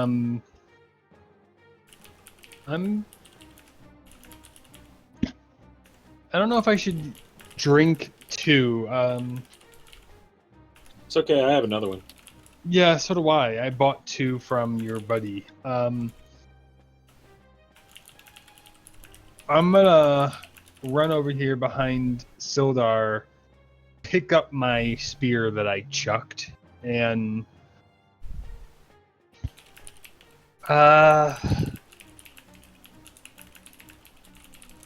that's just one hobgoblin. That's just one hobgoblin right there. Fuck it, I'll attempt to hit him. If a 16 misses, though, that's gonna be tough. No, I do not. No, you don't. I just removed the one curtain there to your north. That curtain was pushed aside. No, you miss him. That'll be my turn. Okay. And it's the that hobgoblin's turn, and it's going to go at Sildar. Oh shit! I didn't realize where. It's longsword.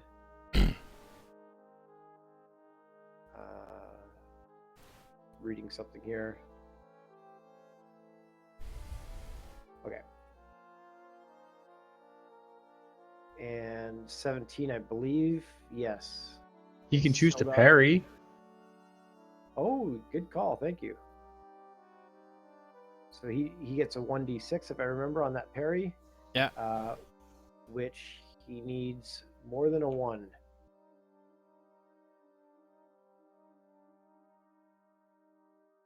And he gets it. And he parries it away. Good call.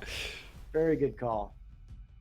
And that is and the hobgoblin yells out, "They're in here!" Motherfucker. Great, that means more. Yep.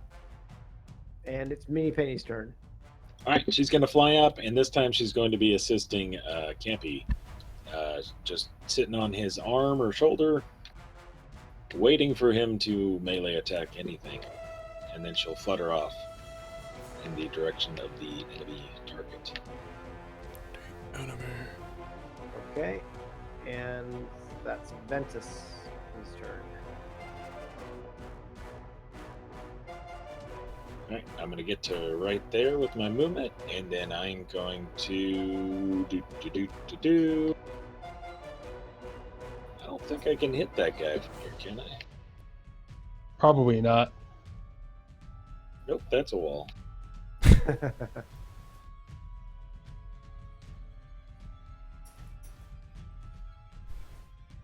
Yeah, I guess I'm just going to sit right here, and if anything attacks me, I will try to Shocking Grasp, parry it with my hand. Okay. And that's Ventus. No, you're up. Alright, double move again.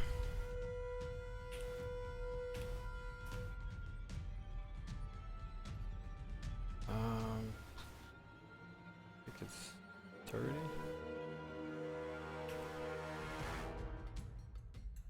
So you're going to use 20. Oh, no, you're going to go through the door. Good call. Yeah.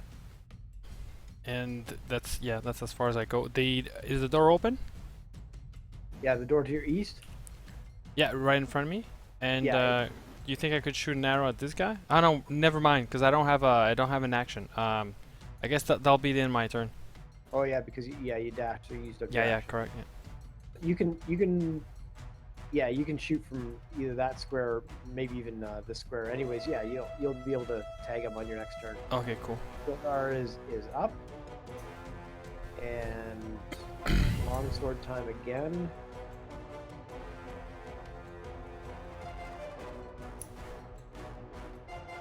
He misses. Now this is going to compensate for the fact that I forgot that he was blinded for the first most part of this. Sildar gets 2 melee attacks. I just saw that again on his his character sheet. So now that so the fact that he didn't take a bunch of melee attacks in the past is the fact that he was blinded or something, and he just does a 22 on this guy and tags him for 3, and that provides a little bit of damage to the hobgoblin. And Campy is now up. Okay, I have advantage because of Mini Penny, correct? Yeah, I believe it was Mini Penny that gave For your first attack only. Yes. 23. That would hit for 8 damage, and the hobgoblin goes down. Whew. Thank God. She flies back to me. Can Mini Penny see if that guy was wearing metal armor? The hobgoblin? Yeah. Let's see here. Yes, wearing chainmail. Sweet. Okay. Good to know. And Campy, I wouldn't necessarily breathe a sigh of relief just yet. Oh. Is that the end? That of was your just turn? my action. Sorry, say that again. I mean, that was just my action. So, yeah, he called out for more reinforcements. Yeah, and actually, before you move or anything, I don't know if you see this, but there is one door that should have been opened, and I just opened it. I don't know if you can see I can kind of see it, yeah. Yeah. And just while you're thinking, just give me 2 seconds. I just got to chat with my son here for a moment. He just popped in.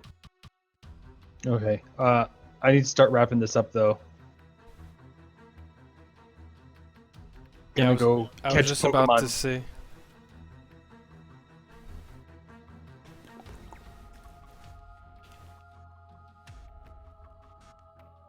We're just finishing up. Okay. So thanks, buddy. Okay. Anyways, I'm back.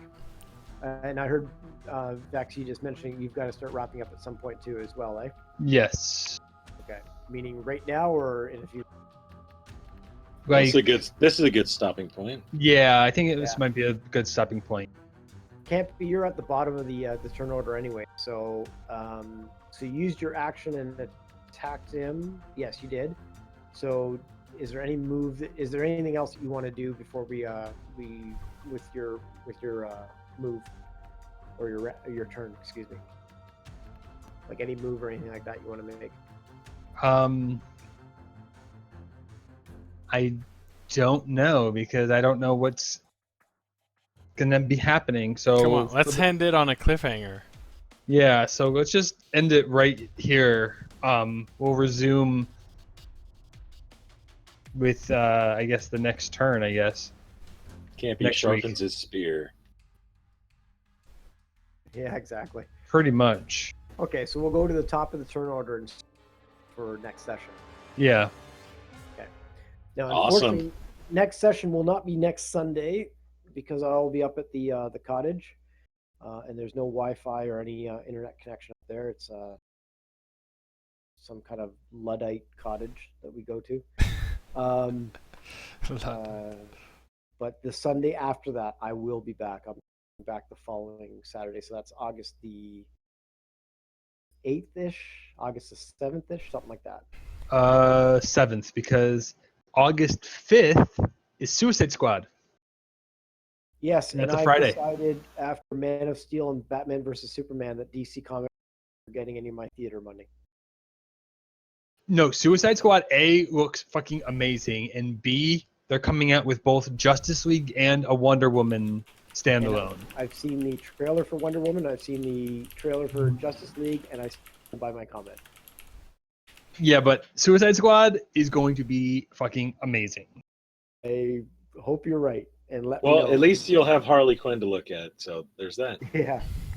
Margot That's Robbie. why, because I think it's, even though it's a Suicide Squad, I think it's still the origin story on, like, the major motion picture origin story of Harley Quinn. I heard that the Joker was pretty good in it, like scary good or something like that. So it I should be hear interesting. Jared Leto is like pulling like Joker-esque, like behind the camera, like practical jokes. Like I think he gave like Margot Robbie like a dead rat as a gift one day on set. I heard Oh you my saying he was goodness. kind of keeping things on. Like he does not break character when the cameras aren't rolling. Well, anyway, good session, guys. That was a lot of fun. I Yeah, it enjoyed that was. quite a bit. We Yeah, it was almost amazing. we almost cleared a map in one session, which would have been a record for this group. So How good. much EXP do we get for the Grick, the Goblin that I killed, and the Hobgoblin? Oh, good call. Thank you. That's right. You know what? It went faster because there was less of us, less people to go through. Yeah. Yeah, I you think. know, it was a combination of that and also because this is very combat heavy. Once you get to this map, then there's less roleplay as well. Okay, so so I'm going to give you total XP and then we'll divide it. So if somebody can kind of keep a running tally going here. So the Grick was 450. And what else? The goblins, Goblin is what, 25? the three goblins actually are 150 total. So we're now up at 600. And One Hobgoblin. one hobgoblin. 600, 600, 600, 600, and another 100. So 700 divided by 4. And my 175. 175 each. So 2130. Well, guys, this was lucrative session too. Like, Yeah, a lot of XP. Not a lot enough. not a lot of treasure, but then again, you guys have been running. Really had a lot of chance to really look to see if fuck treasure mans, we want to throw fireballs. That's right. Hey, did that Grack have like any alchemical components on it? I wanted to ask, but we You were won't. chasing You the won't goblin. know because to be continued. To be continued. Well, I know, but I'm gonna forget. Make a note saying, remind him to say this in 2 weeks.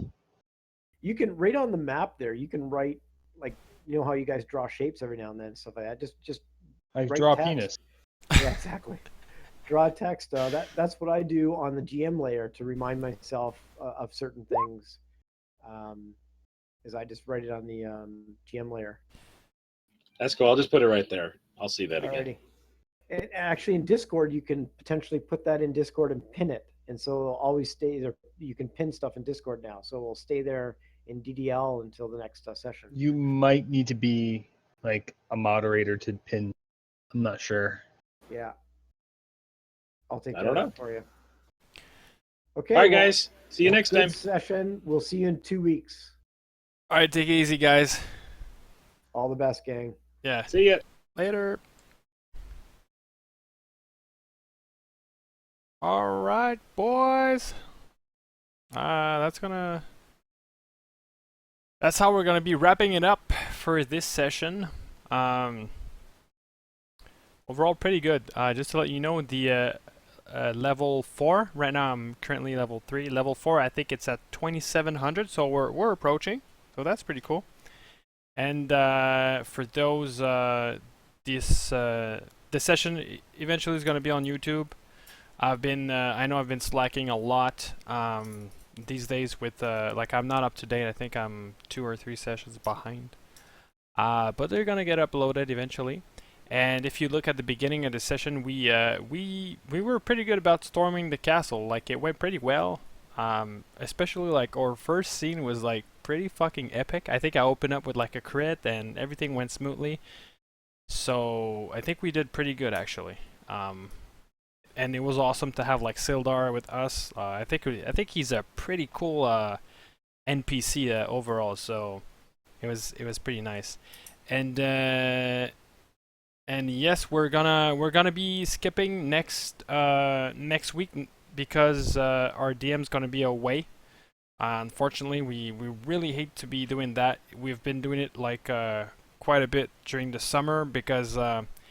Like it's harder. People like they have families and stuff, and there's like weddings and usually like a few things that really hard to work around them. But we try as much as possible to stay on schedule and play every week on Sunday.